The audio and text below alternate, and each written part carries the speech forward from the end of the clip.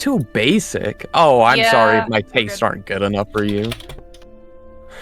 Are we The white Are we flavor recording? isn't even that good. They have better flavors. Hello, YouTubers and podcast listeners at home. Welcome back to session 4 of The Sinking City. We're so back. Who would like to give a recap of last session? We killed guys. We killed so many guys. I have a recap. We all died. What's the recap us? So, I believe we were checking out the area where everything was. We went. Oh no, The sorry. area where We everything went back. was. We went The back room to went check back. that the ring connected to the sending stone, which it didn't. I don't believe. It But did not. Caesar has the ring. Yeah, on we were now. really stupid. Caesar has the ring on. We were trying to retcon some stupid decisions that we made. And Captain Quinton sent us to the Jindosh district to go talk to Captain Lyric. We went to the headquarters. We were like, hey, you guys missing anything? Have any issues? And he was like, yeah, some guy reported something is missing from their shipment, their emerald shipment. So we went over there. They were missing 75 to 100 pounds, which is about the amount the sending stone weighed. We do a bunch of stuff. We look around. We found records of the delivery reports. It wasn't late, arrived on time. And then I have a bunch of names written down, and then it says DM didn't have them on the spot, so we can assume that none of them are important. What do you mean? They were all written down in my notes. Yeah, they were in his notes. He just had to check them. What's their name? What's their names? There's 4 of them. Continue with the recap. Okay, we went to a storage building. There was nothing inside of it to suspect anything. We went to go talk to the people who brought the shipment in, and he looked suspicious as fuck, and he tried to run away. And Caesar said, and fucking sprinted after him and knocked him over. But we got a bunch of hints about who the people are that we are trying to figure out. So, for recap for everyone, we have the tiefling whose name is Reese, who has big ram horns, and the sending stone ring originally belonged to him, which Caesar is now wearing. The human has a goatee and is balding on the top. He's about in his 50s. Both of them looked very normal. We interrogated Caleb as well. And then the little kid found us! Yeah. Little Trouble found us! Trouble clever. And we go to their pub, and then they have these people who are like, we're taking your pub. And we're like, yeah, we'll protect you. And then they come the next morning. We beat the fuck out of them. Oh! Yeah. And we then- fucking killed them. And like, then, really Caesar gruesomely. hears this and is the only one that would know what this means, but he is told by the dying corpse, the horn will fucking kill you. And me and Phoenix know what that means, and no one else does. So, Bailiff hasn't heard that yet, yeah, so Bailiff he's like, didn't hear it. Don't worry, he's gonna hear Yeah. it at the top of the session. That is the first thing that I want to do. So, that's a recap. Okay. Yep. So, with that, we'll go ahead. What is Alana? I'm assuming Alana's listening. She had her headphones on. Okay. Silence. Deep and apathetic. The woman clasps her hands tighter as she holds back her tears, her face contorted in sorrow. Yet still she doesn't let go. Her goddess will answer her this time. She must. All of you stand in the aftermath of the fight with these unknown thugs that you thoroughly thrashed. Killed gruesomely in some cases. 2 of them were just cleaved in half. One of them was able to escape, jumped out the window, and ran. And the rest you were able to dispatch quite easily. And as Rin said, the last thug, through blood and in his dying breath, uttered the words, "The horn will fucking kill you!" Before Anastasia's echo severed him in two. I think the only person who heard that was Caesar. I think Caesar was the only one close enough to him. I don't remember. Yeah, I don't remember either. So I think Alara also heard it, because wasn't she right there too? I think Was so. I? Okay. We'll go with Caesar and Alara. Anastasia was, across the room. She was only using her echo to kill him, so she wasn't able to really make out what he was saying. Yeah, I So yeah, don't think that I can hear through. Through my echo unless I like possess it. Yeah. But that's just me trading places. So yeah, I definitely wouldn't hear it. No. So yeah, you all stand in this fight in the bloody aftermath. The few breakfast patrons have cleared out already. Amadagio and Calliope are nowhere to be seen. Probably off checking on Clef to make sure that he's okay. So yeah, right now it's just all of you in the ground floor of the Lyrebird. What would you all like to do? First things first, Caesar is seeing this guy die in front of him. He's holding on to his wound, and he's like looking around for Bailiff. Because he's the only one that he would know who knows what this means. Bailiff! Bailiff! Yeah, what are you gonna do for you? He just said, as he died, he said the horn will fucking get you. I'm sorry, what? He said the horn will fucking get you. Alright, I did hear you right. That complicates things. Complicates is not a strong enough word for this situation.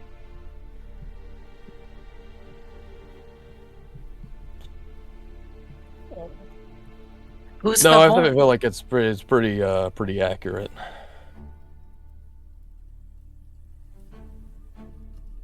The horn?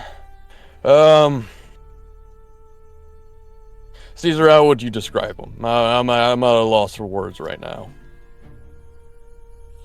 He is the leader of the Horn Pirates, which is the largest gang in all of Calistair. Why would he even care about a place like this? I don't know. I don't... Wait, this tavern's in league with pirates? No. The opposite of I in don't. league with.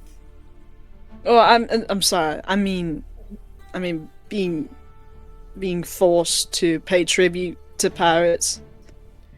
Anyway, how do you know? How I know that you're the prince and everything, and so you definitely have knowledge of the gangs and stuff. But how do you have any sort of personal involvement with pirates? I don't think I do. Unless there's something. No. No. Yeah, Obviously you not. get brunch with them like every Wednesday. They just have insane power. Okay.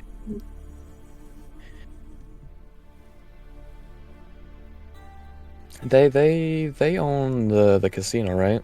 DM? No. So for those who are aware of the Horn, the Horn, like you said, runs the Horn Pirates, which is the largest, most powerful gang in the city, and they operate out of Blighttown. They control that entire district in some form. They do not have a hold, however, in the Gilded Circle. That's the Coldbloods territory. And they don't have a stronghold in the Jindosh district either. They are strong. They are influential enough that the entire city kind of feels their presence, but they don't have a strong foothold in really any district other than Blighttown. That's their base of operations. That's where they're really dug in. But yeah, their influence is spread throughout the city. I bet they were trying to use this place as a base, home base. Or a foothold, maybe. Yeah, if they could get a hold of this place. Well,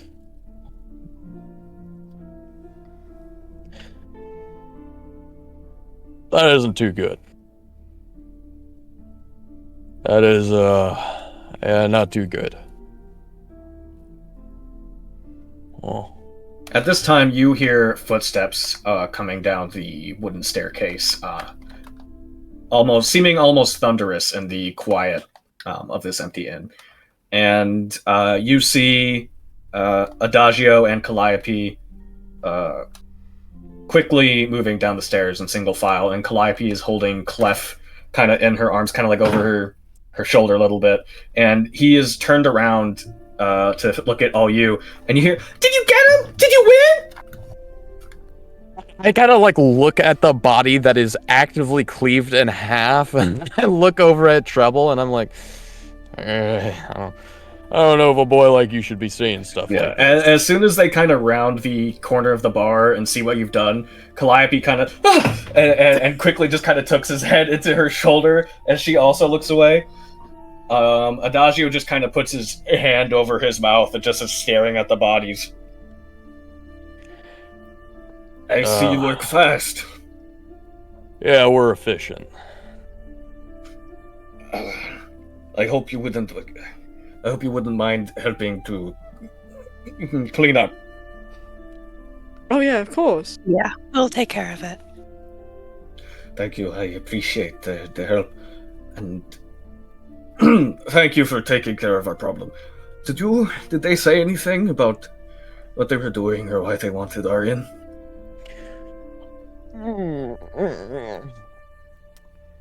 Yeah, they said some stuff. And it is something you should be very worried about. What did they say? This was the Horn's business.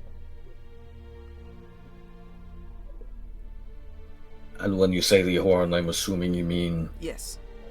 Mm-hmm. Yeah, unfortunately, not just any horn. You'd find on a goat or something like that. DM for Game State. I do remember we knocked out one of them. You did knock out one of them, yeah. Did Is we? he alive? Can I like go over to him and just kind of check up on him? You can check up on him. I want to make sure bastard didn't die in his sleep. I need information from him. Let's see. I'm standing over him. Oh, perfect. Oh, where are my bailiff dice? Oh, these are my bailiff dice. That's right. I assume I need to roll a medicine check, DM. Yeah. No medicine.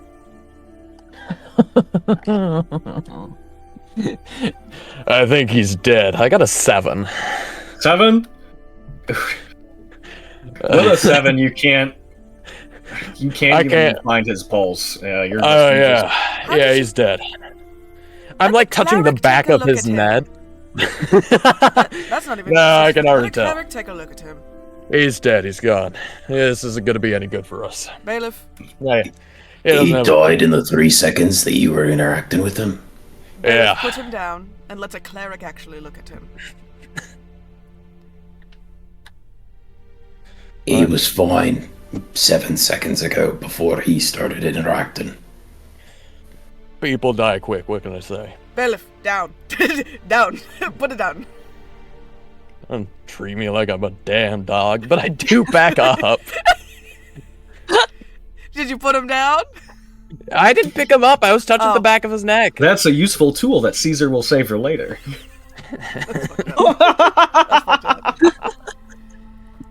Listen, one of you cleric look at him. I'm going to get the mop. Caesar's gonna go find the broom closet and get a mop and Yeah, I'll get rid of the real gruesome bodies. Yeah, Calliope still kind of making sure that Clef isn't looking. Her eyes are still on the ground. I'll come back when this is done. As she starts walking away, and Clef's no, wait, I want to see. It just looked like a guy in a hell, like just literally cleaved in half on the ground. Mom. and you just hear, no, we're gonna go play upstairs for an hour now. So yeah, if whoever checks out the body, I'll say you don't even have to roll for it this time. You can see that he's very clearly still alive, just unconscious. He is visibly breathing. He's alive, and Bailiff's just stupid. We know Caleb's this. just dumb. Oh, he's alive? Oh, he must have resuscitated. That's awesome. But yeah, That's wonderful. as Caesar gets the mop, Adagio, you can tell that he's trying his best not to puke. he's picking up some of the bodies by their arms or their legs and dragging them outside through the back door through the and just kind of looking. Anna's While helping he's trying to with do that, and Yeah. just keeping her composure very Caesar well. pats him on the shoulder and just like gestures for him to go upstairs. Are you sure? I can handle this. No, you can't. Go tend to your son. We'll heal this. Oh, well, you Look, we convinced me. appreciate As the he help. drops the leg, he drops the legs. And We he, do like, appreciate the help, though. But I'll go. I'll yeah. talk to you. Just let me know when you're done. Alara's gonna like start setting up like little burial places for them outside. Yeah. For the meantime, you kind of drag them out into the back alleyway between the buildings and cover the bodies with a tarp you find out there, to be disposed later. So yeah, once the mess is cleaned up and the blood is cleaned off the floorboards, what are you all doing? Probably realizing they're injured and be like, oh yeah, Oh, shit. I've been impaled. Because Caesar's Feels got like fine. Caesar's got a gash across his chest, and he's just like, Awkward. okay. yeah, let me Shit, check out I forgot Anna's I did doing. that. Oh You'll feel a scaled hand on your back.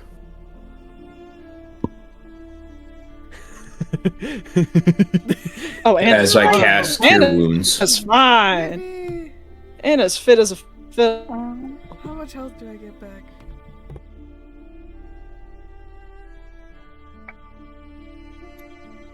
Anna's gonna go upstairs really quick, check on Odette.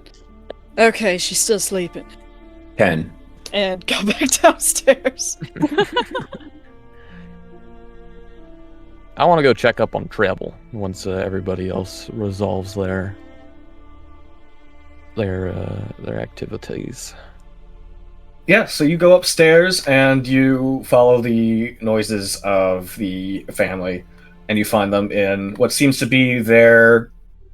You kind of walk down the hallway of like guest rooms, and you find them in what seems to be their shared living quarters. One large. As you knock on the door, you hear, "Come in, come in." No, you don't walk in.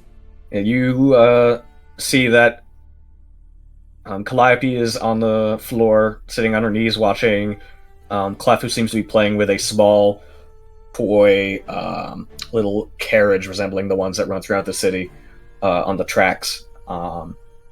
And Adagio is sitting on a chair, kind of watching as well. And as soon as you walk in, Clef jumps up, immediately drops his toy. Mr. Bailiff, did you win? Yeah, I didn't even stand a chance. It was quite pathetic, really. Yeah! And he starts punching the air and just kind of Yeah. just kind of kicking the floor Yeah, straighten your shoulders a little bit more. You're gonna hurt your back. like that. And he bunches them way too tight. No, here, like this. And I kind of grab him by his shoulders and like mold him into like how he should have his form. And he as you're doing this, he's like punching your stomach. Yeah, like that. See, you're already 10 times stronger. Yes. See, next time they come back, I'll beat them up. Yeah, I believe in you. I'm gonna like that. Yeah, exactly like that. Make sure your thumb is underneath your knuckles, though. Otherwise, you'll break your fingers. Mom, watch this. He turns around and runs at her and just immediately just kind of decks her in the jaw. No. Yeah, we're not gonna do that. Just fucking pick him up. Yeah, and as you kind of put him in the corner, back with his mom, Dalgio stands up. Thank you. We are forever in your gratitude. You are forever in... Fuck. We are forever in your debt. Don't mention it. And, is there any way you could possibly, all of you, stay on as hired security? If you say the Horn was the one behind this, and I feel like we might need it. Permanently, unfortunately not. We've got a lot of official city business going on. We've always survived on our own, and I don't see that would change. But and he kind of glances over to his wife and his son, would make them feel a little safer.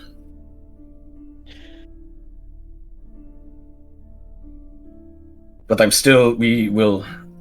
It doesn't matter how many more men the Horn throws at us, I'm not giving up on this dream of ours. And, I think a little birdie told me that maybe we could get you some help somewhere else. Maybe we can get you a recommendation here or two. I've got the ear of a couple strong people. Thank you. Truly. Of course. Yeah, we're, I have a feeling that, they're gonna be more after us rather than you after this. Bigger fish to fry kind of thing. Well, then it is a good thing you can obviously handle yourselves. Yeah, we can. And we would like to keep our promise. Tonight, we will put on a special performance just for you. Oh yeah, I forgot about that. And as she's, you see the Calliope's in the corner kind of pushing on Clef's head as he's still kind of like trying to fight her. And she's got her hand on the top of his head to push him away as she looks over.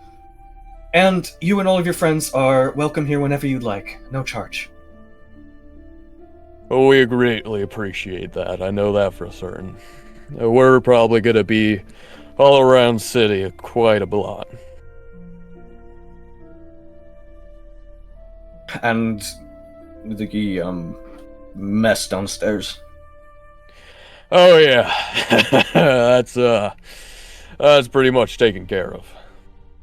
Oh, what a relief! Yeah, you don't gotta worry about that. How did you get never? here?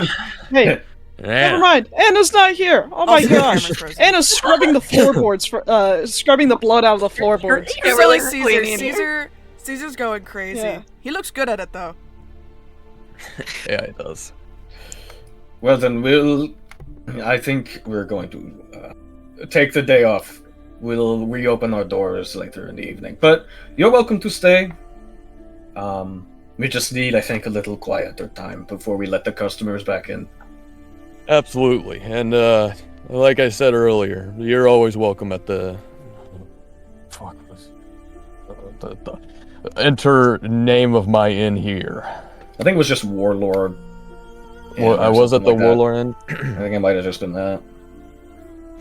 You're always welcome at the Warlord Inn TM. Thank you.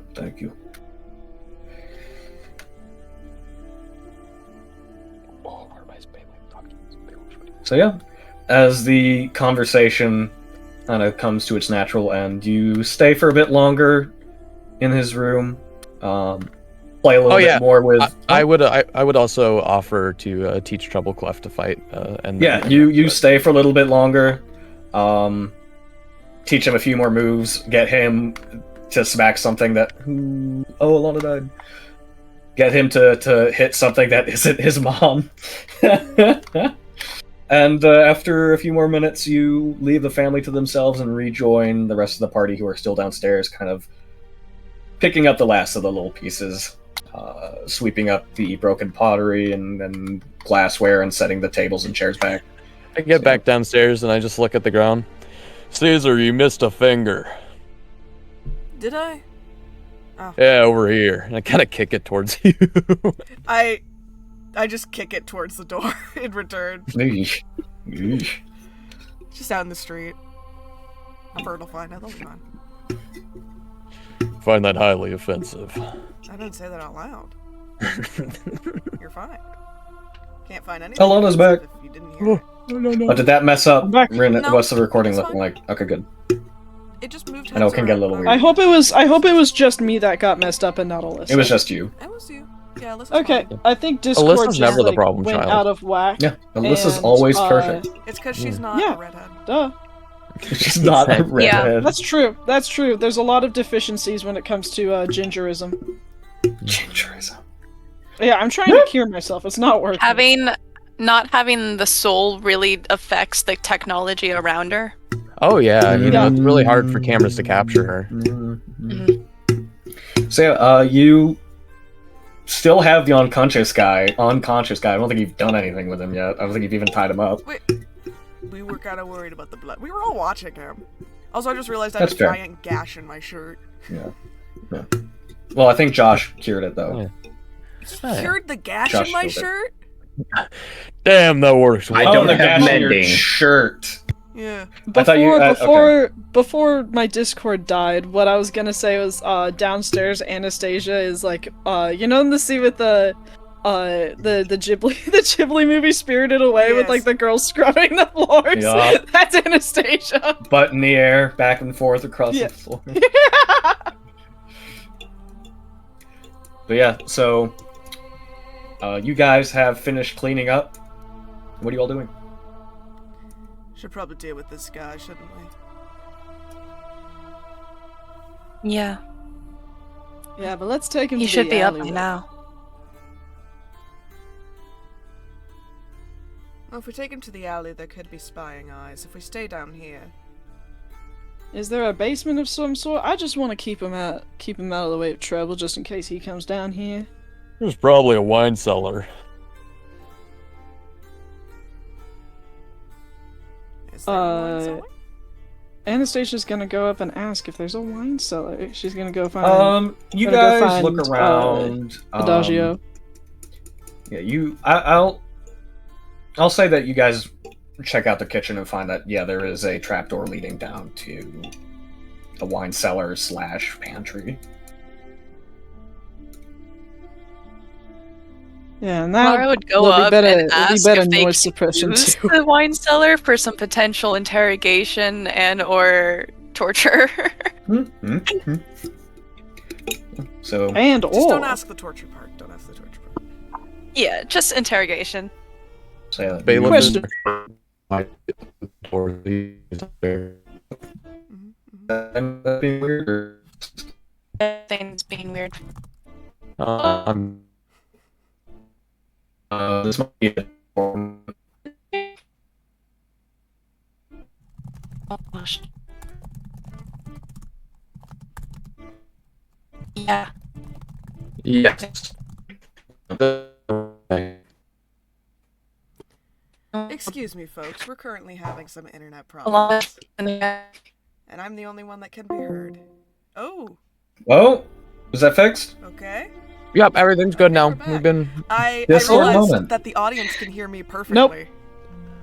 Oh, All right. So yeah, you all throw open the trapdoor in the kitchen and walk down the narrow steps leading down to the basement. It's like the Elf Song Tavern. Do we find a million fucking rats? No, it's a relatively small pantry.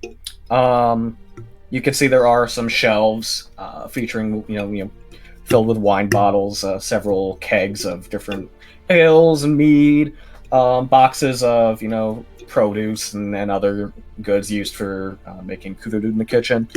It is cold and smells of wood and aged liquor. And as you all shuffle in, find somewhere to set this unconscious man. And yeah, it's really up to you what you guys do with him. May I have the honor of waking him up? Also, we should tie him up first before we do that. Oh, Anna's my got him hog-tied. I just You did know- what to his hog? I start jorking him. Oh my god. That's Caesar's one way to kinda get crouched information down out in of front somebody. him. What the I missed it because I was in character. So I'm sorry that I was being so good that I missed what you said. I said that's one way to get information out of somebody. Oh yeah, that's funny. No, that is funny, yeah. Okay. Yeah, Caesar's gonna crouch down in front of him and just stare at him in the face and slap him as hard as he can. Yeah, you slap him and he immediately and he immediately notices that he's hog-tied and then looks at you guys. This is a pretty spindly guy, a little bit shorter than the thug that Bailiff had been speaking with before the fight. Very thin, narrow face, dark blonde hair that kind of falls around. He's got the what's his name? Guy Gardner cut, like the bowl cut, the really crisp bowl cut. God. Yep. And Alyssa got it. Alyssa knew. She was a fan. So yeah, he immediately, and as soon as he realizes that he's tied, you see his face goes even paler than it was originally, as he's staring directly in your eyes. Caesar looks very unimpressed. What do you want? What do you want? What do you want? We're not doing this shit. Anna's gonna. That Anna's sounded standing cooler in behind my him, and head, Phoenix. he's just Leave gonna me alone. She's gonna put her hands on his shoulders and just start like massaging his shoulders. Oh, He that's fucking immediately enough. kind of Ugh. tries to shrink back from your touch. Oh, she's got a tight grip. Oh. Yeah, he's going nowhere. I'm not telling any of you anything. Really? No. You know, Your lip trembled. one of your friends, co-workers, he ran off a while ago. Assuming that all of you were dead. So really, there's nothing that we couldn't do to you right now. One of us got away. You guys are so fucked. Oh yes. But you're more fucked if you do not tell us what we need to know. I told you I'm not telling you a goddamn thing. And he spits in your face. Anna's gonna grab his hair and like pull his hair back. God! You know, there are things that we could do to make you talk. Magic, Does anyone have Zone of Truth? other methods, Are you? or you could just tell us. Is this? You say that we're screwed I was just already. asking. Why not just tell us what's going on?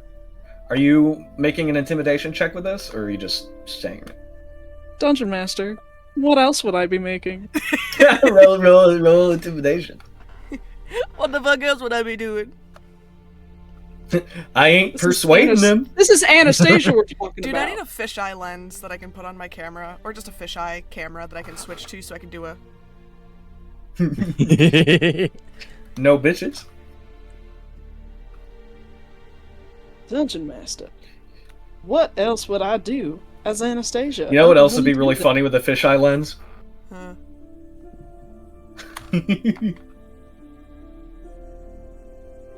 I got a 19, baby. 19?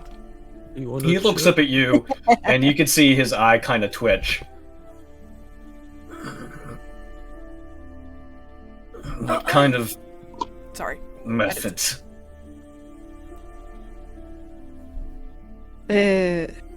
they're gonna be fun for me. Not very fun for you. I got some very creative friends too. I stand behind him.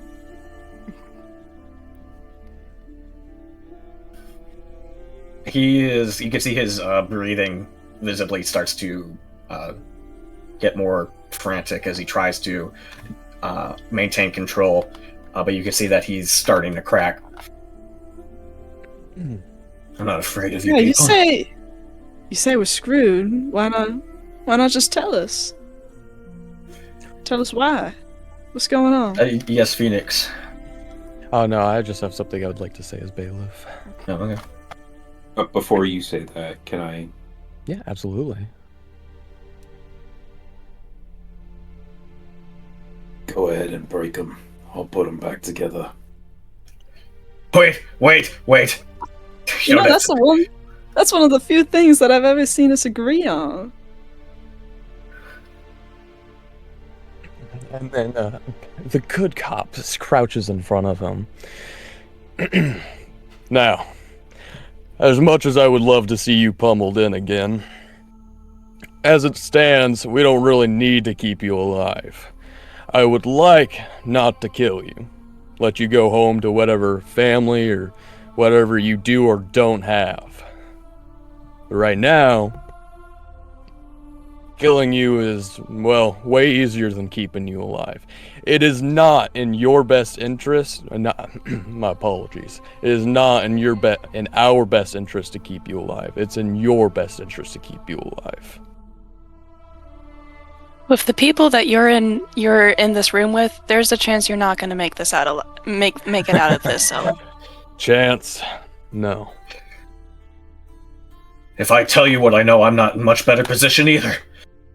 So why don't you give me something that I could use, A deal? A trade? Protection. If I tell you what I know, how do I know you're not just gonna kill me anyway? Because we aren't the Horn.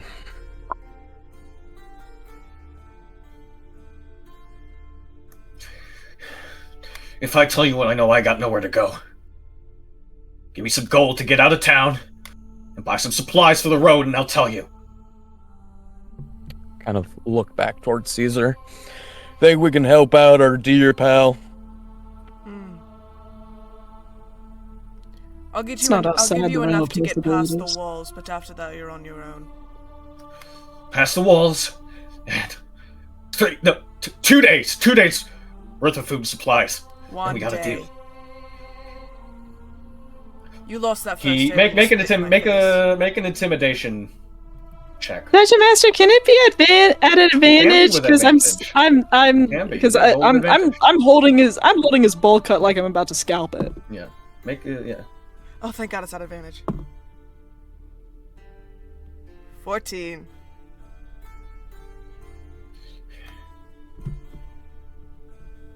Fine, but put the gold in my shirt pocket before I say anything. Caesar takes kind of it out of his pocket. Magic just- trick. You lose about subtract about 10 gold from your. We never took note. You never told us how much gold we had. That's Yeah, that's fair. You have yes Um, amount. That's true. I Yes, do have yes amount. You have yes amount, so yeah.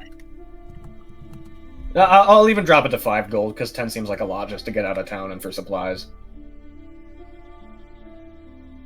Yeah, for a day's worth of supplies. Yeah. So you from your Scrooge vault, you've lost 5 gold. Oh no. My lobster's too You buttery. take a small pouch of coins and kind of drop it down into his while he's open there- shirt. He is going to yank the guy's shirt and wipe the spit off of his face. Ooh, okay. Yeah, he just kind of lets you do this, and he's still kind of glancing between you and Anastasia as she's holding his hair in her hands tightly. What do you want? What do you want to know?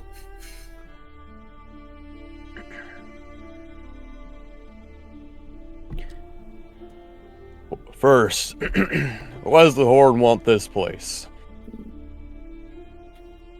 Seems a little bit out of the way. And it's not an option.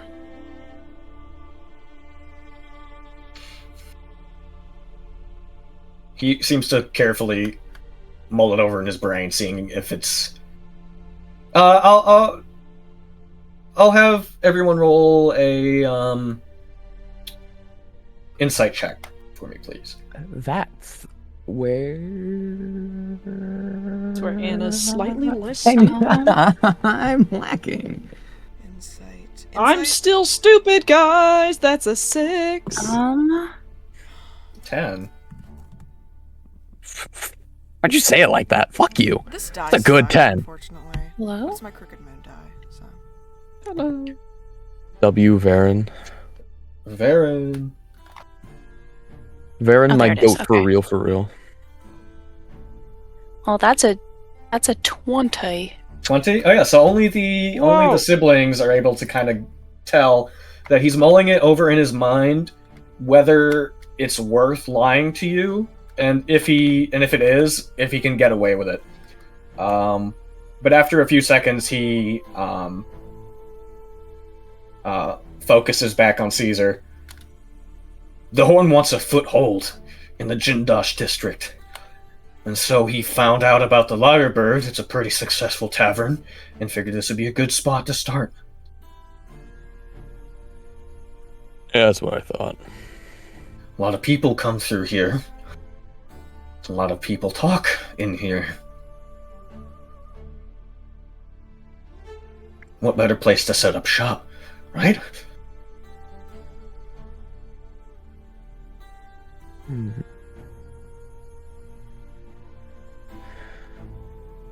Is it common knowledge where to find the Horn? Like, if you No. wanted to seek him out? Okay. No. I didn't think so. And, I have a feeling either way, we're gonna be meeting him here soon. But why don't we go ahead and expedite the process? Where can we find the Horn? Age-old question.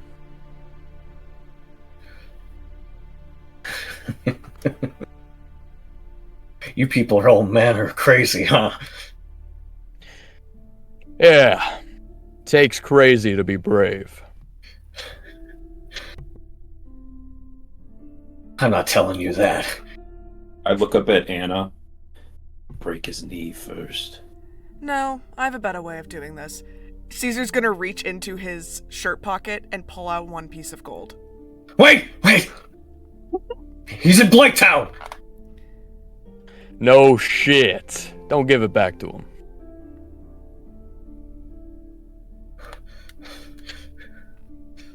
Look! Even if I told you where he is, you wouldn't fucking live to see him! It's a fortress in there! Don't care, didn't ask. Location. Yeah, that's not answering the question. What happens with us and what we do with this information is none of your concern. Remember, you living is a luxury. We agreed. I'd tell you about what the Horn wanted with this place, nothing else! We I'll- agreed you'd answer questions. I'll give you 8 gold in total if you tell us. You think You the were Horn reduced. It's stayed... only 5 as a max. Huh? Do you think... The original quantity was reduced. I Do know. to people 5. think I that said the I'd Horn give would him have 8 in stayed total. hidden this long? Yeah. If all it took to find him was 8 fucking gold? 4 it is. Bailiff looks up at Anna Anna. grabs his pinky finger and twists it the wrong way. You got Like 9 lose more gold and than lose those. fingers at the same time. Quick question. Since do you when just did our twist it for a lives and half second? livelihoods become important to you? You say it's a What was that, Josh? suicide mission, then let us kill ourselves and tell us what we need to know. Roll another intimidation check. What were you asking, Josh? It was more of a specification Can it of be at how. advantage, Dungeon Master? I will say just a straight roll, because he's very Dang it! disinclined to tell you. I got an 11. 11? Fuck yourself! She breaks another finger. I assume she's pulling them backwards, Josh. Yeah. Oh yeah, like Well, it was a pulling them and question of, is twisting them. she holding it in a single position, or if she fully breaks it and just lets it hang so there? because he's hogtied, his hands are behind his back, and she's just twisting them backwards. I stand next to him, put my hand on his shoulder, and cast Cure Wounds, and his fingers go back into position.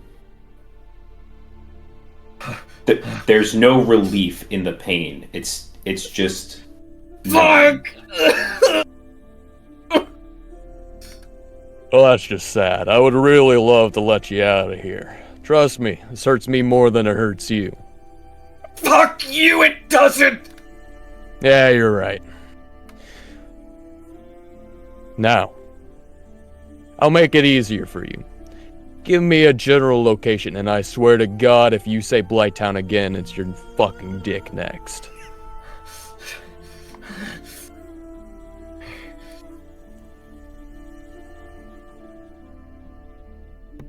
The docks! He's at the docks! Thank Docks are a big place. Anything specific?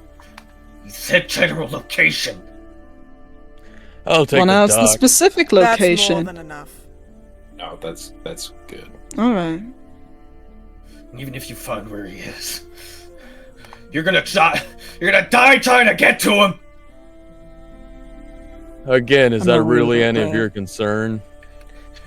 He's holed up in this city for 30 fucking years, and the Greensleeves haven't done shit all to him. What do you think you're gonna do? We ain't the Greensleeves. I stand next to Anna and whisper to her, break his collarbone. Ah, somebody's broken their collarbone. That fucking hurts. I had a She's wrestling going to- teammate who had her collarbone break. You want to hold his head for me? What?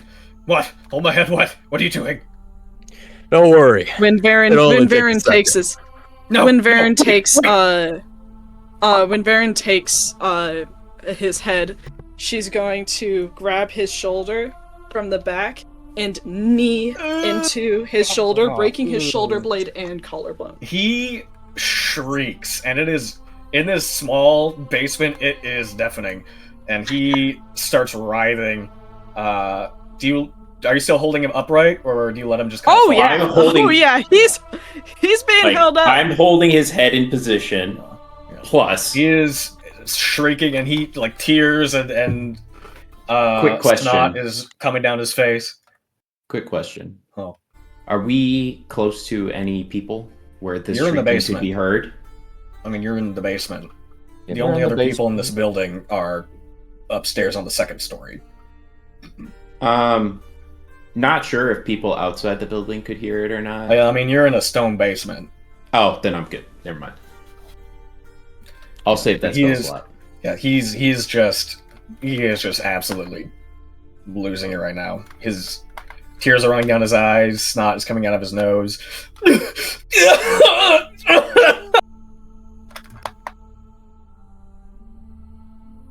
That was unnecessary. Caesar is looking away. We can put him. Baron. I don't care that you can put him back together. That was unnecessary. She looks over at Varen.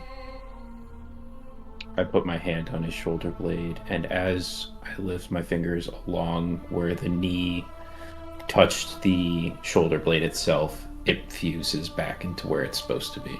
Yeah, he is still he's like writhing, and even though you're holding his head up, his body is like squirming like he's a fish like he's a worm on a hook right now.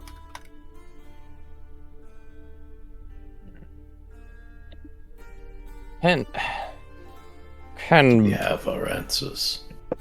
can Bailiff roll an intelligence check to think if there's anything else that he should ask? 'Cause Phoenix is really struggling right now. I mean, it would really be up to you guys what you want to ask. I can't give you a direction for this right now. I mean, we know where the horn is generally located. We know that the horn is... Oh, ask if the horn has anything related to the event. They probably don't, but it's still good to know if they have anything related to... Bailiff isn't thinking that at all, so he wouldn't ask, but if Caesar wants to ask... but Caesar will ask. One last question, unless anyone else has anything. Was the horn involved with anything that happened at the festival? What? What? The festival. No! I don't fucking know! I don't know! I'm done here. And Caesar's walking out. As Caesar starts walking out, I cast sleep. On the guy? Mm-hmm. Yeah, he's out.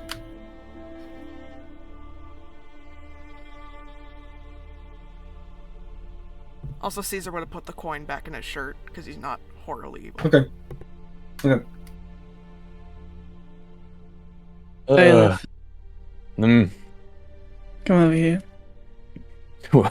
I'm like 3 feet away from you. How much closer do you want me to get? Close. It's feeling a little personal. I can't get much closer than this. My beak's a foot long. We're like, our noses are touching. Yeah, what's up? Just, huh? Yeah, he turns and he just gets Caesar on the side of the head. Caesar! Yeah, Caesar turns to walk away and gets clotheslined by his beak. Caesar, where are you headed?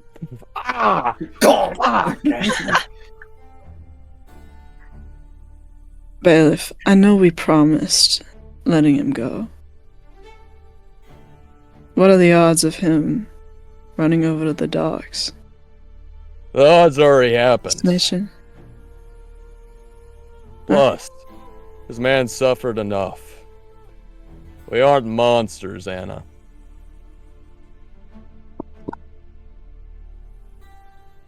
Bailiff kind of. We made a deal. Claps you on the shoulder. We aren't monsters, and he like gives you a little bit of a pointed look. I know. As you guys are having that conversation, Varen is picking him up and putting him over his shoulder. Okay. We do what needs to be done, and then we get it done. I'm gonna put him in an alley, probably 2 blocks away. Let him find himself at that point. Yeah, Sounds sounds good. good. I'm just trying to think about our future and our safety. I'm not So saying I Varen- want to kill him. Yeah, Varen, you Information's already getting back to the horn anyway. Varen, you sneak out the back and kind of wind your way, following the alleyways, not carrying this unconscious man in the open streets for everyone to see. Eventually you find a little secluded, dark spot in between some buildings to dump him. You cut his bindings and just kind of leave him there before heading back to the others. I'm sure that there's some empty bottle laying around that I'll throw on top of him to make it look Yeah, like he's yeah, just a drunkard. Easy to do. Yeah. So you all rejoin in the Lyrebird. What are y'all doing? Bailiff's just standing there exactly like this. Caesar's sat down. When they come up, he's sat down just looking at his hands.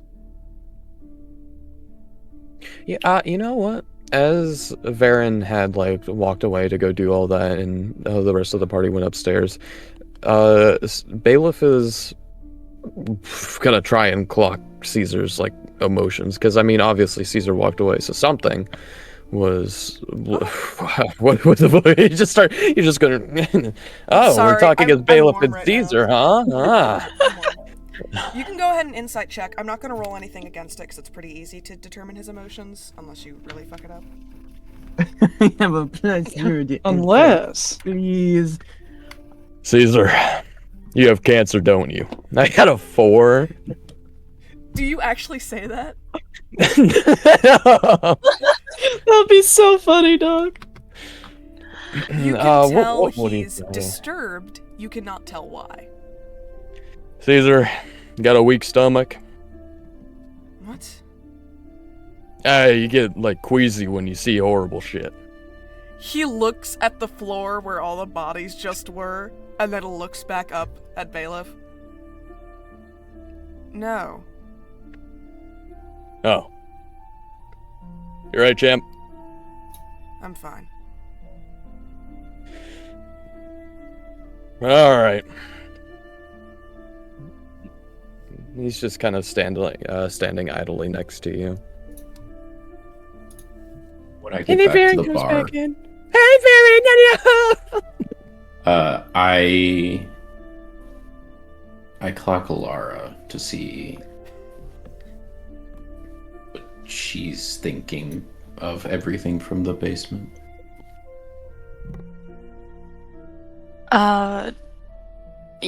You talk or you? You talk? You talk? I can't You talk. talk? That's for sure. You talk? Well, I will if you don't conversate first. You set him down. You put him at. I don't know. I left him in an put him alley. away? I left him in an alley. If anyone finds him, they'll just think he's a drunkard. Okay.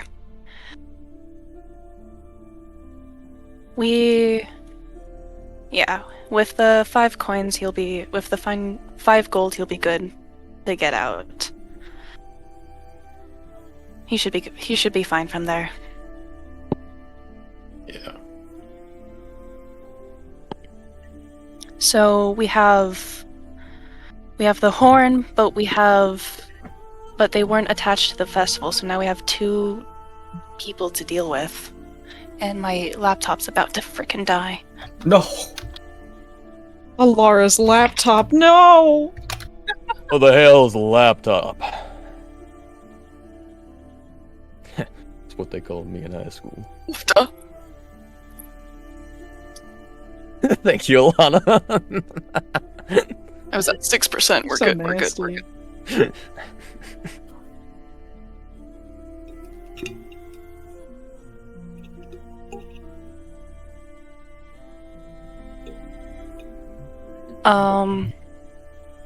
Sorry. And I'm back. I'm back. I'm Josh. Hello. Varen, I can understand needing to cause some pain, but the collarbone was a little unnecessary, don't you think?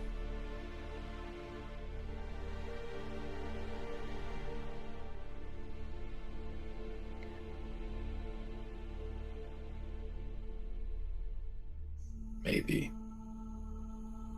We would have gotten a lot more efficient information if he wasn't in as much pain. Maybe. Don't let this party make you go overboard. You know good and bad. Party. I was muted for that joke I just made. The problem is we weren't torturing him efficiently enough. Yeah. There are other ways to do it than just pure pain.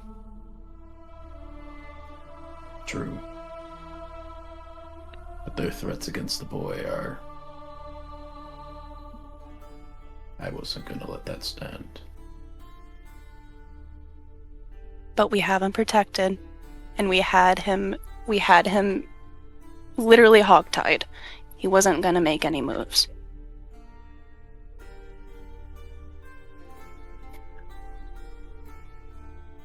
That's crazy. Why would you say that? Not really.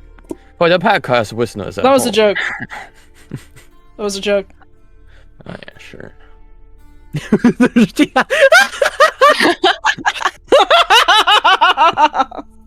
What are these conflicting emotions? I want to hate him because of the color of his skin, but at the same time... That skink is making me feel some things. That skink. Oh my god, I forgot that was the word we came up for. God, that was where we landed too. Yep. Skink. I never You're forgot. good. I never forget. I never forget a skink when I racism. see one. I never forget a skink when I see one.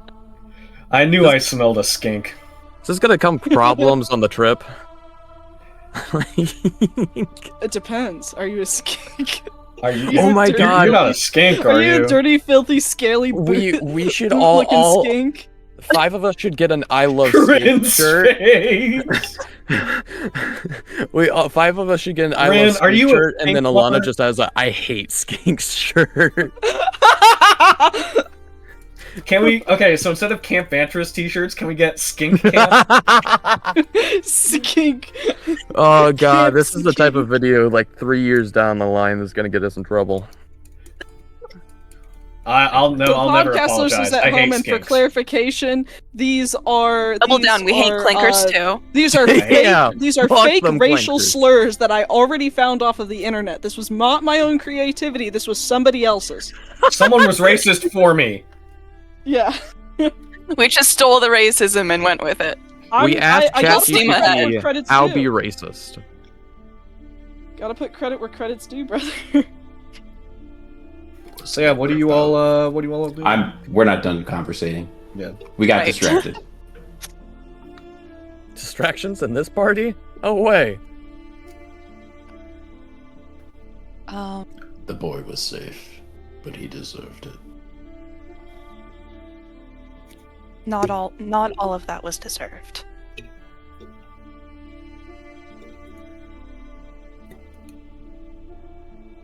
Maybe not. Find the balance. It's literally all we know. All we know.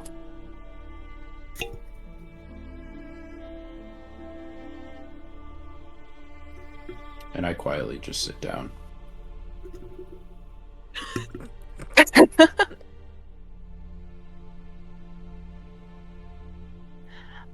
Yeah, Laurel sit with the group.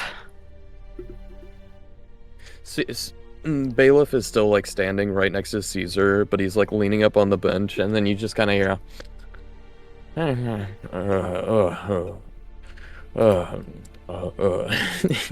He's like falling asleep standing up.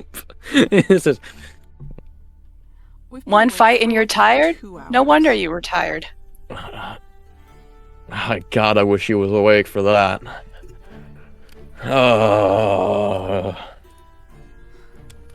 I'm sure we'll repeat the joke later.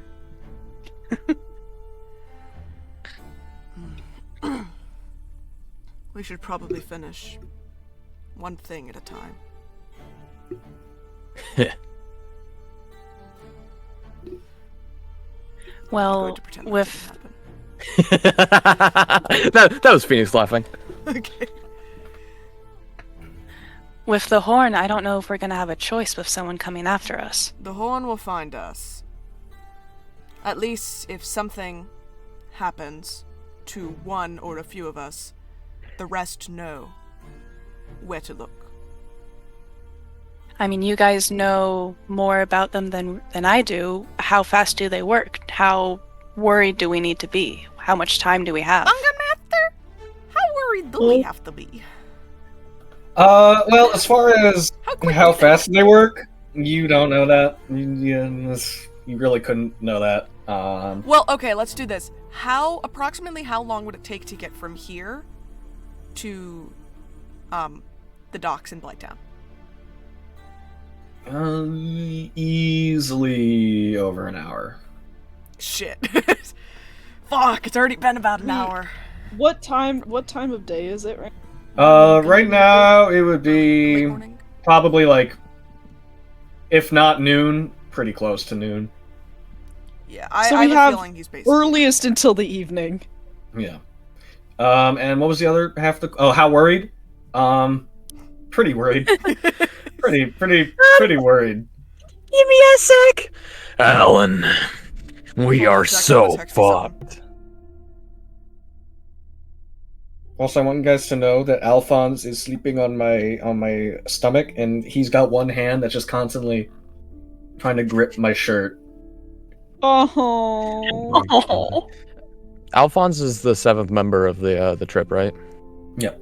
Yes. Yes. He can meet Fred, our tortoise. That's tortoise. Oh my god. And then they can What fight. about the traffic cone boy Yeah. or whatever Yeah. it was? Why Traffic. am I blanking Huh? on what his name was? Was there a traffic cone? I'm sure there's a lot of traffic cones in Washington. That's I have a collection of traffic cones in my yard. That's what Yeah, it was. she's a freak. That's amazing. What? Listen, I see all of the disheveled, broken cones out in the wild that need a home, and I rehome them. To herself. Yes, That's they'll be put to crazy. use in my yard. I believe we should continue with the job we're given. The horn will be a problem we will have to deal with in time.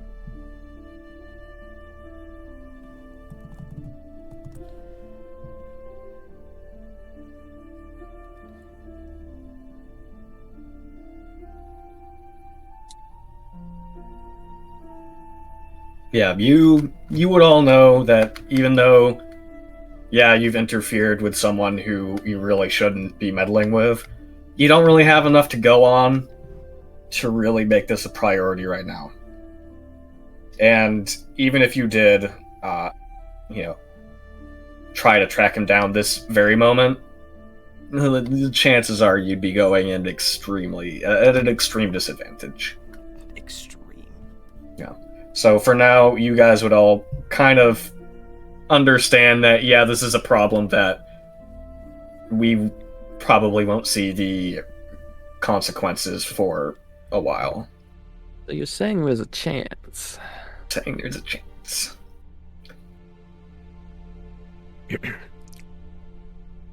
Alright, we focus on one mission at a time. Which means we should go check out that exploding firework place. Yeah, next step. Bailiff, and Caesar's gonna, like, smack his arm.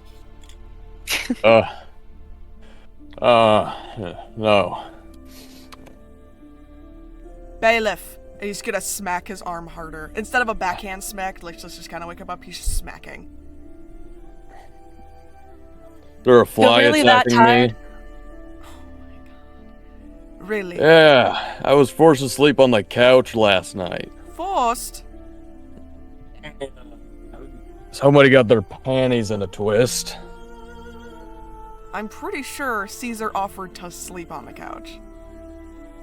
Nah, that didn't happen. Okay. God. Lazy as hell. Is this why you retired? Ha ha! So funny. They retired me because it's a corrupt business and they didn't want me fucking up their schemes more. Also, if you're napping after every fight, that can't be efficient. It's efficient to my mechanical health pool. DM, can I have a short rest?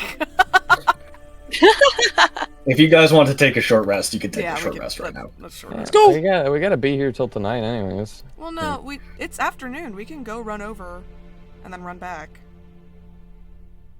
It's not like that's gonna take all evening. You could go say hi to the captain. Tell him we're being stupid. I mean courageous.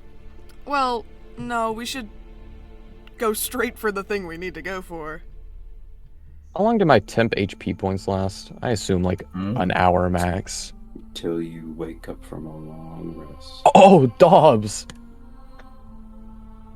It resets when your health resets. Fucking beast. Mechanically, there's no time limit to them.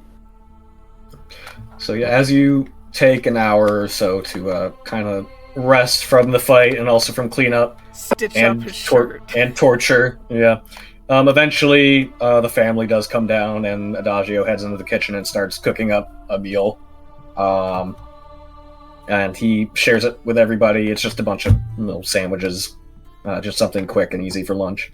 Yeah, you spend some time with them. You watch Clef kind of run around the tables. He seems very interested in spending more time with Bailiff. They're just constantly sparring.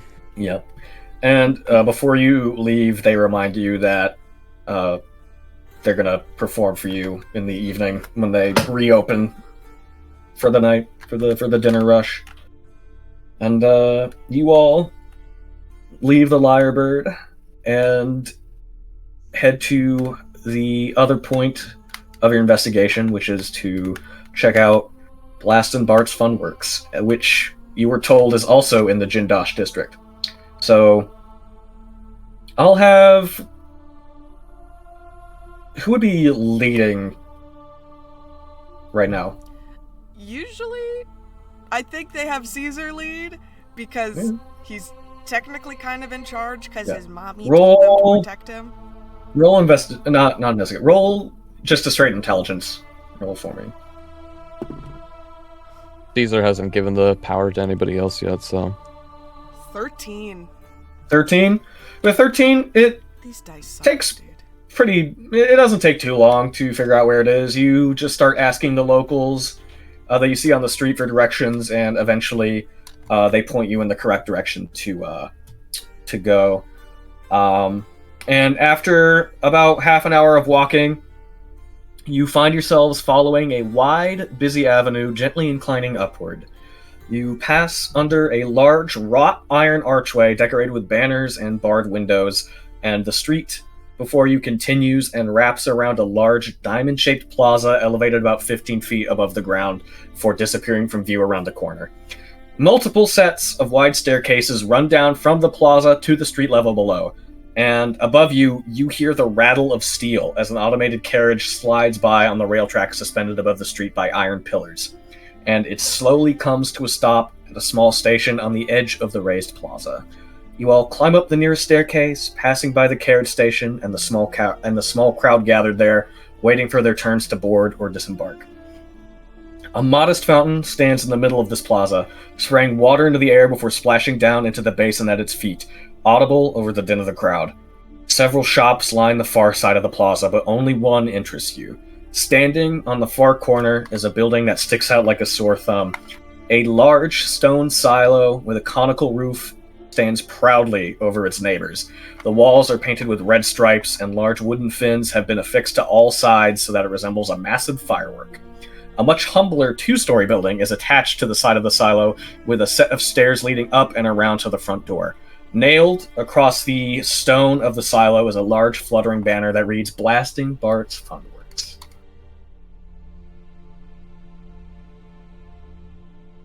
Before we go in, Caesar's going to turn around and look very specifically at Anna and Varen and give Bailiff a little glance.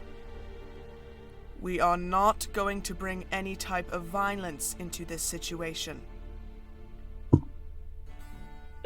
You two keep in line. Am I understood? You don't have anything to worry about. I do have something to worry about. I have two somethings to worry about.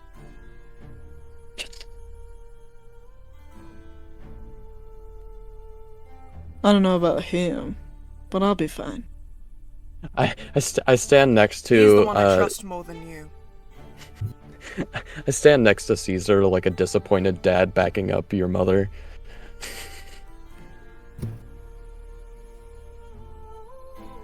Yeah, that's exactly. Just. Like I said, I trust Varen more than I trust you right now.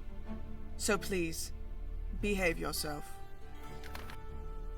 And Caesar's gonna turn around and walk in. Behave. As you're all kind of walking and talking, having this conversation, once you all take a few steps past the fountain, you hear, "Hey!" Just turning around. Who the hell?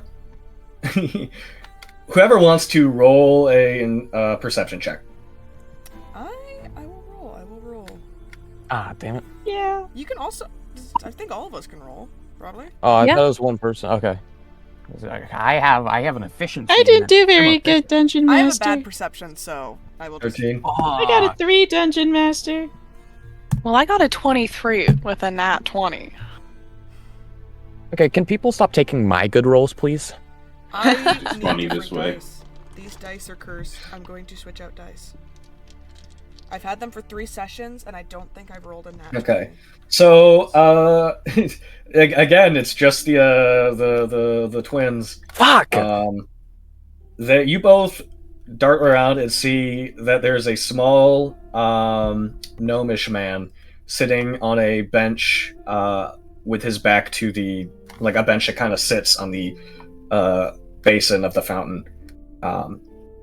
And he's reading a large newspaper that kind of obscures his face from view. But as you turn around, yeah, come over here, but be subtle. Just come, Okay. stand by the fountain, throw a coin in it. Is anybody hearing a little voice? Alara will walk towards the fountain. Alright, I guess we're headed towards the fountain now. Yeah, do you all step towards the fountain, or? I'm following Alara. I'm like, Caesar's just kind of what's up with standing the where he fountain? is, trying to locate the sound, but assuming Alara located Yeah. it and is doing things. So you step forward and kind of approach this bench, and now that you've seen the direction that Alara is going, you all kind of lock onto this gnome. And Alara, once you get closer, you see his face over the newspaper. He's got short, curly brown hair and thick eyebrows over a pretty slender face with angular features. And he doesn't look at you. He still is reading his newspaper, and he starts turning a page. Don't look at me. Look at the fountain. Okay, what do you want?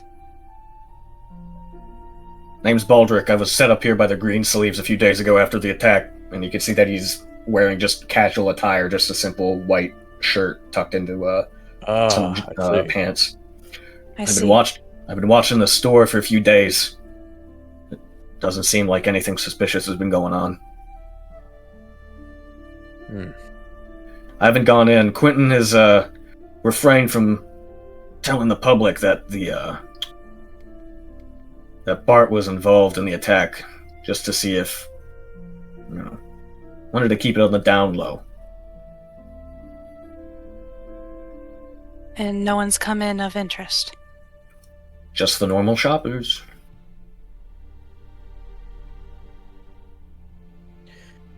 Strange. Well, do you mind if we go in? Or does that ruin your stakeout? No, go ahead. I just can't go in. The owners would recognize me.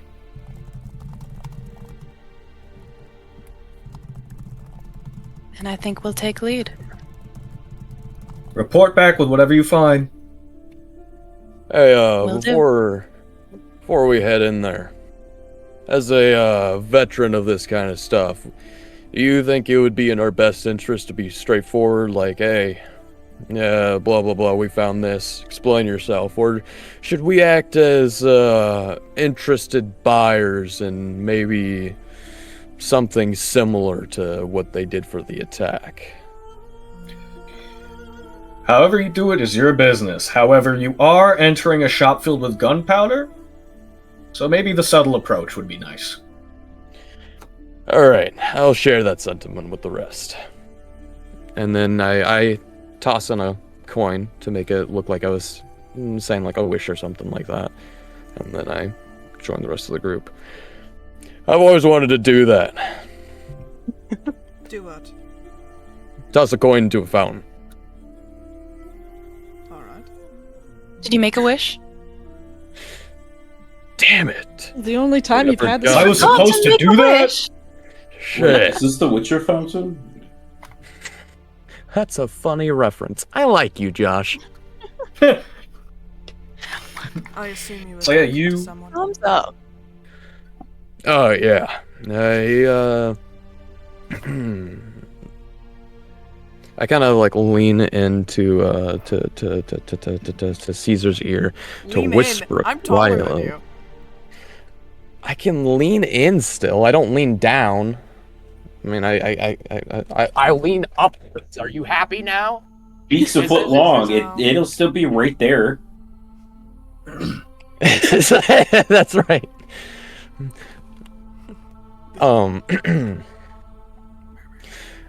He suggests a subtle approach. I was curious on how we should approach this. I asked about if we should act as interested buyers and something similar to what they did for the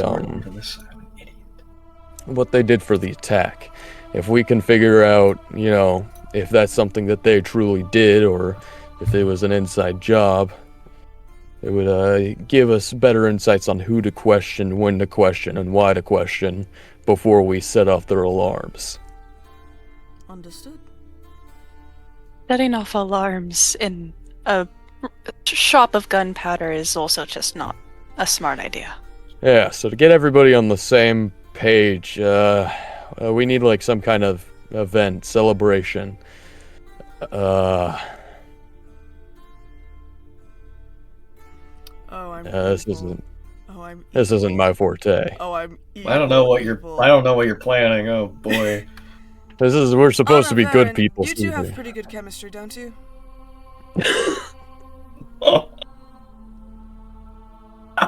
Who did you say this to? Anna Varen. Did you think that? That's fucked up. Well, you both. Is it because we're holding hands? You both seem to work together to dispatch that man down in the basement. You guys killed that guy really well together. You're a couple. Oh, I see where you're going with this. That's nice. Caesar's going to take off the sending stone ring, grab Anna's hand, and slip it onto her ring finger. You're engaged. Congratulations. I'm unbelievably happy for the both of you. Why can't you and Bailiff be engaged? Because I'm the prince. And I'm sorry if you don't remember this, but I lost, and he holds up his rings, my husband a year ago. Oh, yeah, my apologies. That's a soft spot. Obviously. It's a little too soon to be celebrating a marriage. And get a load of Caesar. Couldn't handle a hunk like me. Why do I have to be involved? Bailiff, give me a scarf. Alright. He's gonna wrap it around his head so he doesn't. It's hard to make him not look like Caesar, but it's enough so that it'd take a double take. Listen, your chest is still hanging out. I sewed it back together during our short rest. A wonderful thing. Titties about like that, Sundance gotta be is the prince. Nobody can tell where you're going. Titties like that with a giant scar in the middle of your chest. Oh, gotta be the prince. Gotta be the prince. What is it the kids are saying? I'm staring respectfully. Uh-huh. I'm just window shopping. Just admiring. Just admiring. Who would like to be our wedding planner and do the Just most passing by. I'm still on this problem of us being the chosen couple. Yeah, you'll get It's over not it. about a Alara, choice, so it's you two. you've done It's just stuff a story at the... anyway. It's not much of an issue. Alara, you've done We stuff just need for, information. the church, right? People Sorry? usually get married at churches. Yeah. Yeah, so you've probably learned about the proceedings and whatnot. Yeah, we could do that. All right, perfect. You're our lead. What the hell are we? Wedding planner. We're just designers. We're making sure that the colors match. I'm pretty sure they're gonna recognize me, and I'm not really known for my designs. Well, Your bodyguard. I'm the bodyguard. Yeah, I like that. All right, we've got this. I'm gonna kind of like scooch over to Anna and pat her on the back. Don't look so down. You're getting married. Oh my god. This is fucked. This is the worst day of Anna's life right now. Well, second worst day. How about this? To make it up to you, we can spar afterwards. Anna really thinks about this. You know what? To make it even better, I'll join in on the sparring, sounds and you awful. don't have to hold back. He wasn't gonna do that anyways. I don't want to hurt you. The sparring does sound fun. And you owe me a drink after this, too. And Caesar's like, wait, I'll join the sparring too, and they both turn and like. Well, Anna fucking wanted to right spar here. with him to get him to be stronger. Anna, after this, I'll get you both a full barrel. That was Thank my you. barrel. You I can have my just get a full Stein. barrel for free. People love you. Oh, yes, that too. Anna's gonna go I up can't believe I to forgot about Varen this thing. and whisper, "Look, I know you hate this, and you know that I hate this. You can just pretend, as long as you don't touch me." It's gonna be a problem. I was about to recommend holding hands. He but- takes a deep breath that and you gonna feel work? an icy wind off of him. And then I just nod. Well, let's get this over with. I love this. This is not what I expected at all, and this is like 10 times better. This is amazing. Anna's love gonna doing take that. a deep breath and put on the sweetest Southern Belle smile that Oh, bef- she ever could. Before we head in, I'm gonna hand over my Stein to Anna. She's gonna take a big swig. Oh, big Let me tell you, swig. It's she just takes straight she tequila. takes a sigh. No, she takes a sigh, and Bailiff just smells whiskey. I respect it. So you all walk up the steps. You kind of have to walk up sideways and then enter. And as you step inside, you are immediately greeted with a scent of gunpowder and paper. A worn rug lies in front of the entrance on the stone floor. It is embroidered with a laughing mask shooting sparks from its mouth, and you can tell that it was once a vibrant green, but is now dulled and worn from age. Thick wooden rafters crisscross above your heads with multicolored rope strung along between. Thick wooden rafters crisscross above your heads with multicolored rope strung along and between the beams. The aisles are lined with open boxes and barrels filled with different fireworks lying on beds of straw. Larger fireworks resembling all manner of creatures, from dragons to squids, hang from the ceiling. Every table, every box, and every bare inch of wall is displaying fireworks and party tricks of every shape and size. Small spheres of magic light shooting off sparks whiz past your heads, whistling through the air as they rush by. You see other shoppers meandering throughout the store, and a small group of young children laugh as they chase one of the flying sparklers around a cluster of barrels. At the far right corner of the room is a stone counter with a polished wooden countertop. Clusters of fireworks dangle over the wood, and on the adjacent wall is a curtained doorway leading to a side room. And then on the far left-hand side of the room, as you enter, is a heavy wooden door reinforced with iron that you all guess leads into the silo that you saw from the outside. I forgot to mention something. Before we walked in, I would have leaned into Alara. Remember, we're wanting to get information from this. Something about getting that powder in the air. Make it seem like we're looking for something that can spice up an event. Maybe get a little bit sugar in everybody's systems, if you catch my drift. Do you catch my drift? We want fireworks that explode cocaine. All right. You understand? You know what we're trying to... We want information before we... Yes. Alright. Perfect. If you, need help, I don't know, just signal me over like a bodyguard would or something. Yes, I might need some help. You can also call. Oh. Oh, I'm not in this conversation. You can also call on me. I'm a designer, technically. This is true. And then we walk in and we see all the cool stuff, and Baylor's like, wow! Yeah, lying isn't much of my forte, so I might need some help with this. What is it the kids are saying these days? Lock in. Yeah, you all enter the store and you're just kind of perusing, looking around at all the different fireworks and party tricks that they have on display. And eventually you see a singular woman who doesn't appear to be a customer, a half-elf woman that appears to be middle-aged, brown hair with thin streaks of gray throughout, her hair tied back in a loose, messy bun with strands that kind of fall around her face and neck, large half-moon spectacles that are perched on the bridge of her nose, and she seems to be carrying a small little crate of more fireworks across the store before setting them down on a table and kind of arranging stuff and then setting things up on the shelves.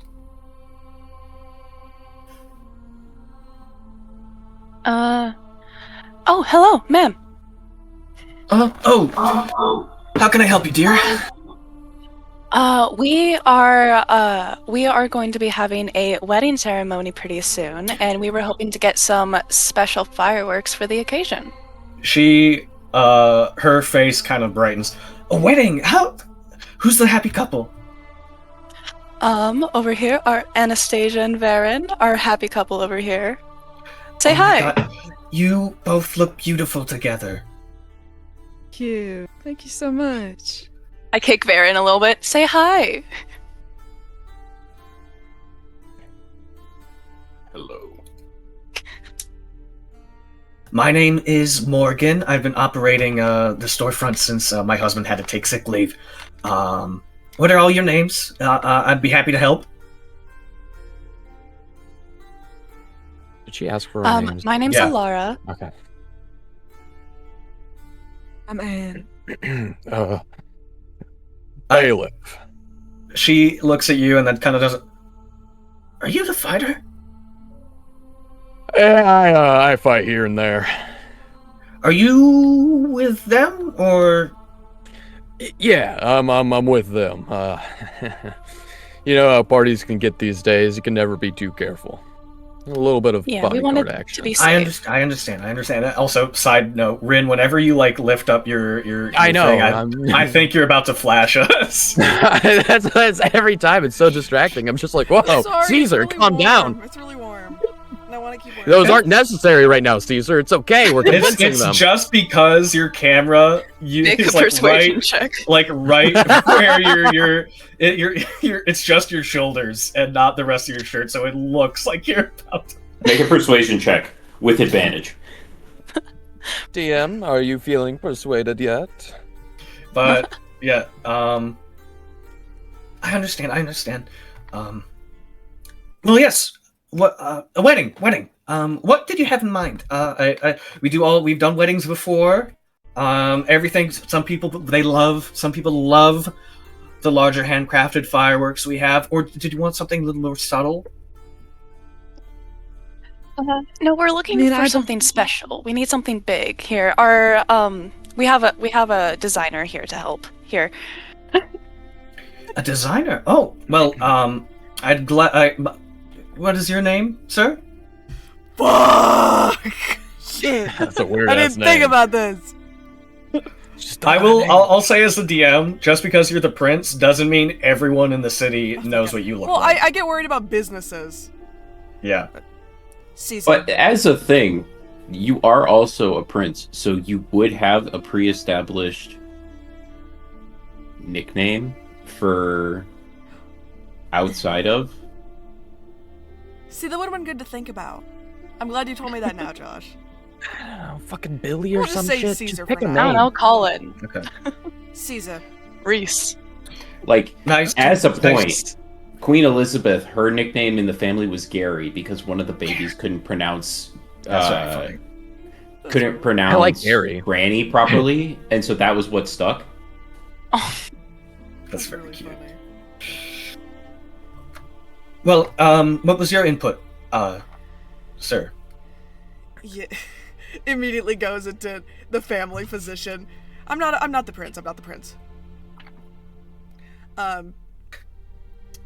as soon as you do that.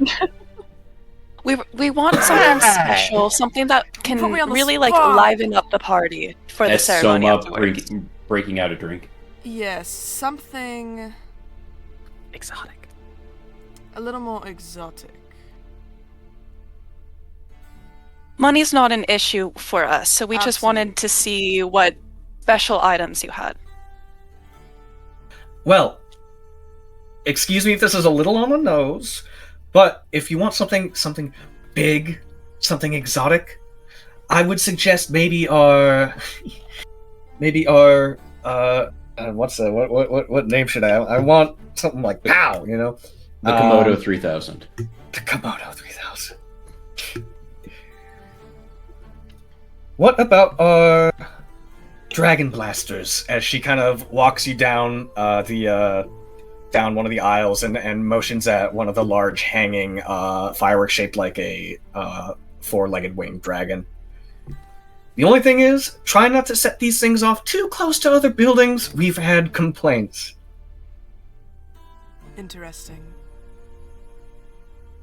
If it is a little on the nose, that's okay. We have more options. Oh, because it's a dragon. I get it. Okay. Yeah, Dragon D's no. We're thinking. Keep talking. We also have our Krakens. Get it?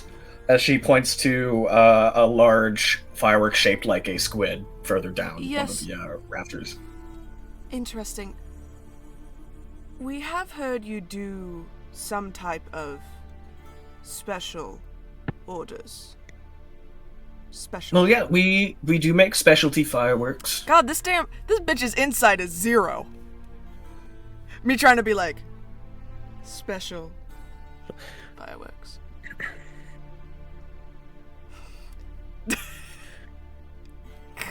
Well, what did you have in mind?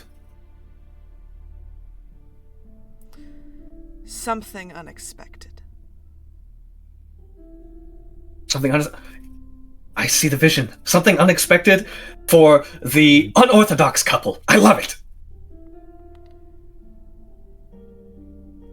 But what I understand you're the wedding planner, but why don't we get some input from our lovely couple? Do you have any idea what was your vision?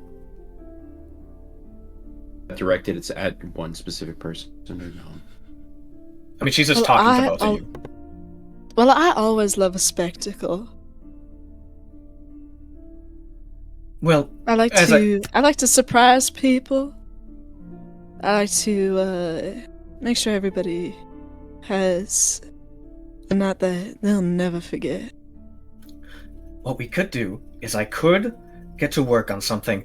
You light it up, huge display.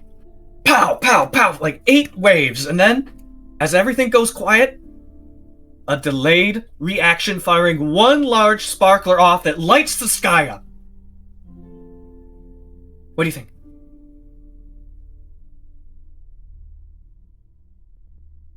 That sounds tantalizing. But I don't know.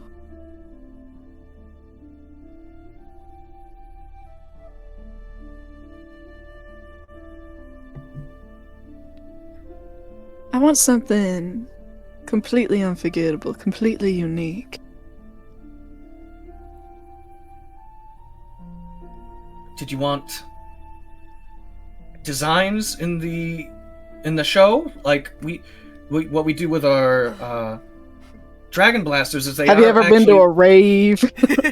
Not to stop you. You know the drugs that they have in the rave? Not to stop you in the middle of your pitch. Father! Oh Hi, my Dad. god. Hi! Hi! Oh, he can't hear us. I don't know why I say hi every time. That was a certified. Josh just came back into the frame when he left frame. Josh is Alana's Oh dad. my Wait a god. minute. Wait a Josh is minute. Alana's dad confirmed. Holy fuck. I've never seen them in the same room together. Wait. Oh! Oh. I was Okay, about. well, I was that literally breaks that just about theory. to make a joke that Josh's dad just had a face filter on his camera the whole time, and so that's how old he really is. Oh my god. Okay. Now forgive me if I'm being a little too bold with this.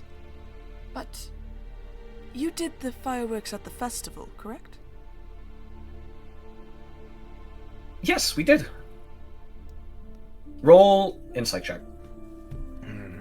God, please, these dice better not fuck me up. Everybody? Yeah? These dice are so good. We don't need an everybody. I got a 22. Oh my god. 21, sorry, 21. Oh, nice. I fucked up.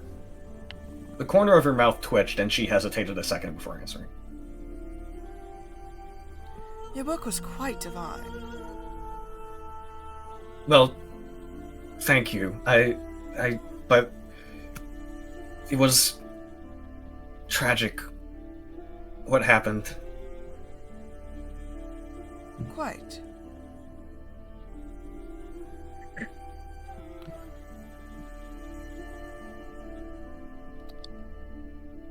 Was that also your design? Caesar has a little grin, to his face. That's like a. I don't know what you're implying. I'm not implying anything. I'm just interested in your work and working with you. A clarification question, DM. What was the exact reason that the normal owner of the shop wasn't available? All she said was he was on sick leave. Okay, just verifying.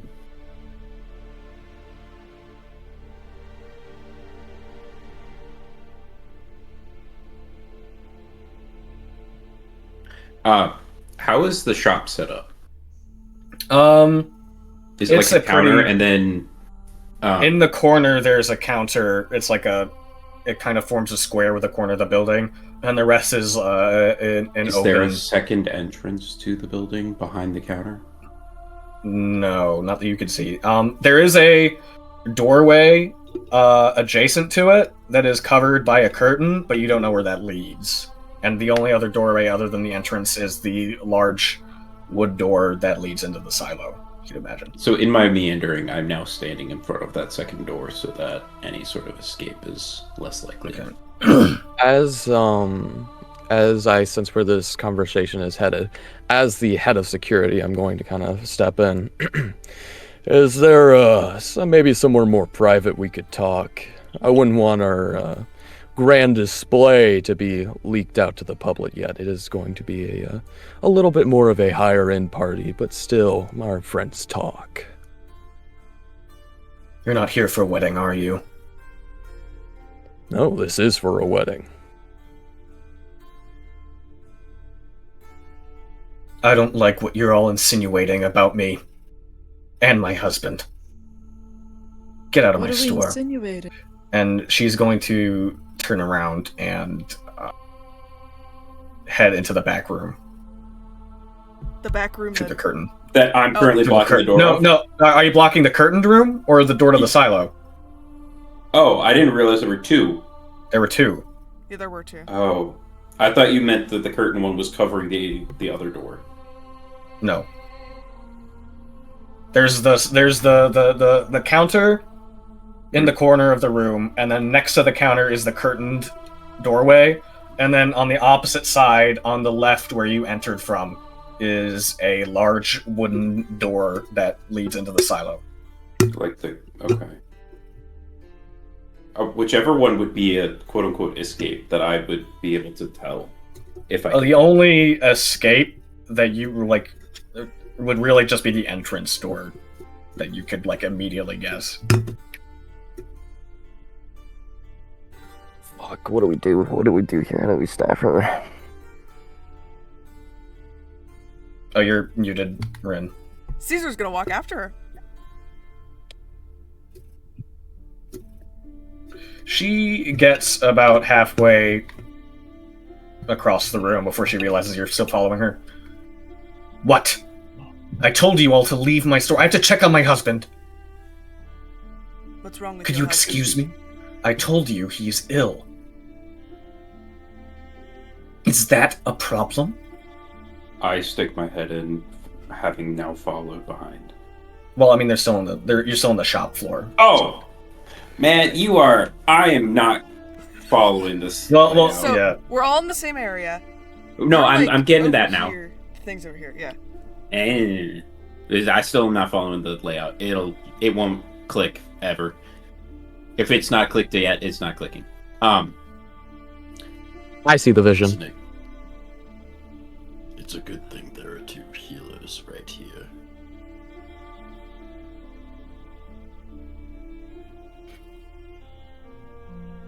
Whatever magics that you all have can't cure him. I've already asked around. Is that what the mist does to you? No. It wasn't whatever smoke was involved in that attack. My husband and I had nothing to do with it! And she is going to stomp away. Can I insight and check quickly. that? 16. 16. Trying to see how to word this. Seems a little touchy. Yeah, she does seem a little touchy about it. But she walks away too fast for you to catch up again, and you see her disappear behind the curtain as she swings it aside and then closes it behind her as it sways from the force of her sliding it closed again. And you can see the other customers have kind of stopped and have looked at this scene. And once you all notice that they're watching you, they just kind of put their heads back down and awkwardly start to go back about their business.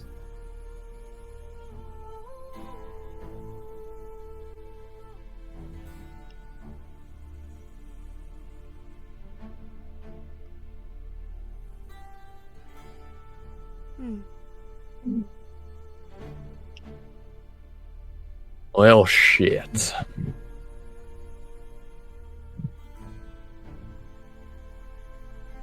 She seemed very off-put by that. I think they were forced to do it. Oh, absolutely. He's probably collateral. Yeah. Either the person behind this is the reason for his sickness, or they're the only ones that can fix it. Or at least that's what they believe. Alright. Let's get out of here before we draw any more unwanted attention. We're gonna have to come back later. Would I have a general idea of where the storage room would be? You'd guess probably the silo. And did she go in the opposite direction to the silo? She went into the back past the curtain door, and since she said she was checking on her husband, you could probably assume that the living quarters, because this was a 2-story building, their living quarters is upstairs, and so the only other place reasonably that they could have storage would be the silo. So they're not near the silo. No, she went in the complete opposite room. Silo's over here. Yeah. Cool. Door's over here. Be my eyes. The hell does that mean? And he's gonna walk into the storage room. Okay. You go to open the silo door and find that it is locked. Do I have a thieves' toolkit? Hmm. I'm checking right now. I have a Just playing yes. card set.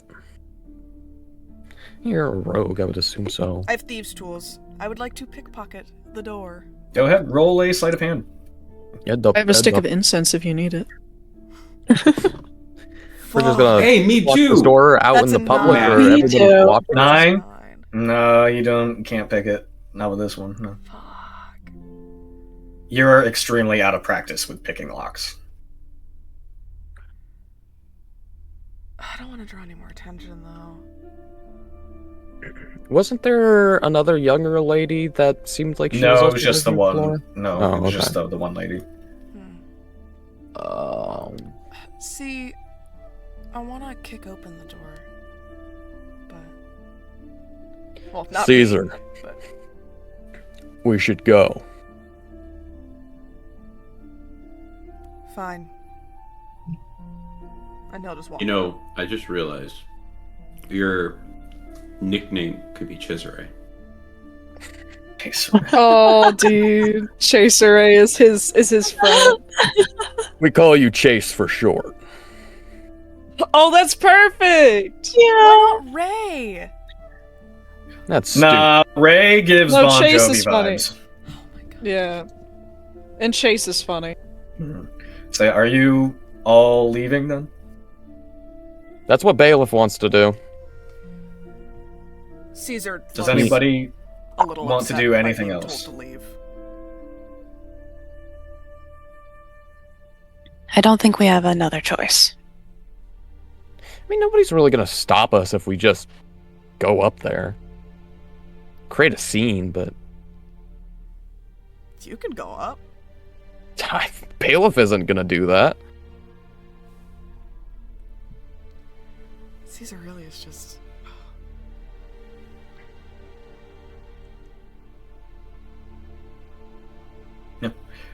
So what is Hold the plan here? I'm rolling for this.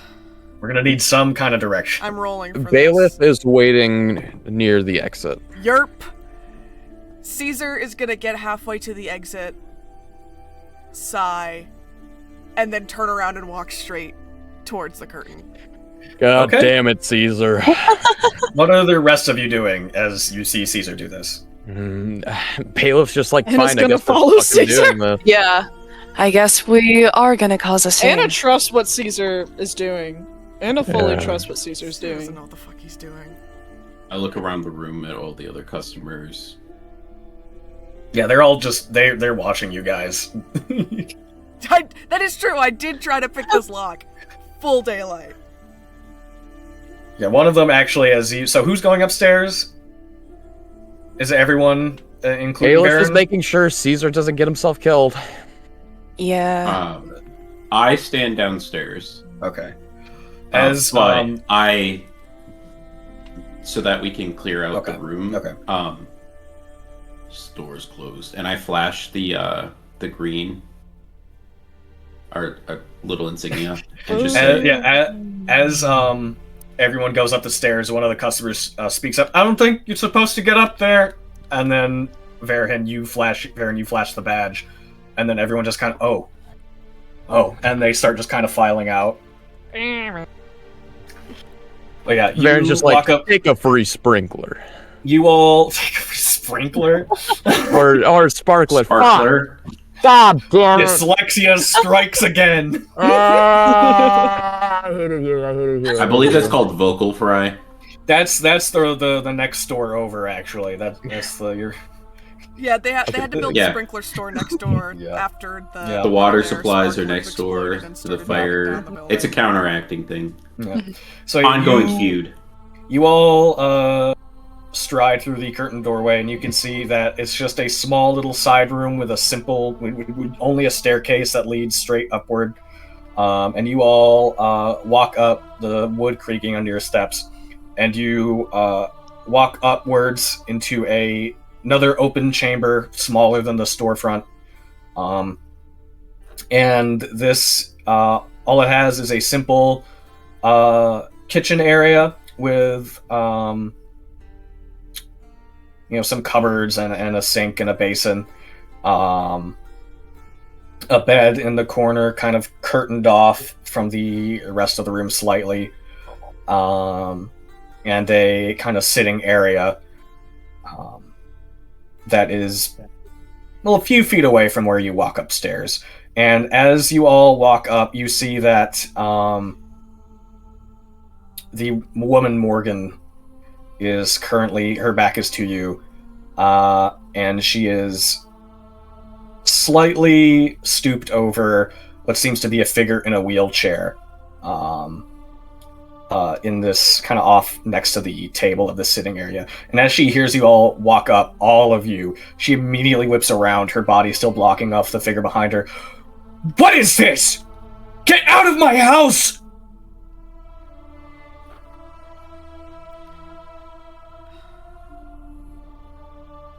Get out of our house! And she kind of takes a step backward. Sorry, I'm trying to think. As you all approach. I'm thinking. I'll call the Greensleeves! Well, Caesar slowly moves and pulls out the Greensleeve badge. I am sorry to have disturbed you. I did not mean to upset you earlier. She looks at the badge with like this shocked, slightly horrified expression as she kind of looks back to you. What is this? It is my deepest apologies. We just need to know what happened. I told you I didn't have anything to do with it. And I understand this. We just want to make sure you and your husband stay safe. Give me a second. I'm gonna put Alphonse to bed, I think. Good night, Alphonse! And also I have to get some dice for me. Oh god. Okay, here you go, buddy. I know. Really wanted to be like, sorry, my friend here's a little directionally challenged. The thing with Alphonse is if I let him sit on my chest for too long, I get itchy because he's dry and scaly. Even through my shirt, my chest starts to itch like crazy if he's on there for too long. For the podcast listeners at home, No, I think it's just your cat allergy. yeah, for the podcast listeners at home, I have a bearded dragon named Alphonse who's been hanging out with me while I've been running the game. Well, Lana, you say that, but hairless cats are... Hypoallergenic. Yeah, hypoallergenic. They're actually, some of them aren't because it's the oils. Actually, Actually, it's a certain protein that's inside of the I'm gonna the cat's use saliva. the Dante dice. Let's go. Dante, Okay, what are yeah. you doing here? Caesar, roll insight. 17. Yeah, she seems. I mean, right now she's just in shock and distraught. So, pretty normal reaction for someone to have. You were, right. We're not throwing a wedding. Unfortunately, those two, lovely couples aren't actually a couple. If you had responded differently, then you would be in actual trouble. But obviously, we can tell whatever you did or didn't do was against your will. We're here to help you and to help the people of this city.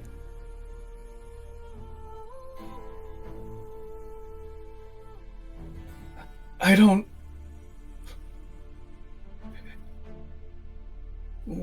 know what to do.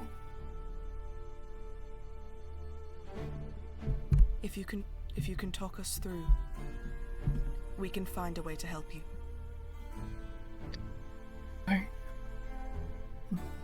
I didn't think people would get hurt.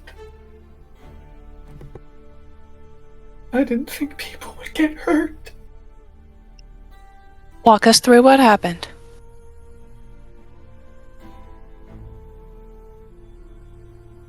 It's because of my husband. And she steps aside so you can see the figure in the wheelchair, and he is facing you, and you see a middle-aged man. However, his face seems to be completely deformed by burn scars that are partially bandaged.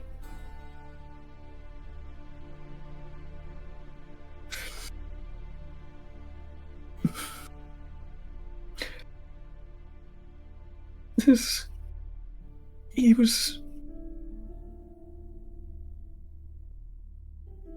I don't want to get in trouble.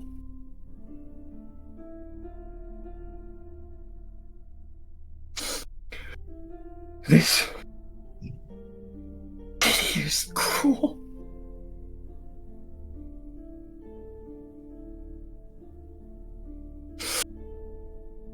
few months ago, some 2-bit lowlifes came through and wanted to threaten my husband Bart into selling them pure gunpowder for something, and he said no. So they came back and did this to him. And nobody helped. We went to the Greensleeves and they didn't do anything. I've been having to run the store by myself.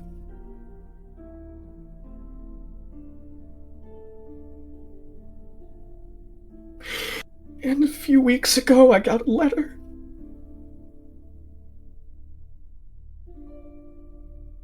And as she is kind of catching her breath as she starts to cry into her hand, her husband kind of turns his head and raises his hand and kind of gently holds her forearm, although he can't speak through his bandaged face. I was so angry.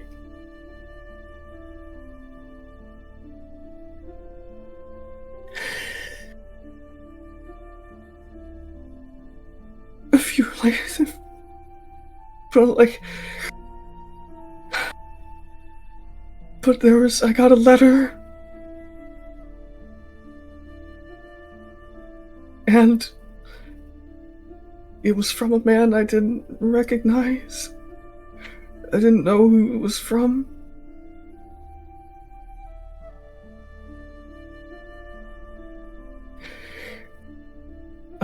It's better if I just show you. I can't speak right now. And she kind of looks up at you, Caesar, as if asking for permission to go and fetch it. Yeah, he will nod very gently. She turns to her husband, Bart, and kind of takes her hand in his and then squeezes it gently before walking past all of you and going downstairs. She quickly kind of walks around the counter and grabs a brass key from underneath the countertop, and then walks to the silo door and unlocks it, and then swings it open, which a heavy creaking sound as it turns on its iron hinges. And the inside of the silo is dark. And as you all walk down a set of creaky, creaky, worn down wooden stairs, you can see that this is obviously where they keep their supplies and spare inventory. Shelves and more open barrels and boxes are piled up in random haphazard locations. And she leads you around to one wall of the silo, and you can see that there is a large workstation, a big heavy-set desk covered in different hand tools and a large set of magnifying glasses on spindly arms. This seems to be where they create and assemble the gunpowder and the fireworks. And she opens one of the drawers and hands you, Caesar, a finely, just a simple letter, and she looks with her head down at the floor. This came, and I didn't know what to think of it. And you read, "You don't know me, but I know you. I've heard of your struggle. What happened to your husband was unacceptable. This city has a rot, and I'm gathering people to help carve it out. We can no longer rely on the powers that be to intervene on behalf of the people. We must do it ourselves. The men who disfigured your husband will have their reckoning. Tomorrow night there will be a man waiting for you in the alleyway behind Iron Guard Blacksmithing. You will have 1 hour after sunset to meet him. If you do not, your life will go on unchanged. I will not contact you again.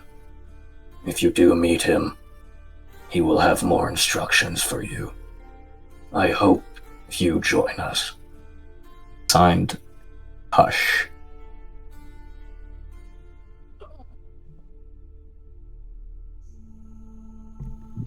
I got like the first 5 sentences. I'll post it in Dungeon Master, can you chat put somewhere. can you put that in setting info or something like that? Yep. Yeah, So now that's we have not the good. name.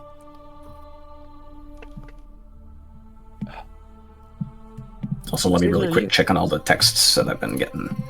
Cedar, do you like read this out loud for the class, or? I don't think he would. But he will pass it around. Yeah. Dungeon Master, for my immersion, can you go ahead and read it again? I can if you guys want. No. No. Well, hold on now. No. We can't set a precedent. The men who did what they did to your husband, you remember what they looked like? I wasn't there when it happened. Do you think if I gave him yes or no questions, he could, like, blink once, blink twice? Yes. Alright. The man doesn't have eyelids. What's wrong with you? That's fucked up. That's crazy. But I went to meet the man, and he gave me this, and she gets she kneels down and reaches underneath the desk and pulls out a small. Hold on, where is it? Where is it? Yeah, she pulls out what seems to be something wrapped in leather, a small glass bottle, and as she unwraps it and uncorks it, well, she doesn't uncork it. As she unwraps it, you can see the residue of. Well, no, yeah, she does uncork it, and inside you can see the residue of some kind of red substance held within, like dust, like left from sand. Caesar's gonna pull out the small vial that he has and just kind of look between the two. Nod and then put it away, because obviously he knows it's the same. The man gave me this and instructed me to pour some, instead of the gunpowder, into some of our fireworks for the festival. He said the men who hurt my husband would pay. I didn't think innocent people would be hurt. I just wanted justice.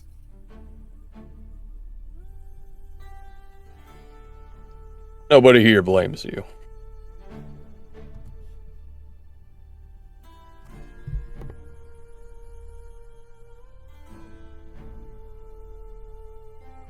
I'm sorry. And she just holds her head in her hands and kind of leans back against the desk and starts crying softly into them. Bailiff is going to head back up to the husband, as he has some questions for them. Caesar's gonna look at Anna and just, can you help her back to her room, please? Of course. And he's gonna walk up after Bailiff.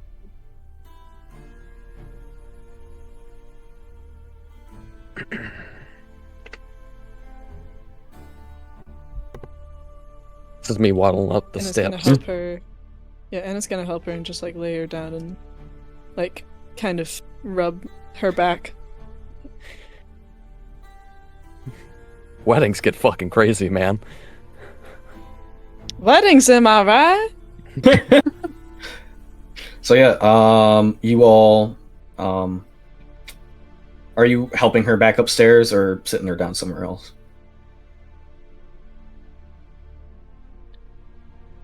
I'm just gonna say you'll go back upstairs. It'll just be Yeah, back Yeah, I was gonna upstairs. say I'm gonna just put her like in her room where she's like basically like where she would think, where Anna would think that she would be the most comfortable. So yeah, and, you just like, laid her back feeling the upstairs most to their living spot. Yeah. You sit her down on the couch, and Bailiff, you walk up to Bart, her husband. All right. I know you can't really talk or nothing, but yeah, can you do like a blink once for yes, blink twice for no type of thing? He kind of stares at you for a second and then just nods his head. Ah, shit. I thought your like neck was like all connected together with bandages. I'm sorry. My eyes aren't too good right now. I don't have my glasses on. I don't wear glasses. All right, well, that makes things a little bit simpler. If I were to start describing some men to you, would you be able to confirm or deny if they were the men that attacked you? All right. For the podcast listeners, he nods yes. I'm just going to say he nods yes or no, just so the listeners later. Yeah, fuck the listeners. Sorry, Griffey. Fuck you, I guess. Oh, wait, no, shit. Oh. This is awkward. I'm gonna get a strongly worded message later. Alright, well. Okay. I describe the two men that we know were at the Reese and the other guy. Yeah, Reese and the other guy. He had like horns and bald head. He shakes his head no. They weren't the ones that attacked you. Oh. Well, that throws a wrench in things. What about the other two that you know of? The other people. Who the fuck are the guys you have beef with? Oh, there's the Cold Bloods. There's like 8,000 of them. Yeah, but the ones at the festival specifically. Bailiff wouldn't. They were just some random goons. But the Cold Bloods all have a knife, right? That was the thing. Yeah. My associate here wants me to ask you a question. Did they have the mark of the Cold Bloods? You know, a little hunter's knife. Very small knife. He shrugs. He doesn't seem to remember. Did they both have hair? He nods yes. Humans? He nods yes again. This isn't really getting me anywhere. Guys, I just realized these are terrible questions. What color eyes do they? I know it's yes or no. Do they have blue eyes? He shrugs. Green eyes. He rolls his eyes and then shrugs. I don't think these questions are getting you anyway. They larger men, smaller men. Wait a minute. I got one. Was he a skinny, tall, blonde twink?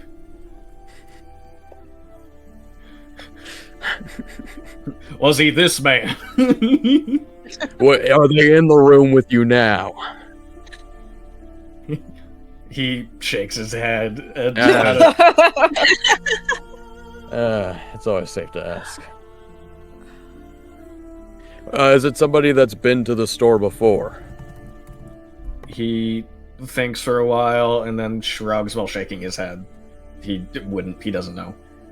Did they mention what they wanted the gunpowder for? Shakes his head no.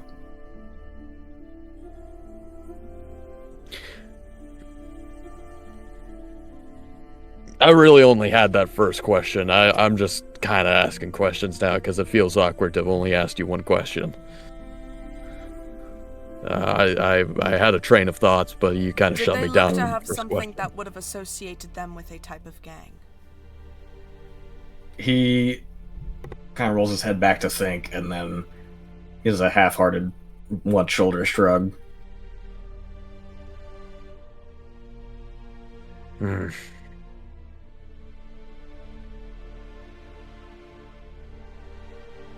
All right, well, is there any other information we really need from them? We know what happened. We know why they did what they did. You can use your hands, right? What kind of question is that? Yeah, both of my hands are fine. Not yours, dumbass. Oh, you're talking to... He Yes! nods his head. Oh He's my like, god.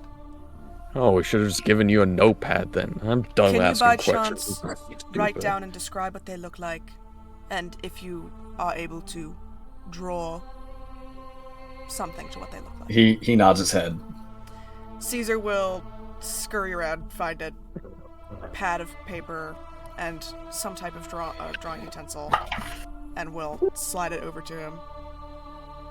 So he starts sketching out a pair of men really quick, and they're not great. But you get the, they seem to be just layman's drawing. He doesn't seem to be a particularly talented sketch artist, but you see one of them was a larger gentleman with a round face and stringy hair, and the other one a younger gentleman with thick stubble and bald head. Doesn't seem to be anyone that would stand out in the crowd or that you recognize.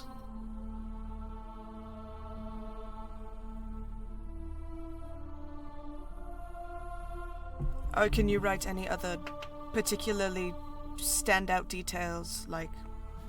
I didn't remember the color of their eyes. Well, I wasn't asking about the color of their eyes. I meant if they were wearing something specific.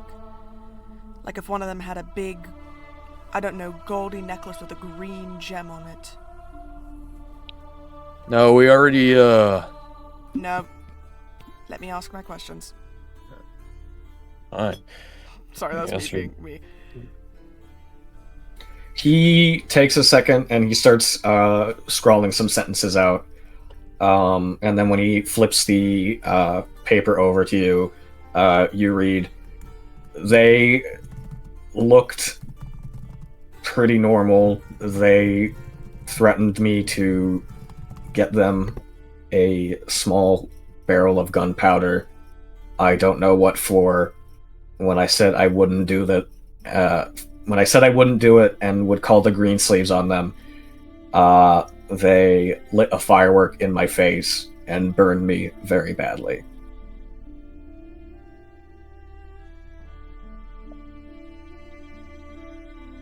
And then What? they ran.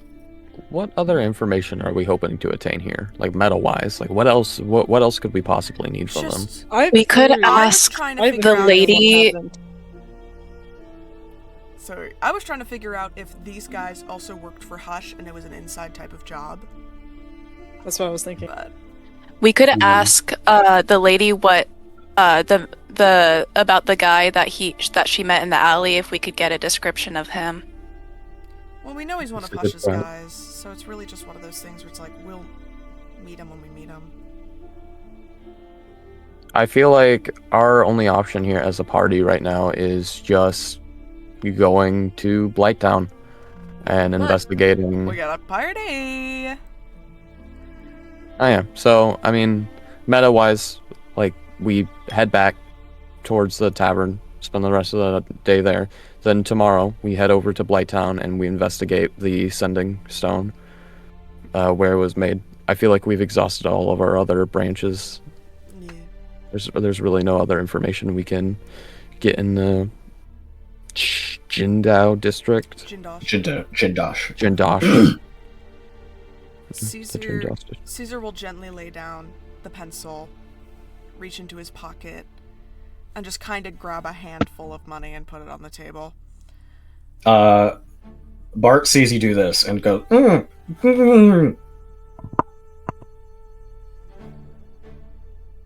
It's for disturbing you and your wife earlier. An apology. As you say that, Morgan stops crying for long enough to lift her head out of her hands. Am I going to prison? No. No. What? No. No. When we go back and report our findings, we'll make sure they leave you alone. As far as they're aware, you have no idea what happened. What I'm planning on telling them is that it was intercepted on the way there.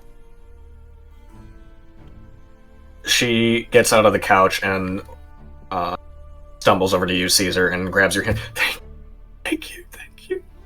If they took me away, I don't know who'd look after Art. I don't know who'd look after my husband. I'm sorry.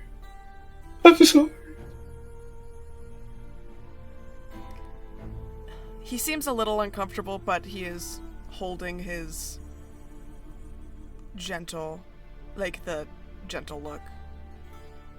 As he I was just so angry. We will find what happened.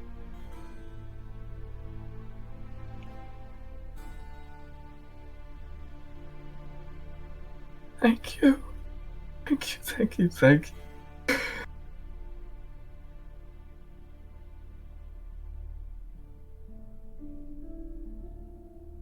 And she goes to sit back down on the couch, and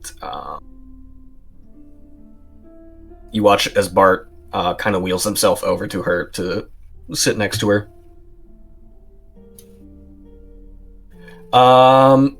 As the clerics, you can tell that his injuries are beyond your magic abilities at the moment. Fucking hell, clerics.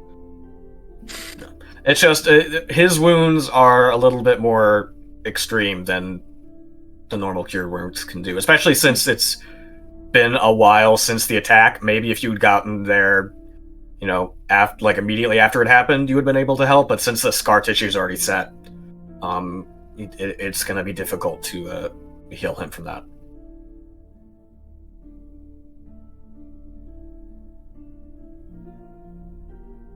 Bailiff. Because really, it's not a wound anymore. You know what I mean? His Okay. health points are back.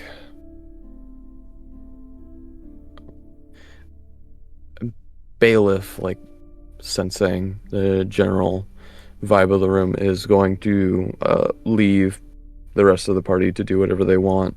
And he's going to head downstairs, nod at Varen, and then head out to the wishing fountain to conduct business while the rest of the party finishes up whatever they want to do.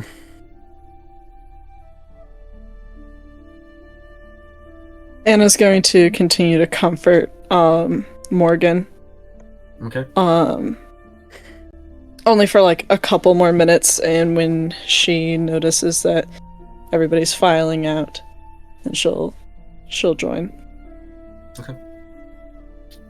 So as you all exit the shop, Caesar's still leaving the money. okay. As you all exit the shop and reconvene by the fountain, you see that Baldric, the gnome, is still sitting on his spot, still reading his newspaper. Find anything interesting? They're innocent. They didn't do nothing. Really?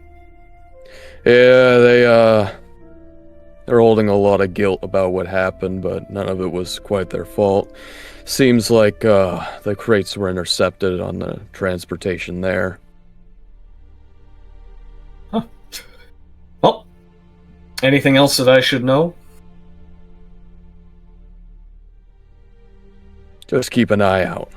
Maybe keep a close guard on the place. Make sure nobody tries breaking in and pulling another stunt. These are good people, and Yep, I'll make sure my CEO knows that.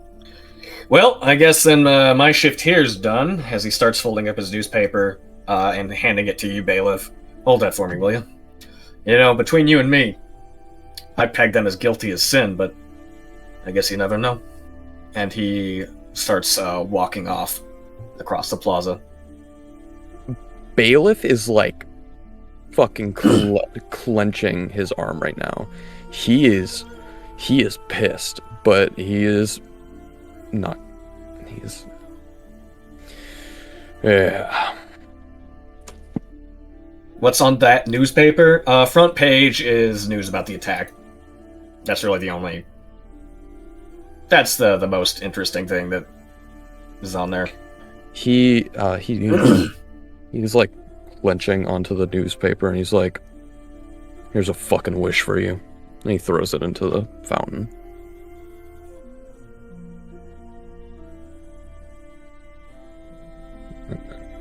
Waits outside for the rest of the party. No, they all were out there with you. Yeah. Oh, okay. And then he walks over to Pretty the party. close behind you. Yeah. He is noticeably upset, but does not say anything.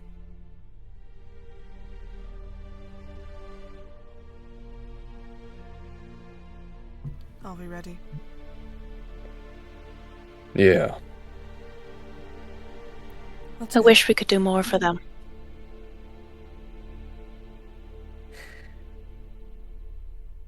Keeping the We'll green be able sleeves to do off more their for them back later. is more than enough.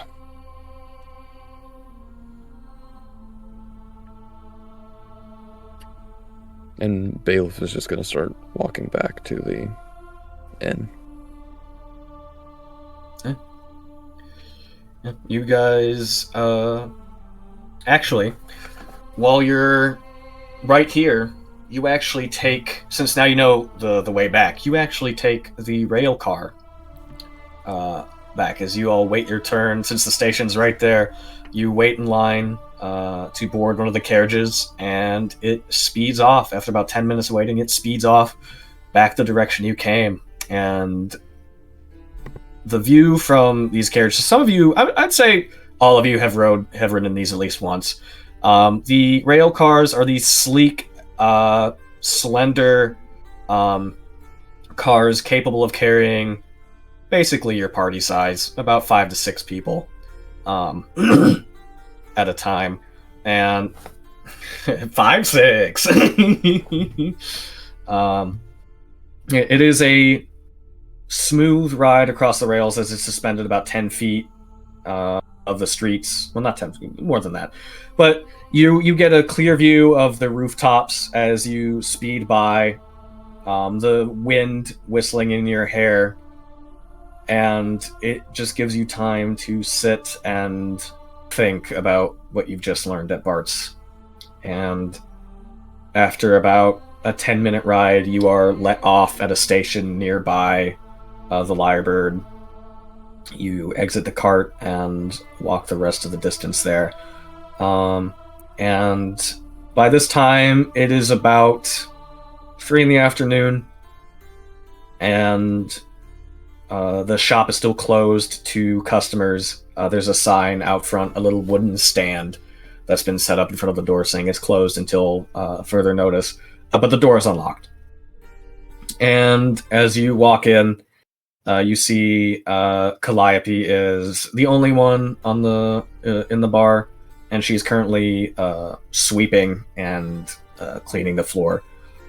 And she sees you all enter and sees the gloomy looks on all your faces. Is what happened? Is something wrong? Everything's fine.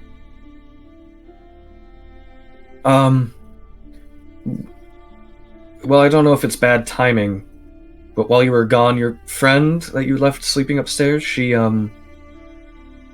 headed out in a hurry, and her name's Odette, right? She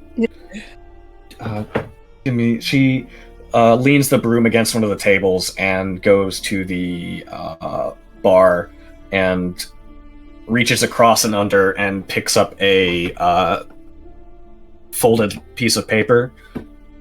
She told me to give this to you, and she hands it to you, Anastasia. And I'm going to forward it to you because I think it would be cooler if you read it aloud. For everybody. Secret messages. Secret messages. Yeah, so you unfold the letter, And in Odette's familiar Ooh. handwriting, this is what you read. Odette can write. Whether you want to know- read that out loud I didn't for know everyone or Odette not is can up to you. write. Yeah. Well, oh yeah, no, it's not her fault. I keep Sloppy forgot. I forgot she's blind. She had someone else write it for her. Yeah. Oh my gosh. Yeah, she seems to have It's actually in had someone else write Braille. this for her. You know there's writing guides for the blind, right? Well, it doesn't. Oh, no, she had- however she it had got her, written is not the point. No, she The- had her fox because foxes have thumbs. She had her fox write it. Yeah. Yeah. Yeah, Alright. so whether you want to read that aloud or not is up to you. I'm going to read it in my head, but in Anna's voice. Okay.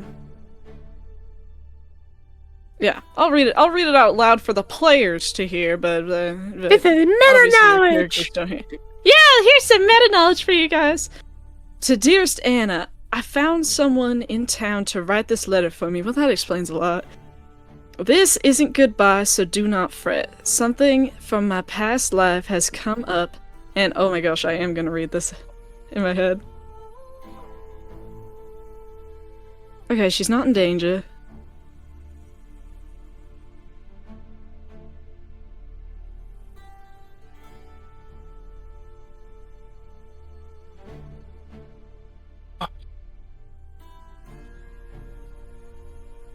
Declan, you sick fuck.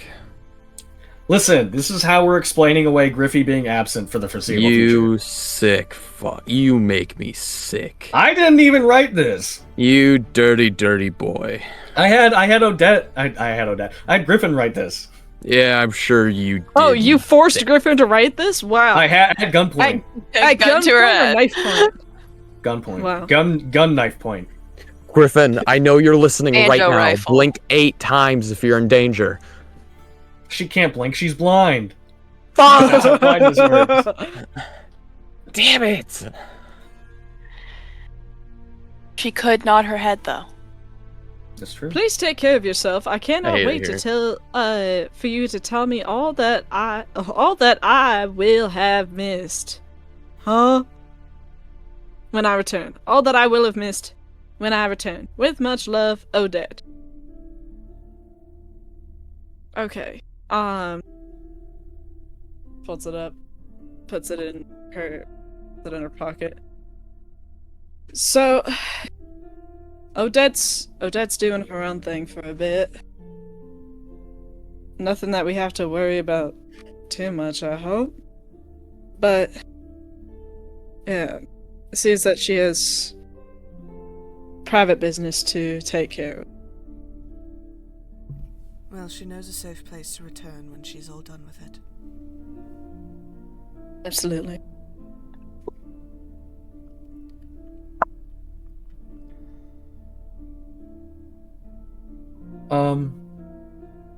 I can make lunch. That would be nice. I'm good. And Bailiff is going to go upstairs to his room. Deck, Okay. can you check my channel real quick?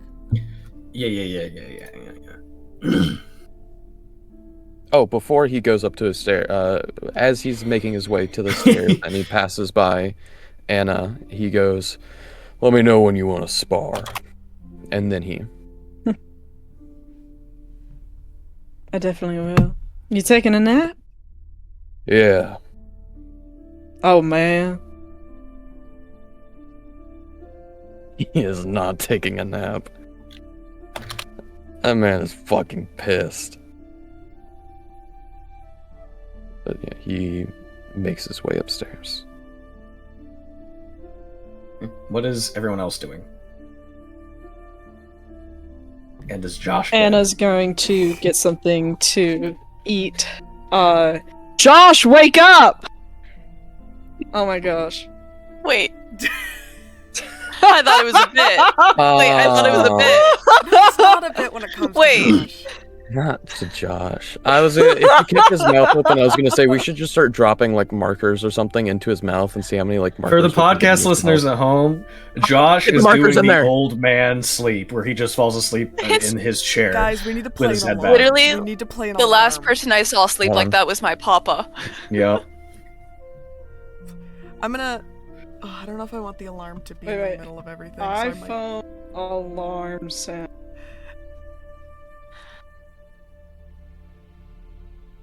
Oh my gosh. Is it not gonna make the sound? You You piece got- of shit. I don't think that's gonna be loud enough. Yeah, but Oh, it's- play the music app. There we go. I can't believe that worked. Oh, damn it! Dude, I didn't this even is get how mine we're to gonna go. wake up Josh now. Good morning, Oh Josh. my god, we figured are it very out. sorry. Josh. It's 6 a.m., He buddy. looks Session's like over. he'd rather we shot him in his sleep. That's Soma's face. What were you dreaming about? I don't think he got that far into sleep. Wait. This is Josh right now. He's literally the Soma loading sign. Yep. He's still You booting doing up, all right, guys. bud? You okay?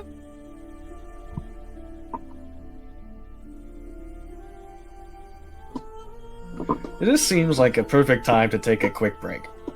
Yeah. Nice, Everybody nice. goes to their own four Um, corners. I'm sorry. Oh, Josh. I'm sorry, brother. Did not mean to disturb you. If you want to call it early, that's fine. It's all just RP this session, really. Yeah. We And won't maybe keep a little you bit hostage. of combat. We're at a pausing point anyway. Yeah. Yeah, the most This would be the a most perfect place thing- to go to bed. The most that we're gonna do is like a sparring session, most likely one of many. So you're not gonna miss out on Anna and Varen fighting, doing a fight To like death. it's hockey. Yeah. Miss out on them schmoochin'. Mhm. I can't wait for them to kiss.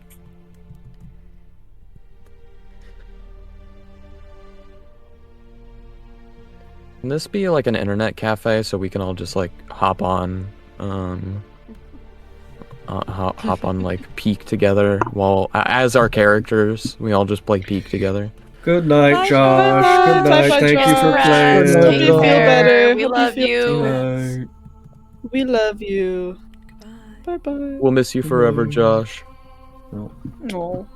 And then there will Well, fall. quick little 10-minute break. I Yeah, took I my still need Tomodachi a break. Yeah. So, but what does everyone think so far? I'm loving this session. Bailiff is pissed. I've never felt angrier in my life. I'm enjoying this session too. It's You good. guys went about the fireworks shop completely differently than I thought you would. Like you What- guys what came were up with you a whole plan.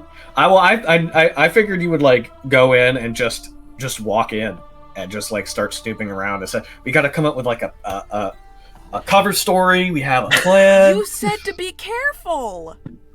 Yeah, I thought you were just. We're careful. In my mind, I You thought thought were we just- weren't gonna be careful? No, like I don't mean like you were just gonna start tearing things apart. I thought you were just gonna like walk in and just be normal customers and just start like looking around while you were shopping.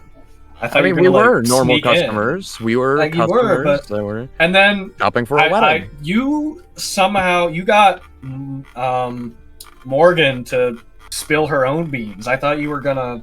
I had stuff set up for you to find all that if you suck into the silo. Huh. But yeah, you guys now in universe know his name is Hush, so I don't have to dance around it and pretend like you guys don't know. Because you all do. That's a stupid ass name. Might as well just name your Who calls self himself Silent. Bush? I'll be back. Yeah, It's like I'm if glad I you named guys are myself enjoying it so far. Punch.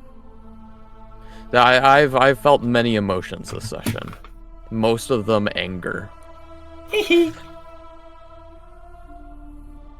Yeah, what's everyone's thoughts on what you found? I This was can be writing. out of character. I or was in writing. character. I'm actually getting better at doing notes, and I was writing down all of my hypotheses, just like my whole thought process, and I was right. I was right. I was correct the entire time. What was your I was hypothesis? correct. No one's more correct than me. No, I said hypothesis. Husband got I got half of it. Actually no. Never mind. No, I was actually I wrong. was completely wrong. Yeah, what was your hypothesis? No, my hypothesis. No, my thought process as stuff was getting revealed, I was like, oh, I was right, but not with my first hypothesis. I said husband got drugged and is sick because this was before the burn scars were revealed. Because he refused to build a bomb for Hush. Wife gave in and did it. They still haven't cured him. And then, yeah, and yeah, that was like the first thing that I wrote down. But I was completely wrong with that, so I'm eating my words. I was wrong with the first thing. You would eat your words. What does Caesar? Not Caesar. What does Bailiff think about? Bailiff isn't surprised about the whole Hush shit because it's basically what he's come to understand on his own. What he's pissed about is how all of this could have been prevented if the Greensleeves just did their fucking job. If they had just did their job, they protected them the first time, the wife wouldn't have felt the need to do what she did. The wife wouldn't have even gotten in that situation in the first place. And hell, maybe the husband wouldn't even have gotten in that first place. And then when he went, because he knew for a fact that if he told them, truthfully told that Greensleeve what had actually happened, she would have gone to jail. She would have gone to jail. And he was right. He was absolutely fucking right. Because when he told that Greensleeve, it was like, yeah, I thought they were guilty for sure. I would have pegged them as it. And then, oh yeah, I'll tell my CEO. Yeah. When he, Bailiff is pissed. Bailiff is pissed. He's pissed at that Greensleeve. He's pissed at all the Greensleeves. He's fucking mad that these people aren't being protected. Yeah. And what is he? I'm specifically poking at you, Bailiff, because you're the most heroically aligned character. What does Bailiff think about the Hush saying that there's a rot that has to be carved out? Princess, there is a rot that needs to be carved out of this prison of life that we live in. He's starting to agree more and more with that sentiment, but he does not agree with the route that Hush has taken. Oh yeah, absolutely not. Bullshit route. I mean, Hush has killed many innocent people that did not deserve to die, people that were maybe misguided or were just trying to get to their day-to-day, or who weren't even involved to begin with. He has I think a greater hatred towards the Greensleeves right now than he does Hush, but he knows he needs to stop Hush. Like this is more of a like you cannot go on, but he does not like feel absolute unadulterated hatred towards Hush. Because he understands the sentiment. What he doesn't understand is the methods. This is the first little crumb of Hush's motivations, and I'm really excited for specifically Bailiff and Ilara, because you two are the most good aligned characters in the party to interact with his ideology and everything. Because it's gonna be very interesting what you guys think of that. Yeah, I mean, to be honest, Anna completely agrees with Hush. Like Anna's like, yeah. Like he's right. It's as Bailiff said to Anna, we aren't monsters.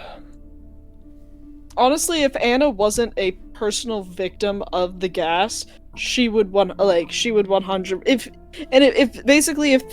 things had gone differently, and like let's say Anna like as a character became in cahoots with Hush, she'd be so down, dog. She'd be so down. But because she was a personal victim to his terror, she has like a personal vendetta against him. This is, like I said, this is the first little crumb of what his whole I'm excited thing is. But I'm very excited for where this goes, because it is, like I said before, he is probably the most complex villain that I've made ever. So I'm very excited. I think when we talk more about the stuff that I DM'd you about, I think that will give Bailiff even more of a reason not to like Hush. Yeah. Once we really dive into that. Also, Declan, what'd you think of what I sent you? I loved it. It's so good. It's so good. I can't wait for that. Okay, so since we're all back, I want to start right away because I only have like a few more things, like 1 or 2 more things planned. Awesome. So yeah, what is everyone doing?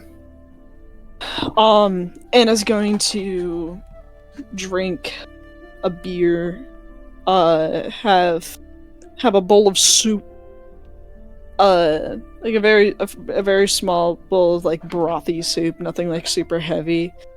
She's gonna like take a nap for about 15 to 30 minutes, and then she's gonna go up and knock on Bailiff's door. Caesar's just sitting at the table, just looking at his hands. Did we fully get rid of the bodies from before? You put them out into an alleyway and you haven't checked yet, but it's been a few hours. Alara would probably be going to like be working on burying them. Okay. In the back alleyway somewhere. Yeah. The best I'll allow she you can. to do that. Yeah, She just why starts not? chopping them up, putting them in the garbage. I'll allow you to do that. They're already Who chopped cares? up. That's Yeah, true. right. No, Slice. Oh, Now all here's you what need to do You is just dice. you just scorching Ray until they're ash. However you dispose of these bodies, whether it's like just Horrible. finding some way to transport them in a wagon somewhere, it doesn't matter. You find a way to get rid of these bodies. You do it. You do it. The entire Scorching Ray, time there's no if you don't. that Bailiff is in his room, he is shadowboxing. The entire time. He Anna is opens the door. Ow! fucking enraged. And he is working through it the only way that he knows how.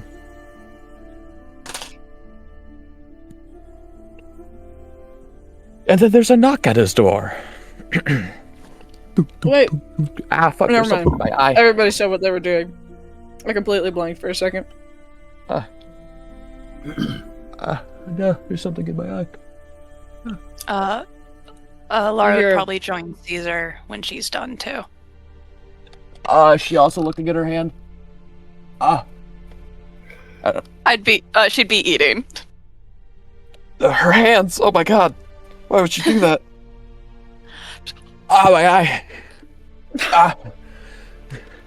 Just spaghetti. Just Spaghetti.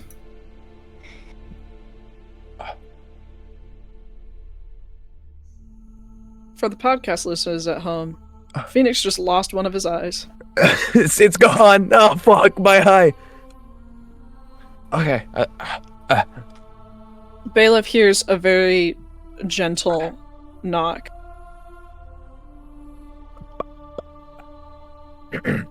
You okay if I what's come up? in there? Yeah, go ahead. Yeah, kind of. Is there does the tavern have like a courtyard? This tavern, no. Okay. It's got a back I can leave a alleyway. little space. Yeah, it could be. We could do the back alley. Yeah, let's do the back alley. Clean now. Yeah. Alara What's cleaned up? out the back alley if you wanna duke it out there. Yeah, that sounds good. Yeah, it looks like you got a little bit of steam. You guys enter the back alley, and there's a small, kind of circular, not a full courtyard, but larger than the narrow streets winding between the buildings. Just kind of like an open area with a spindly twig of a tree that's been planted long ago and is struggling to grow in this confined space. It's about 30 feet in diameter. Caesar would have gone upstairs after Um. watching them leave. He's staring out the window like, Nah. Yeah, Alara would be would follow them to watch the sparring take place. Here's my proposal: is that we do strength or dex contests. Whether we want to do like really like hard haymakers or go really. You quick. don't want to do actual combat? I mean, we could roll to hit each other. I was thinking of like a more creative thing. Because I have It my sounded so abilities backhanded, I I'm can sorry. use.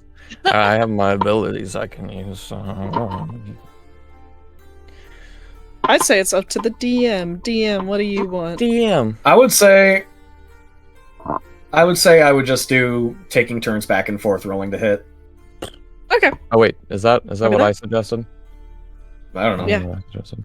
Yeah, that is what you Fine. suggested. That is what you said, Alana, is a good idea though, but I feel like that would be more in line with like some kind of controlled event. I mean, like kind of like Yeah. sumo wrestling where you're Yeah, not trying to fight each other, you know? like a spar. Yeah. Maybe you're not You- trying to kill me. Yeah. So for Don't this, worry. we're just gonna do taking turns rolling to hit. Anna has her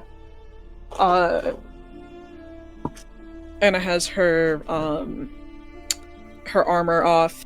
She's in her normal pants and top, but she's rolled the sleeves up so that they're fully out of the way. Bailiff is always in combat attire, so shirtless, and his pants are ready to go. Yeah. I would say I don't. No, go ahead if you're gonna say something. I was just gonna say, I don't really need to hold back with you, do I? As long as you don't kill me. Don't worry, I'm not planning on it. Okay. And I would say, Bailiff, you swing first. Just the pent up anger of the day has left you. I'm itching. You immediately. Anna would let him go first. Yeah. Anna would 100% let him go first. Yeah. He is going to do his 2-hit combo. That's a 12 plus, what is my plus to hits? Plus 6. Does an 18 hit? With no armor, it does. Alright, that is going to be... One of the really quick. One of the things I love about having players that are so on top of everything, I don't even have to remind you to like take your armor off or whatever. You guys are. Oh yeah, I'm you guys constantly equipping, you guys unequipping. Understand the assignment every single time, and I love you guys for it. You know what's We're up. professionals. You know what's up. So, that is 12 non-lethal damage. Alright. What would that be? Bludgeoning, if that matters at all. How? Yeah, describe. Yeah, let's make this cinematic. So that's actually max damage. Yeah, I was gonna say that's a lot. That's like almost half my health. Bailiff, he's already in his fighting stance. He's been warming up, not even like expending his energy. He's just been keeping himself warm as he steps forwards, and then instantly it's just a right haymaker straight into your jaw. It's exactly the gift that I sent you of that MMA wrestler that just Exactly. does haymaker. It's literally that, and I mean his turn's not even done yet. As he hits you with that like straight in the jaw for 12 points of damage, he's going to go straight into that gut punch. That is a 19 plus 6, so a 25 for 9 points 25 of bludgeoning total? damage. Okay. Just gonna say, But that is 21 points of bludgeoning damage. girl, Girl. that's crazy. He hits you straight to 30 the jaw, into the HP. stomach, Oh my and then gosh. he creates like it wouldn't be going out of your range, but mechanically speaking, but he would create distance. Take a step back. Yeah. Yeah. Anna would cough and kind of dry heave. The beer is coming back up, and she. Ugh. But she recovers quickly, spits on the ground, and you feel a dark, heated presence behind you as she manifests her echo, and she is going to, she's gonna roll, she's gonna roll with advantage because you are, she's gonna,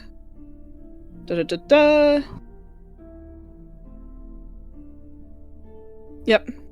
She's gonna unleash Incarnation, and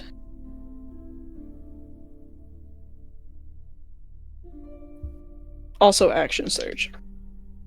We're sparring. I might as well. Go ahead. Go on. So she's gonna roll with advantage because you are officially flanked. She's, Yep.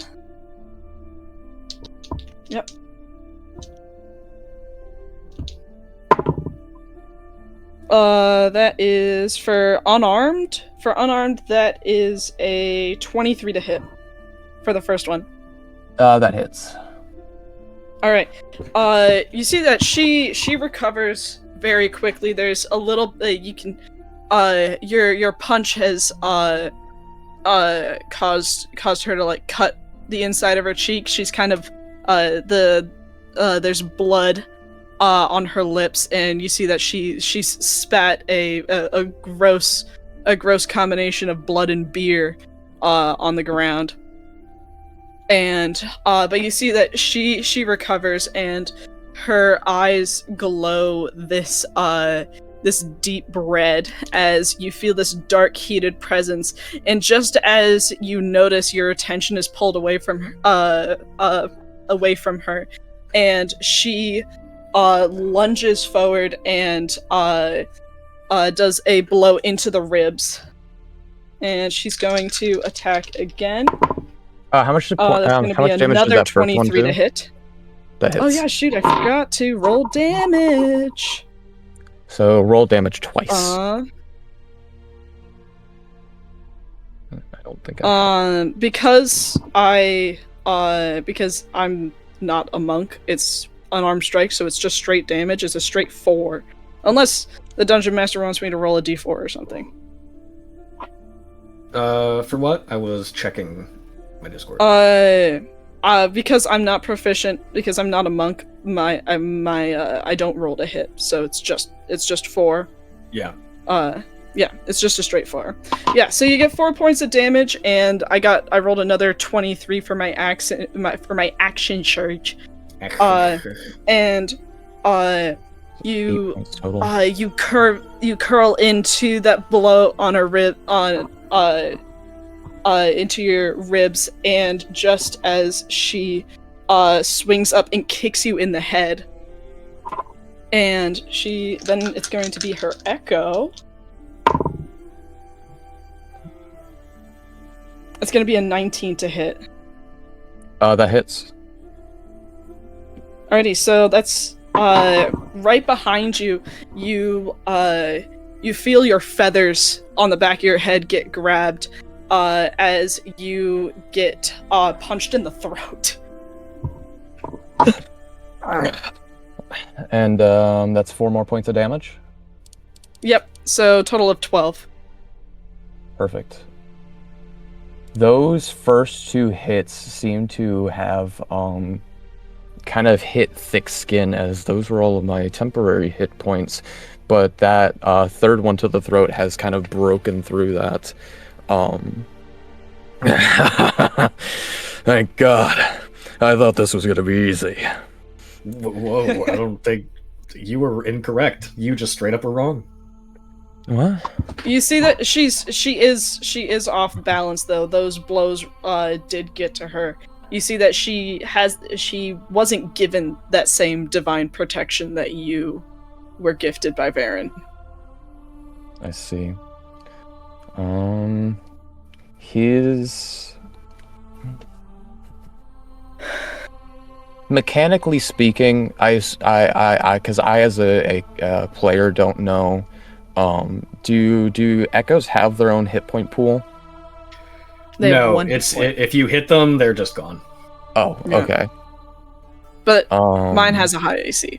Yeah. Technically, they have hit points, but it's just one. So It's just it's one. like- Okay. It's the one hit point. Yeah. And let me see. Because Bailiff is We need to double check something. he wants to choose the weaker of the two.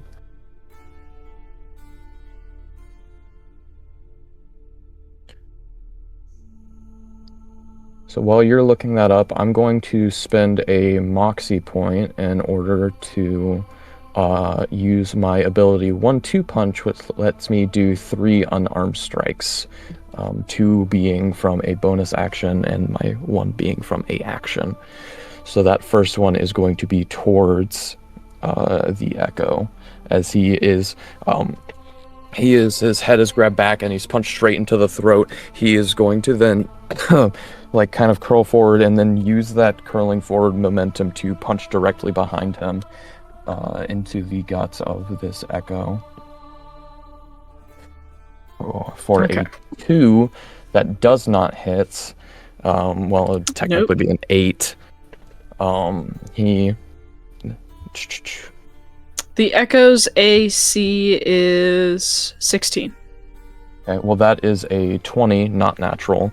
So he goes for that gut punch, and it just kind of like he's not really sure how to hit this thing yet. So it kind of doesn't hit as hard as he wants it to. As he It looks like a fiery, monstrous shadow of Anna with her armor on. There's no tabard. Okay. Actually, So, no. Yeah, yeah, the tabard's completely red but unmarked.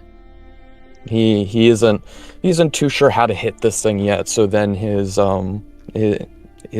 right fist comes back down straight into the top of the Echo's head, dealing well over 1 point. I can roll if you would like me to, but if it is not, You don't have to. The Echo seems to turn into smoke, and you can hear this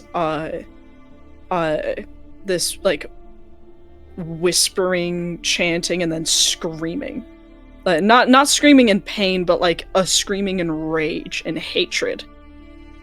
his as his hand like crashes through this mist, he uses that momentum to turn back towards you, and he is going to bring another fist directly towards your guts.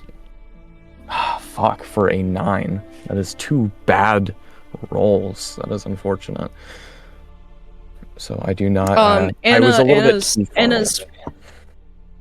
Anna's head is spinning, but she still has the wherewithal to be able to see the direction of your punch as you take out her Echo, and she moves to the side. But just as you take out her Echo, you feel that presence again, and the rage and that scream kind of echoes. It's very quiet. Only you can hear it because you're so close to it. I'm using my bonus action to manifest my Echo again. And I am going to. I don't have any action surges left, but I am going to unleash Incarnation. I'm going to roll with advantage once again. That is a 17 to hit. That hits. All right. You take 4 points. 4 points of damage, and the Echo is going to roll to hit as well. That's a natural 20. Ooh. So that's going to be 8 points of damage. So for another 12 points.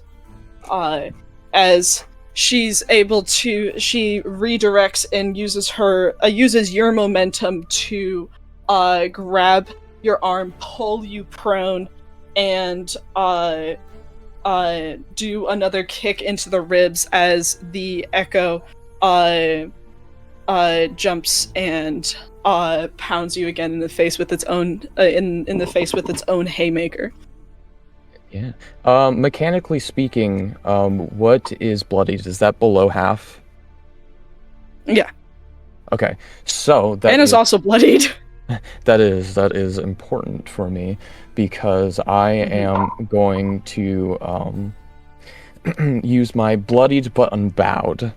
When you take damage, you can take a reaction to regain all of your expended moxie points. If you are bloodied when you take this reaction, you also gain temp HP equal to 12, which vanish if any remain. So I'm going to gain my 12 temp hit points, and then I am going to get my moxie points back.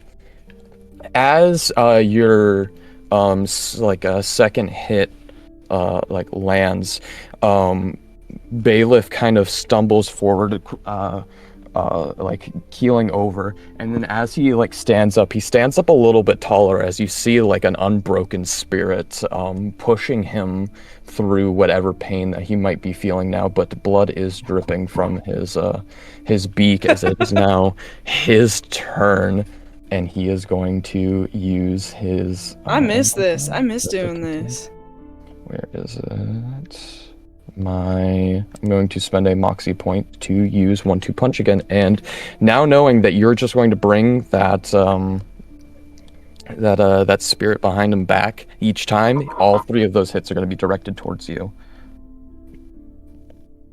Fuck, I'm rolling like shit right now. That is a 3 for 9. I don't believe that hits. Nope. Okay, that's a lot better. That's a 21 to hit. That definitely hits.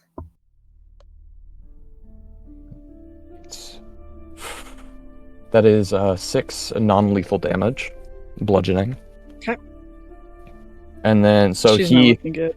he punches once, but he goes just right past your head, making you like kind of dodge out of the way. But that's exactly what he wanted you to do, as he brings up another fist right underneath your rib cage, and then he goes in for a third hit. That is an 18 to hit. That hits. Okay, as you like keel over into where his left fist punched you right under your rib, he's going to bring his elbow down directly onto your back, dealing Ow! 8 points of bludgeoning non-lethal. I'm down. Anna falls to the ground after that last blow. You can feel a crack as you just chiropractor her spine. Yeah, exactly. And he puts all of his body weight.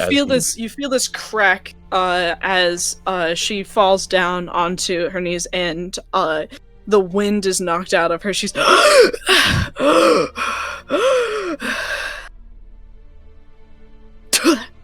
and spits blood again. The echo dissipates. That was good. Thanks. I needed that. I'm going to reach out a hand for you. You're stronger than you look. Grabs it. What do you mean? You're She strong looks as you look. stronger than like. Oh my god, that's like going up to the Rock. Like, you're stronger than you look. He's the strongest guy in the room. No, that's like Eddie Hall talking to The Rock, going, "You're stronger than you look."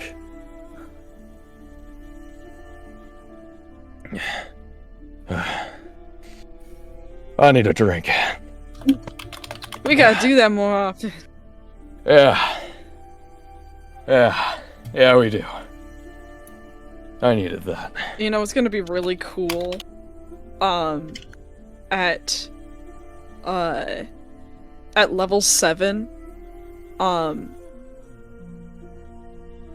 actually no, at level 10 I'd be able to swap my place with the Echo. So at level 10 our spars are gonna get even better. Our spars are gonna go crazy at level 10. I'm so excited. My hits are only gonna get stronger, and I didn't even use like, because I could have like grappled you, I could have shoved you, I could have. Yeah. There was a bunch of other stuff I could have done. I didn't even use my dread hand, which would have given me so much stuff. Yeah. And dude, honestly, with a spar, you definitely have an advantage being a monk because you can roll to hit. Pugilist. It's a special class called pugilism. A official but unofficial on D&D Beyond. Quite a fun class. Nice. Yeah, I think if you were to Echo have Knight's used still really fun too. I'm weapons- enjoying this. if you had used your weapons, it would have been I think a much different fight. Oh yeah. But Anna was like, dude, we're sparring. We're gonna push each other around. She's definitely, now that this has happened, she's expecting to lose most spars with you. Knowing that being in combat with you previously and knowing like how you work, she's just gonna expect to lose because she's not That's the best fighter. his specialty. Like you walked into his playing field. Yeah. Knowingly, of course. Now, if you let her have like a quarterstaff, then things might be a little different. What are you guys giggling about? What are the other two people doing while they're sparring? Well, we're beating the shit out of each other in an alleyway. Caesar's been up in his bedroom doing what I texted you about, so. Okay. Laura was watching the fight the whole time. She was observing how they fight. Alara was like, woo! Yeah, she was like, oh, interesting. Yeah, you just see me, and then. Yeah. Do I need to fix that? Anyone need any healing? You see like blood dripping down from my beak where like probably my jaw might have been cracked or something. No, I'm fine. You sure? Yeah, you see Anna goes up against the wall to like relocate her arm. Why don't we get you guys your beer and then I can heal you guys there? Sound good? That sounds I'll lovely. take the beer. Let's go in. You know Bailiff has. Anyways, his what's spine, Caesar's right? doing? Huh? You know Bailiff could just drink whatever he wants whenever he wants, right? Yeah, I know, but that's not fun. It's about the idea. Okay. I mean, Yeah, so you go inside and you sit down at the table and. He doesn't know their special brews. the lyre Taste bird him is first before he can make them. So you guys pick a table and sit down. Bailiff and Anastasia still breathing heavy from the sparring. Caesar is nowhere to be found down here, and Calliope, who is still cleaning down here, after a minute, fixes you some drinks and comes over with a pitcher of water as well. And did you have fun out there beating the shit out of each other? Absolutely. Oh, yeah.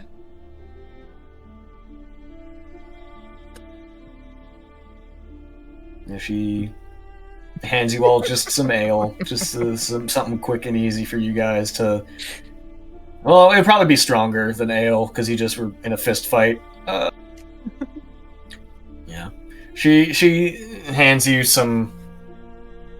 Oh no, fucking it's 1:30 in the morning. She hands you some strong drinks and some water to help with the pain.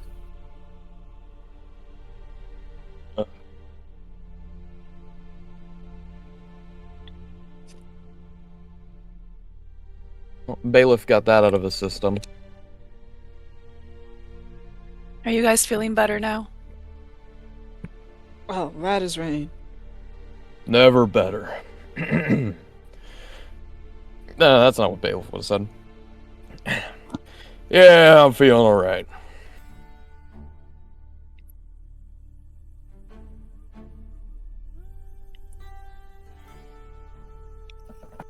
Melina, earlier while you were out, Adagio took Clef out shopping to get ready for the dinner tonight. So we're going to be opening the doors when they get back. Just letting you know. Yeah, we'll be here for the rest of the night, and then we'll obviously be keeping an eye out for you, and then tomorrow, before we head over to finish some business in different parts of the city, we'll catch an ear we can trust or two. Send them your way. Thank you. And like I said, you are all welcome back whenever you want. We won't charge you if you ever need a place to stay. It's mighty kind of you. It's the least we could do.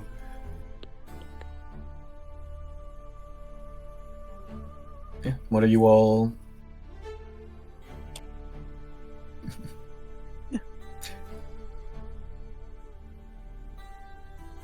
Yeah, so you just, I guess you all just rest until this big display of affection we're supposed to be getting.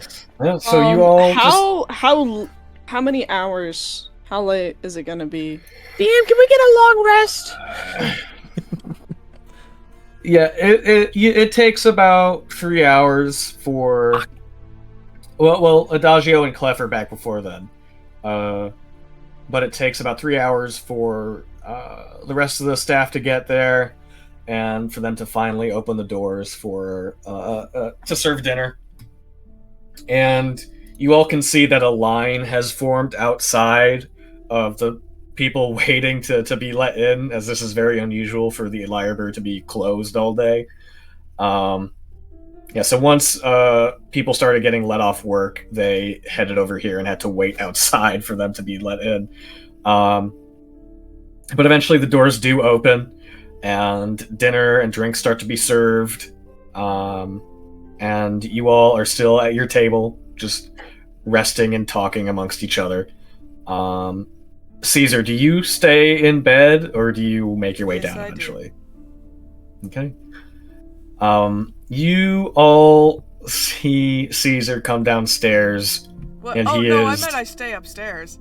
Oh, you stay upstairs? No, okay. I'm not coming down. Yeah, so Caesar doesn't come downstairs. You don't see me. Now, picking up our conversation from earlier, I still think that it would be weird if I ate a pelican. Like, that's cannibalism. Oh my god. I think we can all agree that would be cannibalism. when it comes to the humanoid state, I feel like that there's some sort of dissonance. Like if you were forced, like obviously there's no animal equivalent to an elf, human, or half elf. I mean, other than like a monkey. I've been fine eating a monkey. Yeah, but there's different types of monkeys. Like you have chimps, you have apes, you have gorillas, you know, orangutans, baboons. You know what I'm saying? Like it's there's a wide variety of animals that are increasingly more. Would you eat a gecko? I feel like we already asked that. Yeah. Wouldn't you eat a skink? You have eaten a gecko. I have. What did it taste like?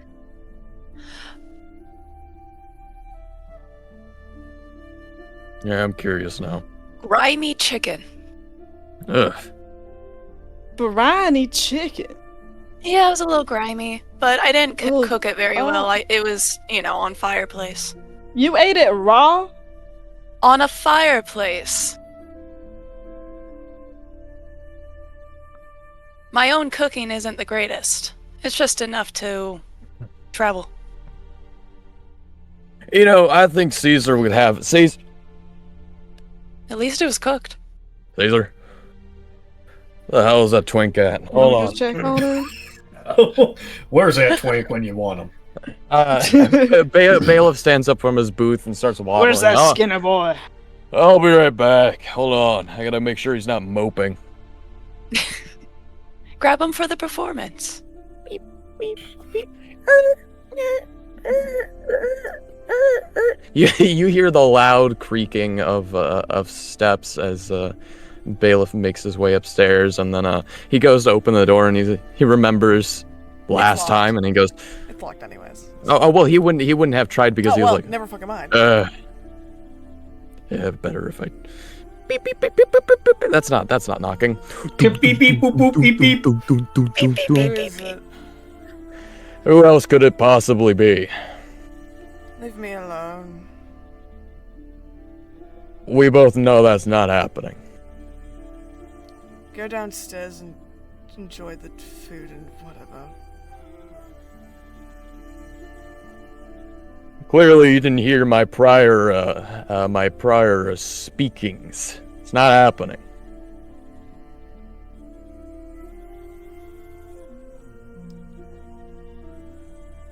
I'm done with today. Well, that's lovely for you. What? Go back Wanna hope- downstairs. No. It's just, I don't know how to say it. Unfortunately, all I can speak is English. God, you really are fucking dense. You didn't even notice that I took your shit. Huh? What did you take? You check your belt, and everything seems to be there, except for your magic stein.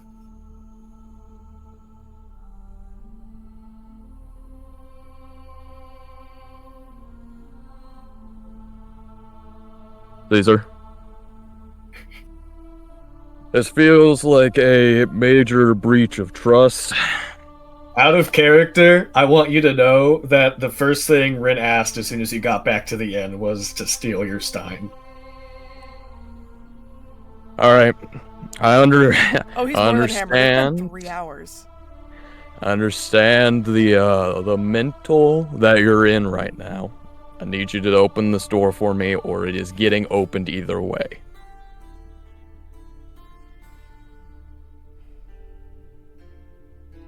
It's not Honey, gonna be open the able to bring door. me downstairs anyways. I didn't say I was bringing you downstairs, and I opened the door. It's gonna be a few seconds. I can wait. Then I'll. Well, I didn't say that, but it's a few seconds. Oh, before I'm you sorry.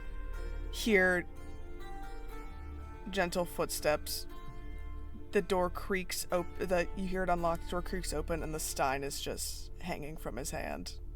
Like he just sticks out the stein through the door. I push the door open more as I step in, and then close it behind me. He just looks like he's been drinking. He didn't do anything. You can just tell he's kind of just been sitting on the bed.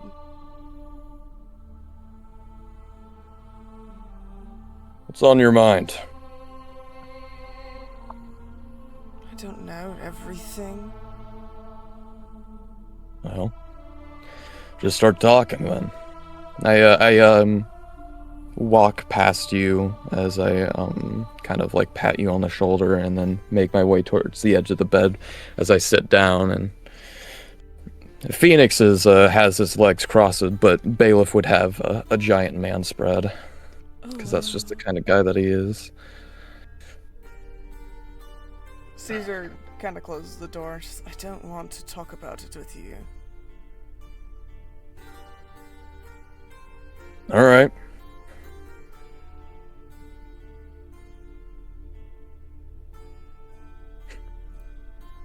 He's just gonna kind of sit there and stare at you. Caesar's staring back. It's kind of like a thing where he's like, he hopes if he stares for long enough, Bailiff will go away.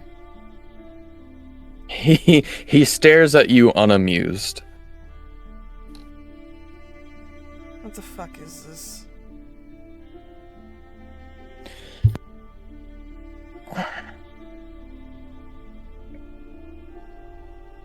It's my job to keep an eye on you. So this is me making sure you, 1, don't drink yourself to death, and 2, I am worried about you.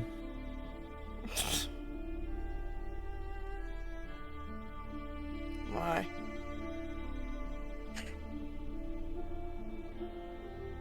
Hell if I know. So either you can talk about it or you don't. Either way, I'm not really getting out of your hair until I know you're okay enough to be alone. I've been alone for about a year now. I'm fine.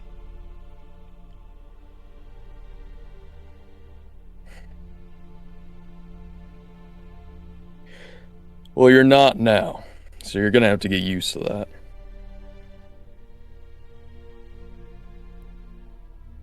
I kind of pat the side of the bed next to me. He's gonna stare at it for a little bit. And then I'll kind of walk over and sit down.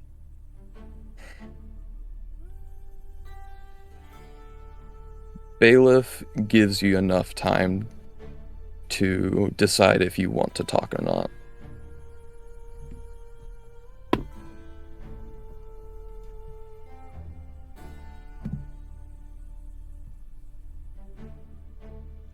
I have to figure out how to word it.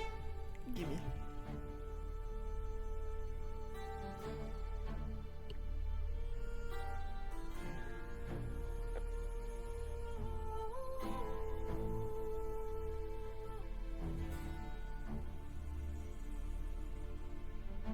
Today was a lot.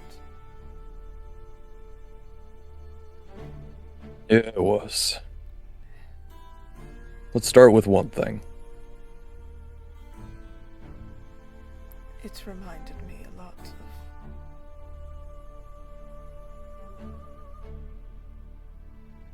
everything that happened.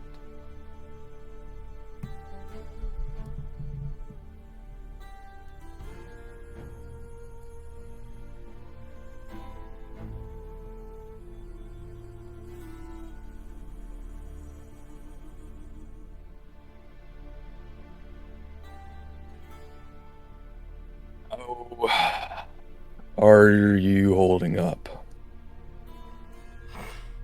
He lifts up the stein and just like drops it back down next to him on the bed.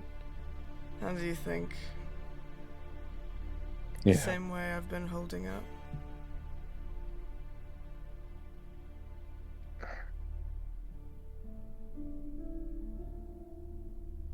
Not a great start then.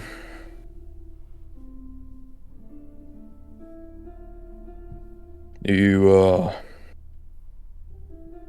want to dive more into that part of the day, or? That was all of the day. Oh, I see.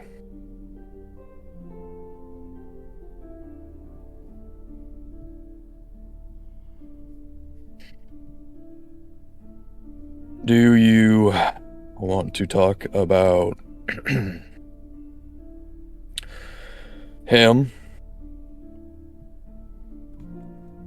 Depends Not on- exactly what happened, just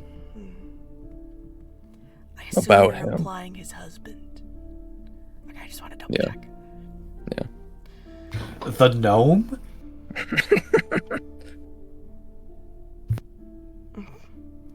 Martin? He really likes strong drinks. I could never really keep up with him. What was his Fine. favorite?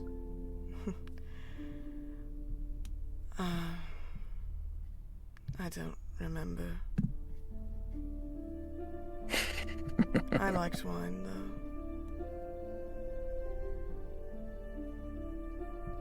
That was my favorite.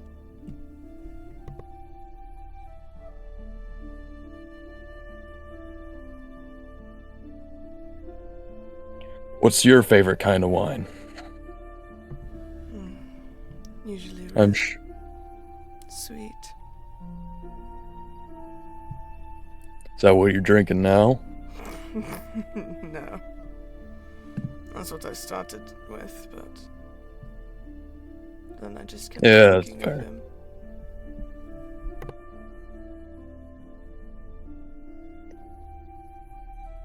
What else did he like?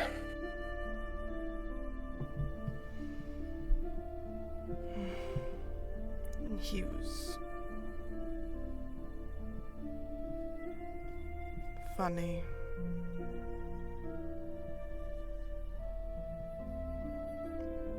He liked danger.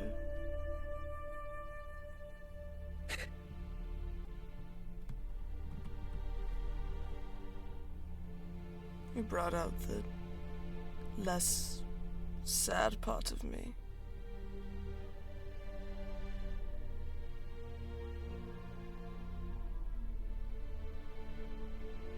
What do you think he would say now, then?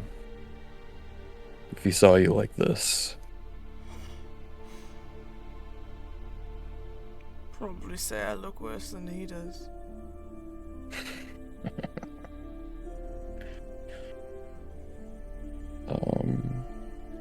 Bailiff, up to this point, has been a little bit hesitant to touch you or anything like that, but I think at this point he would feel comfortable enough to kind of put a hand on your shoulder, just to... He flinches a little at first, but then he leans into it.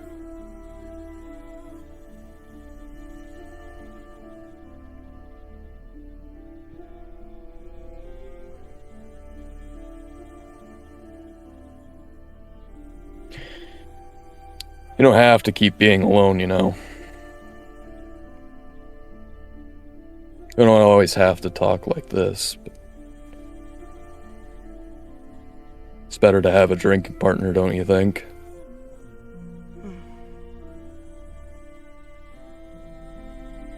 True.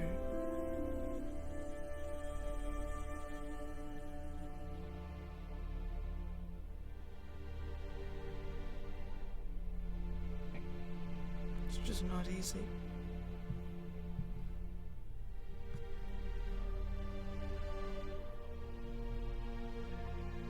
Yeah, it never gets easier.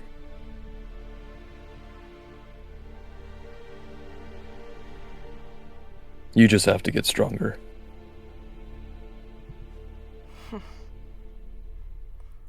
I don't think that's gonna be easy. No, it won't be. But, it's a lot easier if you don't do it alone.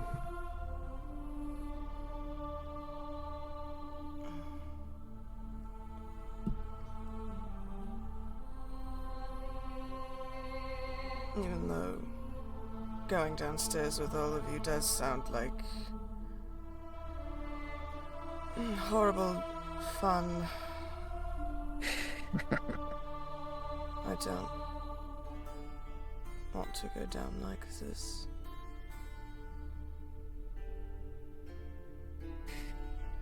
I could bring you up some food, help you sober up. Maybe. Any special requests? He shakes his head.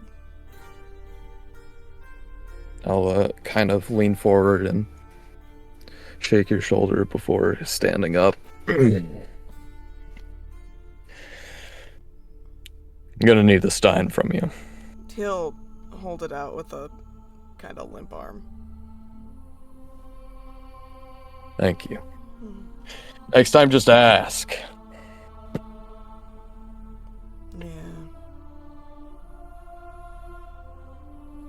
Yeah. He gives you a faint smile before heading back downstairs to grab you some food. Just some stuff to help you sober up, whatever. As you walk downstairs and re-enter the tavern, it is... yeah, it was a good roll. It is noisy with the sound of people talking and dishes clinking. And by this point, the sun has set. It is early into the night. And as you are making your way to grab some food from the bar, all the lights, all the candles and torches fixed to the walls dim, and the crowd goes silent as a magically conjured stage light appearing from seemingly nowhere lights the performance stage up, and you see Adagio and Calliope step on stage, and you can see that Adagio is holding a fiddle, and Calliope has done up her hair in to make it. Basically, it's just like the equivalent of like a giant '80s perm, with the flowers blooming especially bright in it. And Adagio steps forward slightly. Ladies and gentlemen, welcome once again to the Lyrebird, and we would like to dedicate this special performance to our friends. As he gestures towards the table that Anastasia and Alara are sitting at, as the stage light swings over to illuminate them, who we would not be performing here tonight without. And so, without further ado, allow me to introduce the Lyrebird Band, as he turns around to the empty stage and the instruments standing, still sitting behind him. Honey, where is the band? And she gives a wide smile and turns to the audience. Honey, don't you know what self-respecting musician would play in a place like this? And the crowd starts to laugh. Well, then it's a good thing that we are not self-respecting. Honey, if you please. And she waves her hand, and immediately a gust of wind and leaves is conjured from the sides as they swoop down and take their places on the stools as the instruments are picked up by these invisible specters. And they all start to play. Oh, I have to press skip. Dang it. Yep. I forgot that. Is this a good point to interject? Why am I not? Oh, fucking! I'm stupid.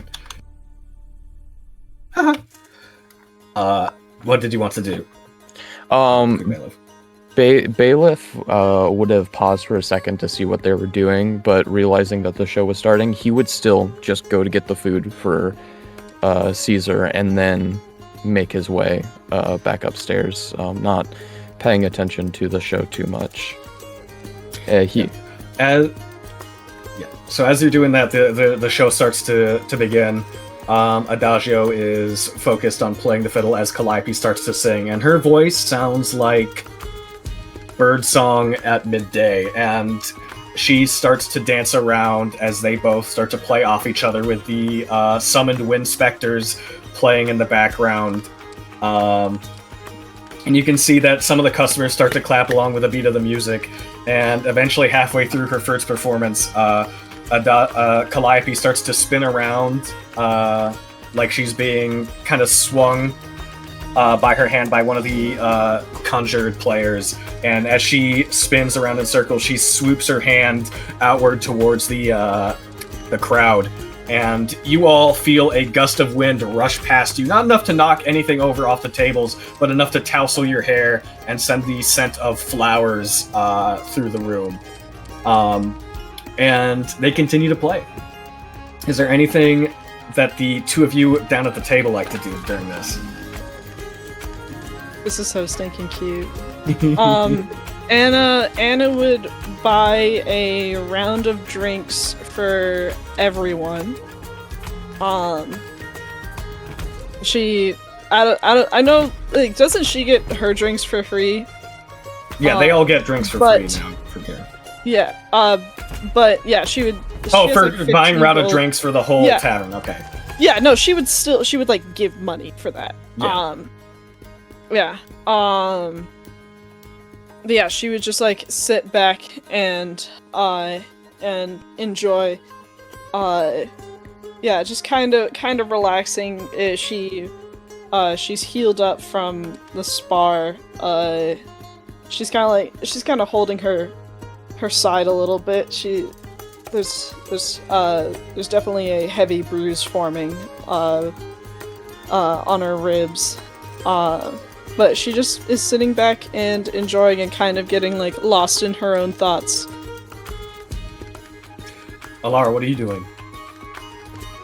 Yeah, Alara would be enjoying her drink, and just kind of really enjoying the music. Kind of clapping along with it.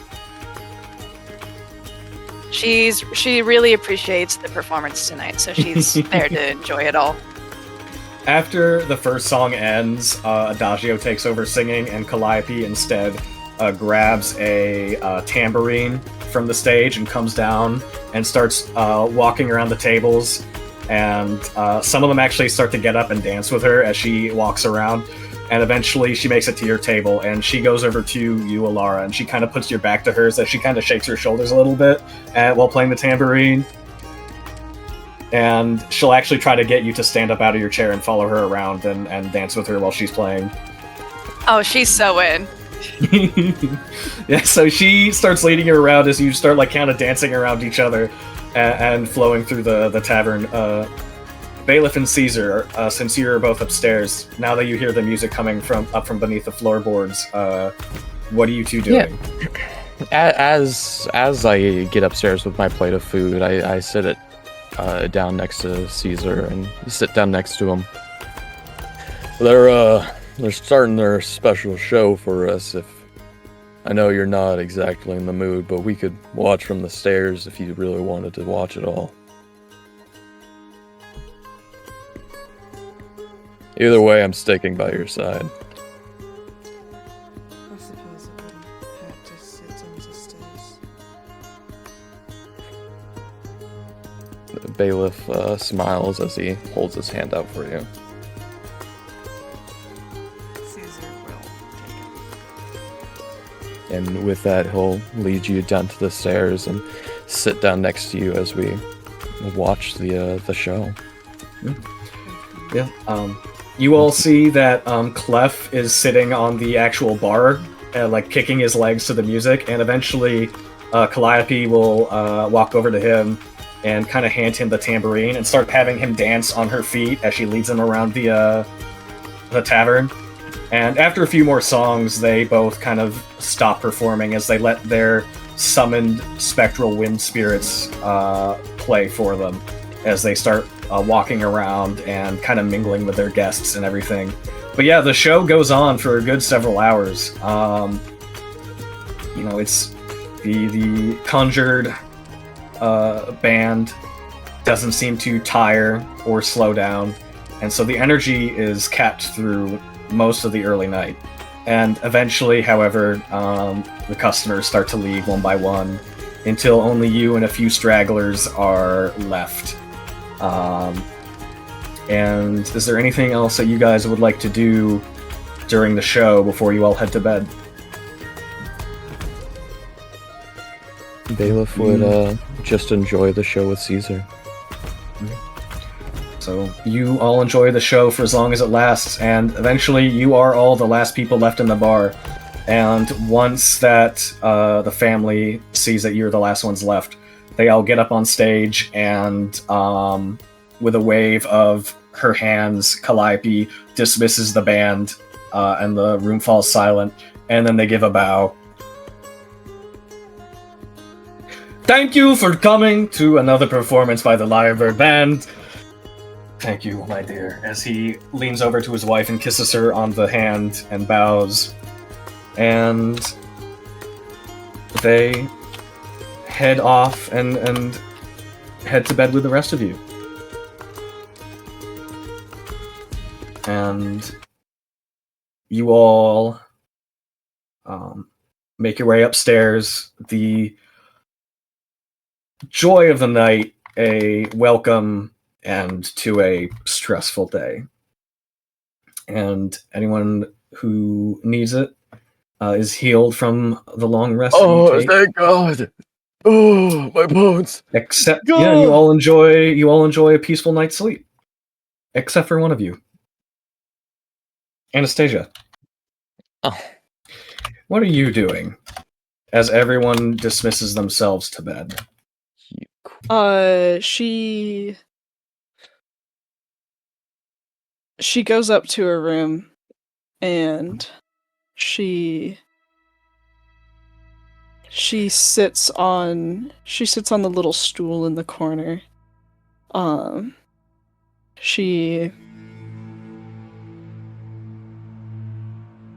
There are a lot of thoughts going through her mind. She kind of like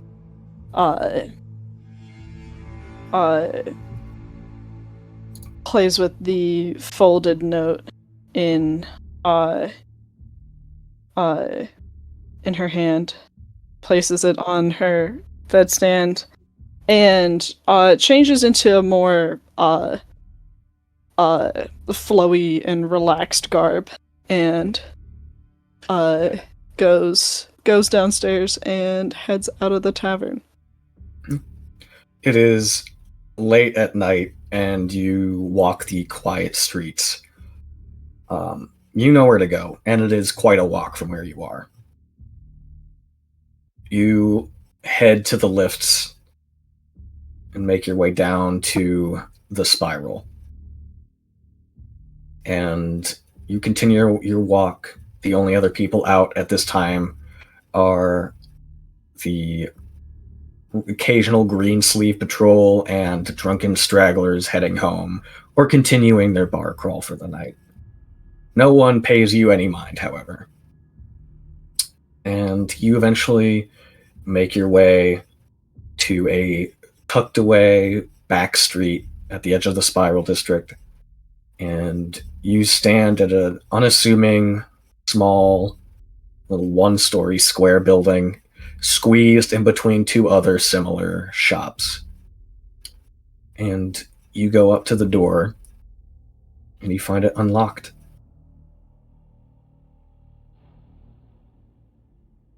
She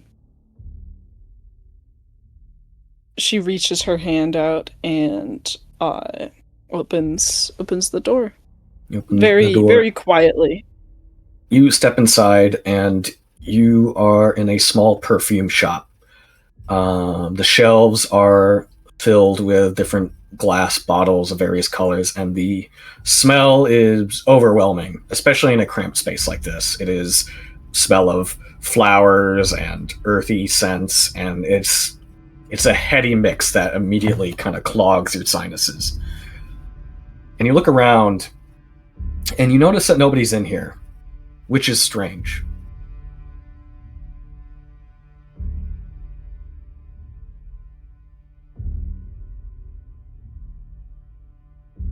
I know what I'm looking for, right? You've been here before. You know what you're looking for. It's just odd that you don't see anybody when there should be someone posted here. Before she goes, it's a one floor shop, so Yeah. she takes a moment to go and look around the corner, see if there's anybody posted. You don't see anybody. But after a minute's hesitation, you know what you're here for. You know where to go. So you just walk right through. You raise the little wooden board so you can step behind the counter, and you walk into the back room, the small storage area, and you go to the trap door in the floor.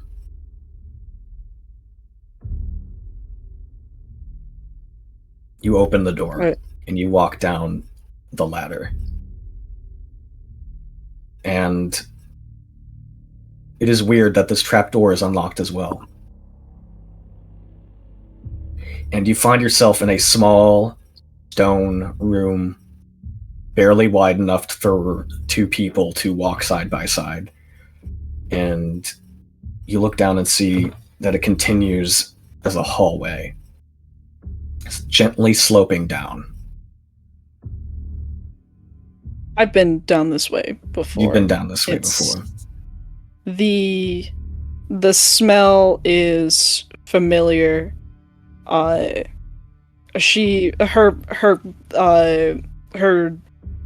clothes, her flowy, drapey clothing is still reeking with that perfume and that like incense smell, but it's a damp and cold hallway that she walks through. And the only light source in here are small candles mounted to the wall that barely give off any light as you walk by. And as you gently follow the hallway that slopes down and down, after about a minute or two, you get to a door. And behind this door, you hear muffled voices speaking.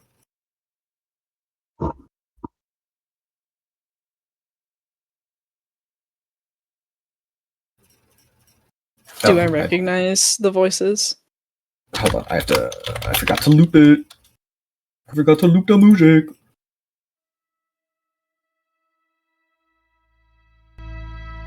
You do not immediately recognize these voices as they're too muffled by the door for you to tell who they are. But they both sound male. She's still gonna open the door. She's gonna open the door? As you open the door, you find that it is locked. I'll just open it. Okay. I'm knocking. Knocking? Yeah. You knock on the door and immediately the two voices stop. You know what? No, I'm not going to do that. I'm going to just roll for perception. I want you to hear what I wrote out for this part. I'll say before you do anything else with the door, you try to listen in. I got a 12, Duncan Mecker. A 12? Okay. Have you no self-preservation? With a 12, you kind of listen in at the door. And you hear, we only need 10 more installations to complete the sigil. However, it will be difficult to convince the council for more funding, especially after the disaster at the festival. Does this man in a mask frighten you, Crowley? No, unclean one. But the council's minds are occupied with threats and smoke. Until this matter is resolved, I'm afraid progress will be slowed. I am patient. But if you believe this man is a hindrance to us, then take action. Of course. And there is another matter I wanted to discuss with you. And he continues to speak, but these words are muffled through the door even as you're listening. Rumors that he's walking the streets once more. It might not be long before he starts interfering with us again. If he does, then find someone who will actually finish the job this time. Because if you allow him to prove himself a nuisance again, I'll have no choice but to wonder if you let him live. I promise, Unclean One.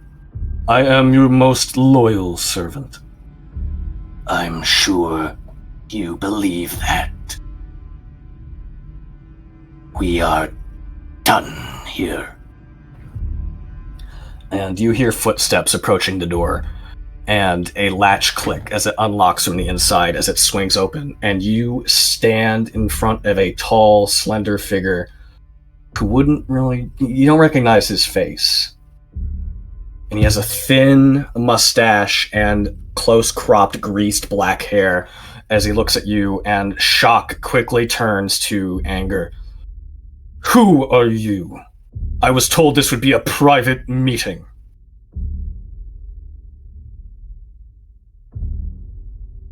I'm Anastasia. Oh, I messed up my accent. I'm Anastasia. Did the guard not stop you? Did you post a guard? There's always a guard posted. I didn't see one. Stay here. As he sidles around your shoulder and closes the door behind him and motions for you to... Well, actually, he would motion for you to follow him. And she follows 100%. Yeah, he leads you back down the hallway and up the ladder, and as he quickly bursts through the door back into the counter, you see a small, spindly man kind of you see a portly man kind of step through the door onto the street, and he stops in shock as he sees this man and you. Sir, I just stepped out to use the bathroom. I didn't see her come in. You had one job. As he looks over at you sharply. What's your business here?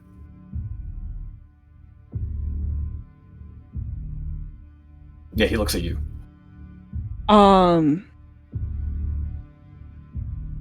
Yeah, she's gonna speak plainly. I come to speak. I come to have a word with the Worm Speaker. Then you're in luck. She's down in the chapel. Go about your business, as he turns and looks at the portly man who just entered. We will have words next time we meet. And he walks around and exits onto the street. Thank you. And she's gonna go back down that musty hallway. Yeah, you go back down the hallway, and as you walk down and find yourself in front of the door again, this time you were easily able to push it open, and you step inside. You find yourself in a quiet, cold, half-circular chamber made entirely of stone. Opposite you stands a dais raised about a foot off the ground with wide steps that wrap around to the wall on either side. On the far wall of the dais is a large alcove carved into the stone. A large pedestal holding a wide, shallow metal basin is nestled within, and a shelf protrudes from the pedestal below the basin, upon which rests a stand holding a slender, ceremonial curved dagger. Bolted to the stone above the basin are 5 large talons, each easily 3 feet long, hung in the shape of a 5-pointed star.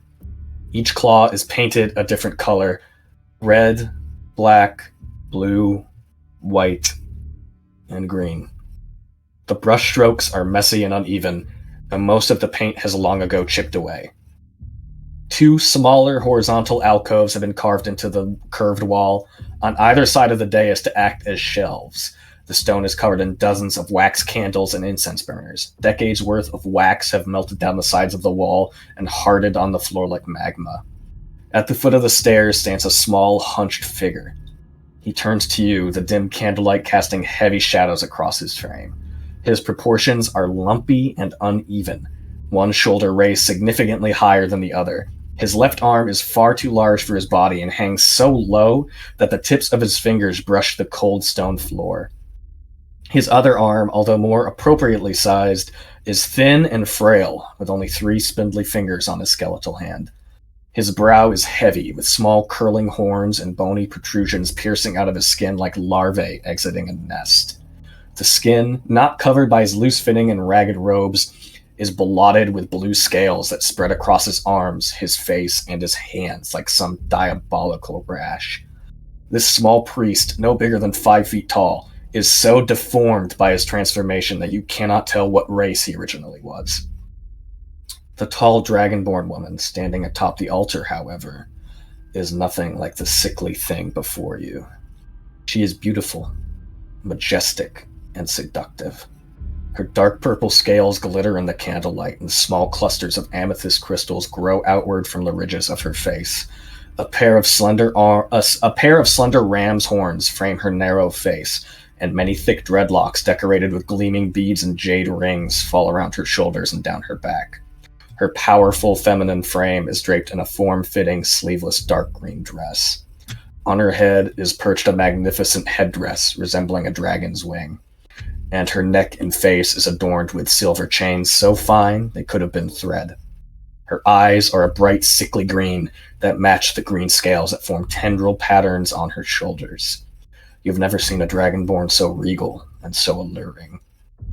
You find yourself almost in a trance, captivated by her, till the dream is shattered by the voice that does not match her form. And who is this thing that stands before me?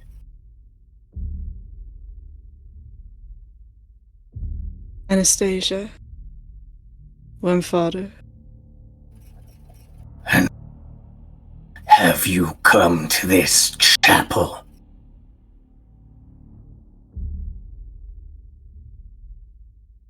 Did she ask why? Sorry, you kind of...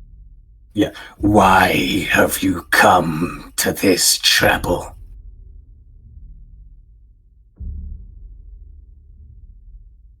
For my atonement. Your atonement.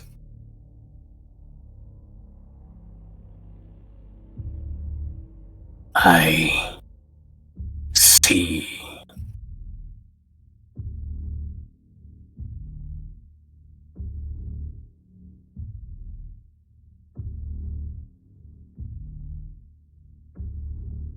Well, then. Do what you will with her, priestess. I am done with you. And you see the dragonborn woman suddenly and catch herself as she slightly stumbles forward. And then she unflinchingly catches herself and readjusts her dress, and her eyes seem to lock onto yours. Anastasia,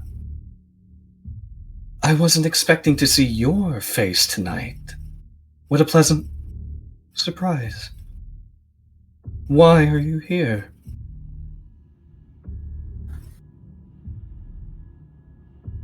And before you interrupt, the small figure stooped at the bottom of the stairs.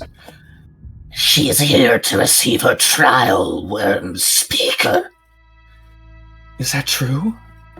Is my lost lamb finally ready to become a dragon again?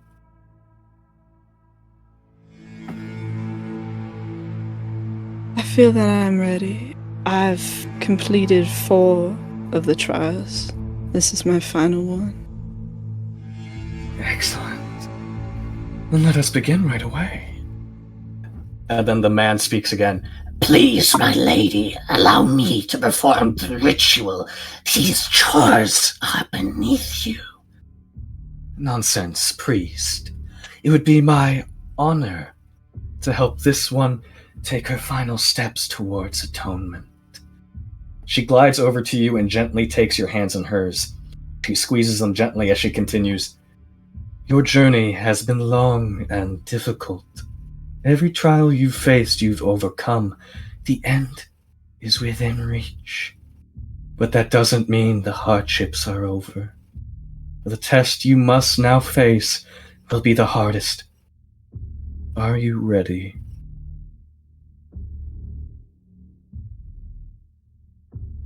Absolutely. Okay.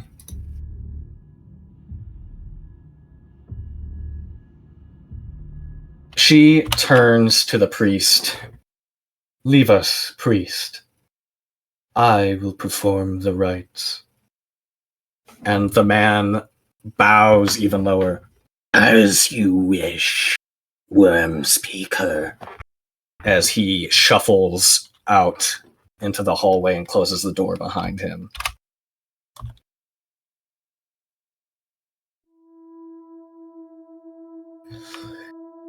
You stand at the bottom of the small steps, Khaliset towering above you like a monolith. She turns towards the altar and one by one lights the incense until the room is filled with thin, curling lines of smoke. The scent of musk lingers heavy in the air, so much it is almost overpowering. Your sinuses burn and your eyes begin to water. Khaliset seems unbothered as she gently picks up the ritual dagger from its stand beneath the basin. She turns elegantly on her heels, her dress sweeping across the steps as she faces you once more.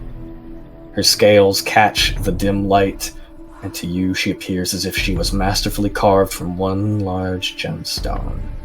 Her gaze meets yours as she speaks in Draconic, soft, yet authoritative. Turn around. She does what she's told. You feel compelled to follow her command, and you do so without thinking. You stand now with your back to her and to the altar as she gives another command. Remove your clothes.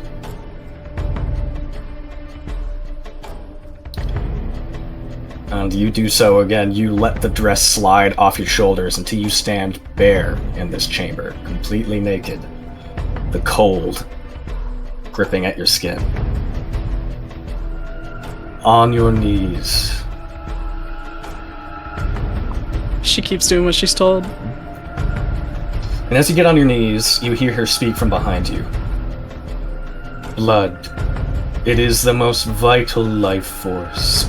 It is strength. It is passion. It is the power of the indomitable spirit. Blood is vibrance and beauty. You hear her footsteps as she steps off the dais and walks around to kneel before you. She gently cradles your head in your hands and lifts your face to meet her eyes. She speaks softly as her gaze pierces yours. It is a gift given, and a debt paid. Her hands caress your cheeks as she rises to her feet. Your eyes flutter closed and you find yourself longing for her touch as she lets your head slip out of her reach. You almost don't notice as she runs the razor edge of the blade across your cheek, until you feel the hot blood running down your skin. You let your head fall forward, your hair obscuring your face. The blood runs down your neck and you stare blankly at the stone floor. A few drops fall to the ground with a faint drip, and you watch as the sanguine liquid begins to pool in the grooves between the tiles. Then the blood spreads. It flows through the grout as more steaming drops fall to join their fellows. You feel them trickle down your cheek. They are hotter than they should be. The blood runs across the floor, cresting the rough grooves and spreading across the stone. There is no way you've lost this much blood. The puddle grows wider and wider until you sit in a perfect circle made of your own crimson ichor. Then it stops. It is like a mirror, perfectly still and circular, and your own anxious face stares back at you from below.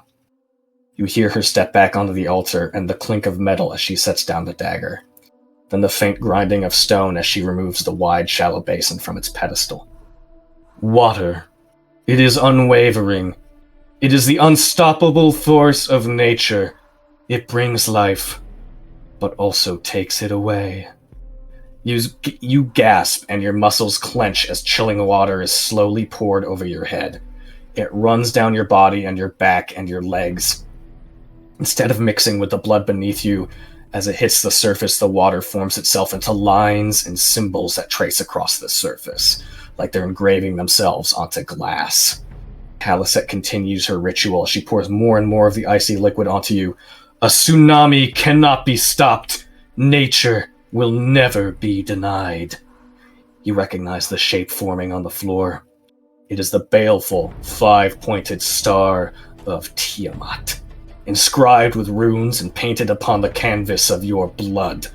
Once the arcane emblem is complete, it glows brightly and casts your body in a sickly light. Your ears fill with whispers, but you do not know if they are real, or your mind reeling from the overpowering stench of copper and musk that smothers your nostrils and fills your head with fog. The water stops, and you sit on the hard, cold stone. You sputter and try not to shiver as the chill soaks into your bones. Blood and water combined, vitality in nature, passion and strength. Together they are unyielding. Together they are a dragon. You hear metal on stone as the basin is returned to its place. The uninitiated believe green dragons are conniving, cruel beasts that take joy in manipulation. These claims are true, but they do not understand why. It's because green dragons, and those who serve them, are Tiamat's greatest and most loyal followers. We would do anything to ensure our glorious mother's return, and so we must ask the same of those who wish to join our ranks once more. Are you ready to receive your final trial? Are you ready to prove your conviction? Yes. The whispers grow louder. Are you ready to be welcomed back into our mother's embrace? Yes. Are you truly? The whispers become deafening, but you still cannot make out what they are saying.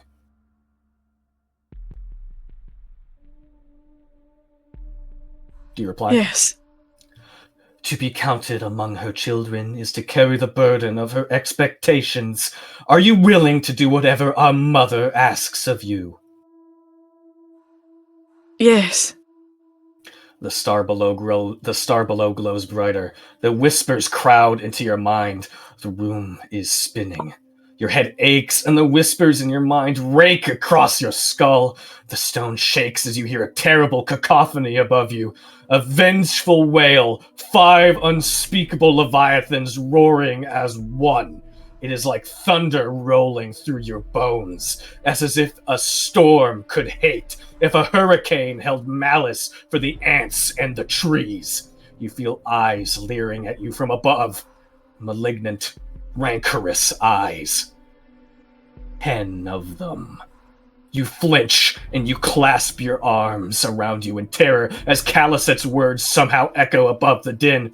And when she commands you to do the unspeakable in her name, will you heed her, or will you hesitate and be food for those who stand against us?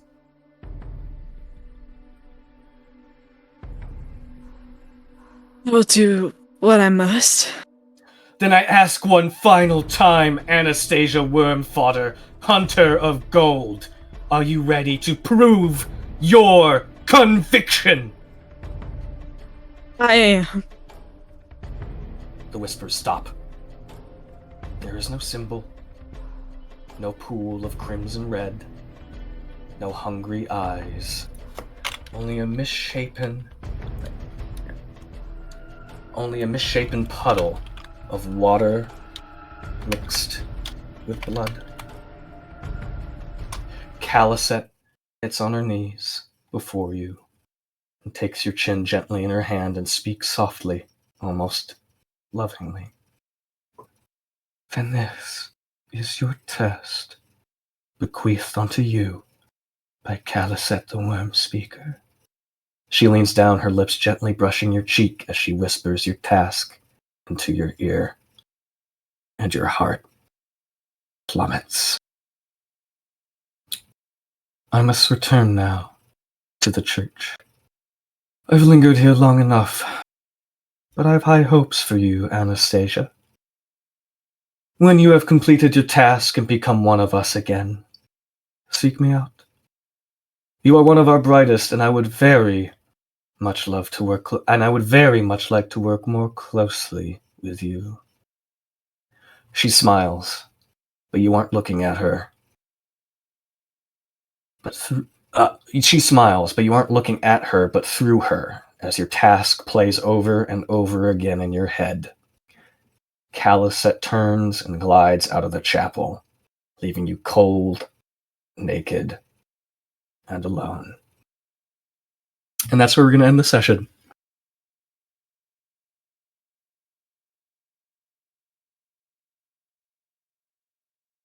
Let's go!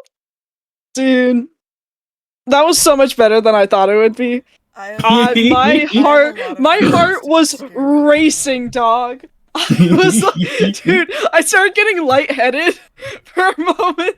That was so sick. I'm really glad you liked it. Anna's gotta die. I don't. The fact that her heart sank when she gotta did the mission go. means it's something related to us and our mission. She's gotta go. Also,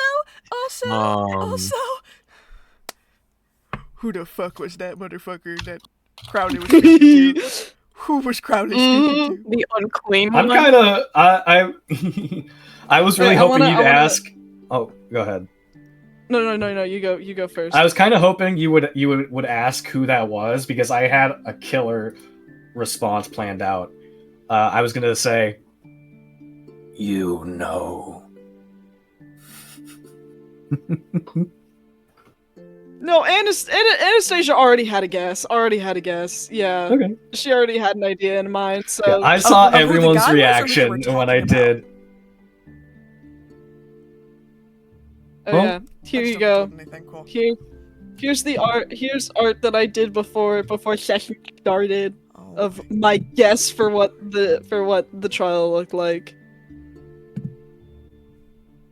Yeah, I saw everyone's reaction when I did the voice swap. You guys freaked. Oh my the gosh! fuck out. It took me a second. I feel so already- stupid. I was like, that's Caliset's voice? Okay. Oh, wait a minute! That's not Caliset's voice! Oh no! Caliset. I don't mean I'm that gonna is. pee real quick, sorry. That wasn't Galizet's voice. There is an I in that name, though. They share an I. And an S. And a T. You know. Also, I don't like what they were talking about.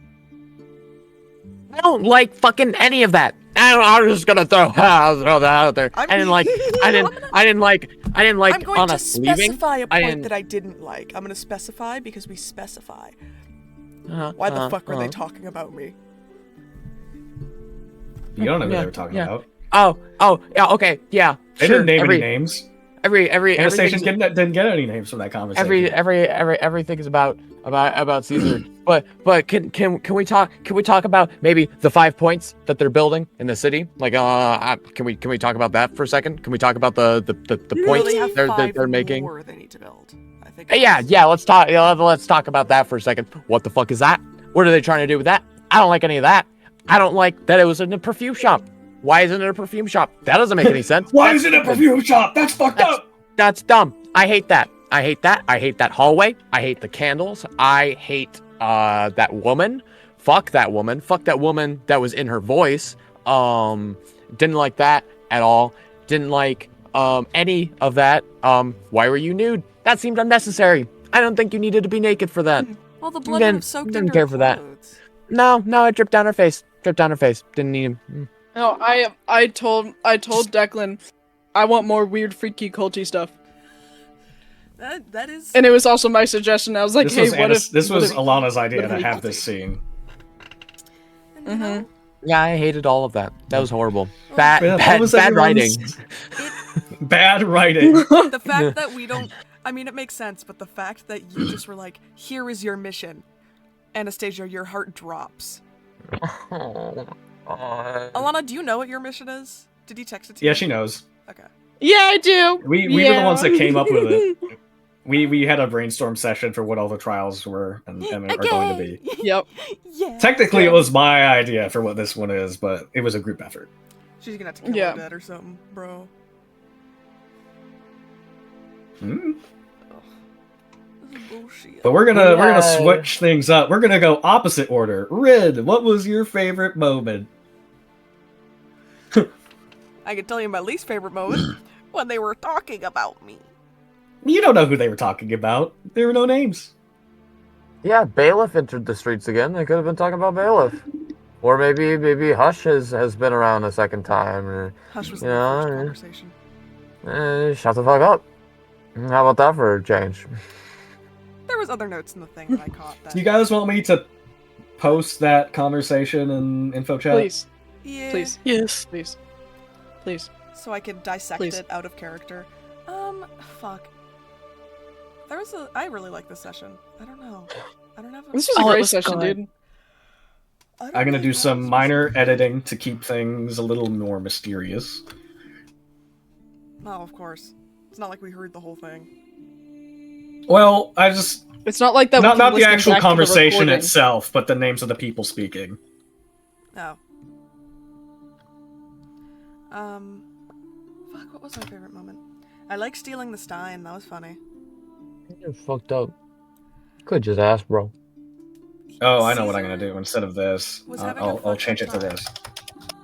Caesar was having a rough time because the screaming and the crying of the guy they were torturing sounded like the screaming and the crying he made after he realized his husband was dead.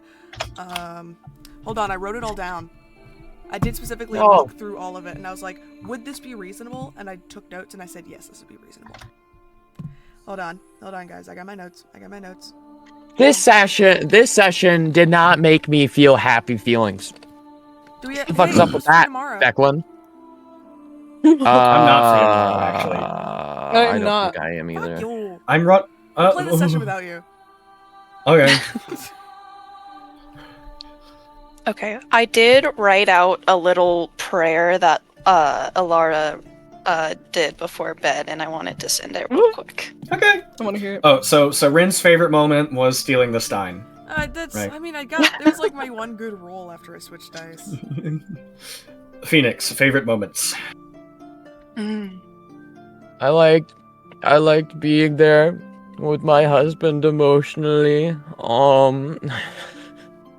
No, I mean that whole scene of Bailiff going upstairs, and at first not really knowing what the hell is going on with Caesar, and then slowly like just kind of forcing his way in, but like letting Caesar still come to him. It was really sweet, and I loved it a lot.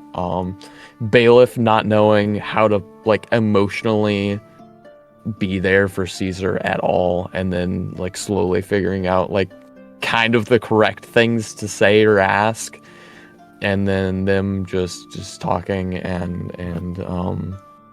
It was so sweet. it was so sweet. And then as Caesar asking, "Why do you care?" Bailiff doesn't know.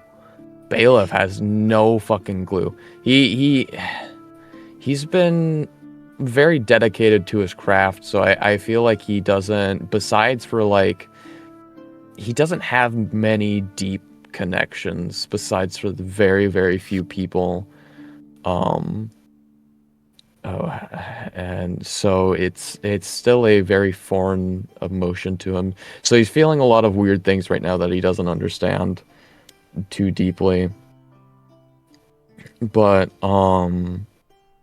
so that was interesting to kind of get to explore a little bit more in character. And then him obviously going back upstairs to get Caesar, and Caesar like being like, okay, we'll head downstairs, and then Bailiff offering his hand out to Caesar, and then Caesar takes his hand, and then they went to go watch it. It was so cute, and I loved it so much. And then so many horrible things happened afterwards. I was so happy that my two little gabies were being all cutesy, and then fucking Anna goes to the demon perfume shop where to hell is at, apparently the hell shop, the hell perfume shop, where all their scents all their scents are fucking sulfur and horrible crying tears and shit like that. Okay, Rin, what was your real favorite moment? I liked all the hints that I got to drop today that no one can ever pick up. Because I dropped Those a are lot of hints good. You did. What are you talking about? Okay. Alyssa, favorite moments. Oh gosh, what's been taken already? Gay. today. Literally just Caesar and Bailiff. Yeah. Cause oh my gosh, with Anastasia's trial and like the blood turning into glass with like the water. Oh my gosh, that was so cool. But on a happier tone, the performance was really cute and sweet, and I loved her. Yeah. I mean, on the bright side, none of your characters have to deal with the trauma of witnessing that ritual. Yeah. That is very true. Yeah. That is very true. Bailiff went to sleep happy, which reminds me I need to text her in something. Alana, what was your favorite moment? There's no... As if you guys there's didn't have to any deal with other the freak. answer. Yeah, what was your favorite moment and why was it the ritual? Why was it? Can I say the name? I can say the name, right? Of who? Of the rich. Yeah, because like we basically the name of the. I mean, if you want, if you don't care, it's your backstory. Yeah. If you want. The trial of conviction, baby. That was my favorite. I'm so excited. I'm so excited.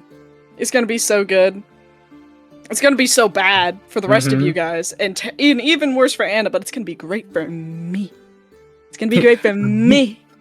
It's gonna be great for me and me alone. Also, sub favorite within that, all of your guys' reactions.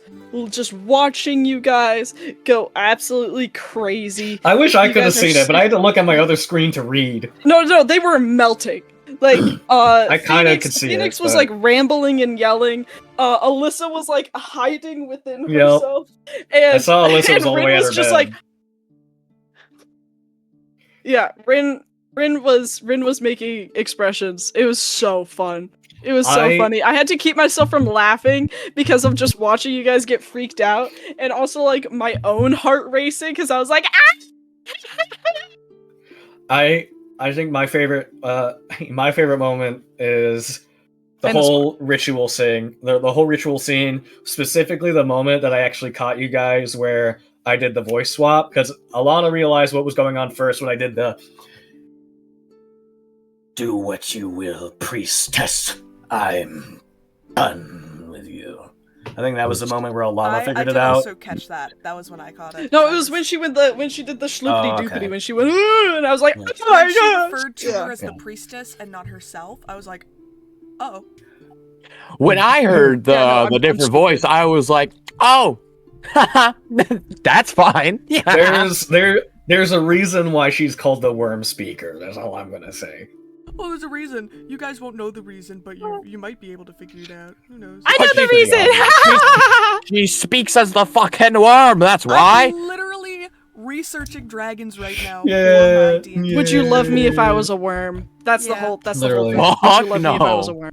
Fuck Yeah, so you. specifically that part where I saw all you guys when I did the swap, but I also Yeah. I really liked the conversation I had between Crowley and possessed Caliset. I liked the scene where I actually described the actual ritual, specifically the part where you started to lose your mind a little bit. I think my favorite, Yeah. Wait a second. She. huh? Crowley I believe had that the was a slip conversation of the with tongue. Possessed Caliset? The unclean Yeah, one. That's how she. the unclean He one. referred to her. Ah. Was that the same voice both times? I mean, it was the same voice all the way through that first conversation. It only swapped when Anastasia showed up and was like, "Hey, I'm here to renew my license." Oh, Yeah. interesting. So Oh. Anastasia was speaking mostly to Caliset. This Crowley guy was speaking to whoever was possessing Caliset. And was that person possessing Caliset the same when Anna walked in? Yeah. Cool. Why? Yeah, no, cool. I'm just. She's just taking. Well, Just now I trying to wanna connect know. the I want to know dots. why that's important. I want to know what your don't thinking know thoughts yet, are. But I feel like it will be important. I know.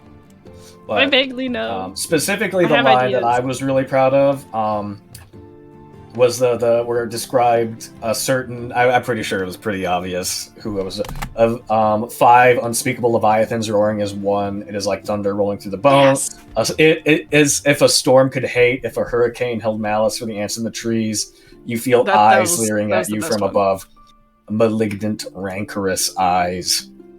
10 of them. Yeah. That was my favorite part. I think from that whole. Yeah, that section was also my favorite. You described Tiamat perfectly. Like Yeah. that's for real Tiamat. For real. That's canon Tiamat. And then also secondary favorite moment. I really liked the little concert performance that you guys got. I thought that was really Yeah. Yes, that was really Second sweet. favorite moment, I love the spar. Oh yeah. That's And- also yeah. honorary mention moment goes to you guys getting the letter that officially revealed Hush's name for the campaign. Yeah. In canon, it is now official, even though like I told all you guys what his name is by now, out of character. Yeah. Yeah. Also, So we got I favorite- threw, yeah. Go I ahead. threw the art that I sent Yeah. Declan. Yeah, so Into- it was very pretty. It was very nice. It was so. It was, was such close, a but cool not- but no coincidence cigar. how close you got it without knowing anything about what I Yeah. prepared. Yeah. But now that we have favorite moments out of the way, what's everyone's thoughts and theories? I can't I'm say scared. anything. Yeah, Very I'm scared. just terrified. I know you're Um, like, you don't know I'm who it is, excited. you don't know I'm who so it is, pumped, dude. But I do. I'm so excited, dude. I have a feeling. What will ignoring the whole Anastasia thing, because that's like for Anna's eyes only, That's its own thing. technically. What is everyone's thoughts on the main mission right now, the investigation? Where does everyone think this is going? Bro, now I gotta go back. I'm fucking angry. The I like the idea of it being an inside job. That Hush caused this whole like domino effect sequence of events in order to get his own way. I think that that's a really cool idea. I don't know. I would say that's more of a hypothesis than a theory. I I think because that's what I was also thinking, and that's why I wanted to question the dude. But based off of his statements and everything we've gathered so far, I don't think it was an inside job. There is still a chance it could have been. So There it's just something that's is. open to. We keep it in mind for now. Yeah, because we've never interacted with Hush, so we don't know, like, his level of manipulation. Yeah.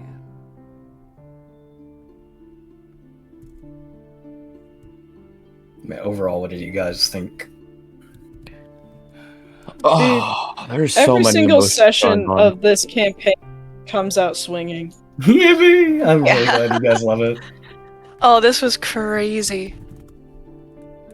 Thank you for fulfilling my dreams of weird, Being an echo wacky, knight, yeah. freaky, culty and stuff. ritual, yeah. So now now we've already in just one session. Now we have multiple subplots going on. So many Yeah. issues. Oh, Oh my gosh. we So gotta yeah, focus I'm on happy one at a time. yeah, and guess what? Griffey doesn't know about anything that we did. I think I sent her the ritual that I wrote. I think I sent her that scene to read a few weeks ago. Ooh. She got a little Yeah. sneak peek. Yeah, because I knew she wasn't gonna make it, and she was gonna listen to this anyway. So I figured. I Yeah, can't. I'm glad you guys have fun. Odette is in the dark about literally everything going on, and it just Yep. I love that it just keeps it just keeps multiplying. Oh, Exponentially. When Odette gets back, we're gonna have to try and explain everything to her, and it's gonna be absolute fucking chaos. Story time. Yeah. Do we want to wrap up the recording then? Yeah, probably. Yeah, Goodbye, recording. that sounds good. It's late for Goodbye, you guys. everybody. Go- Good night, Griffey. goodbye. This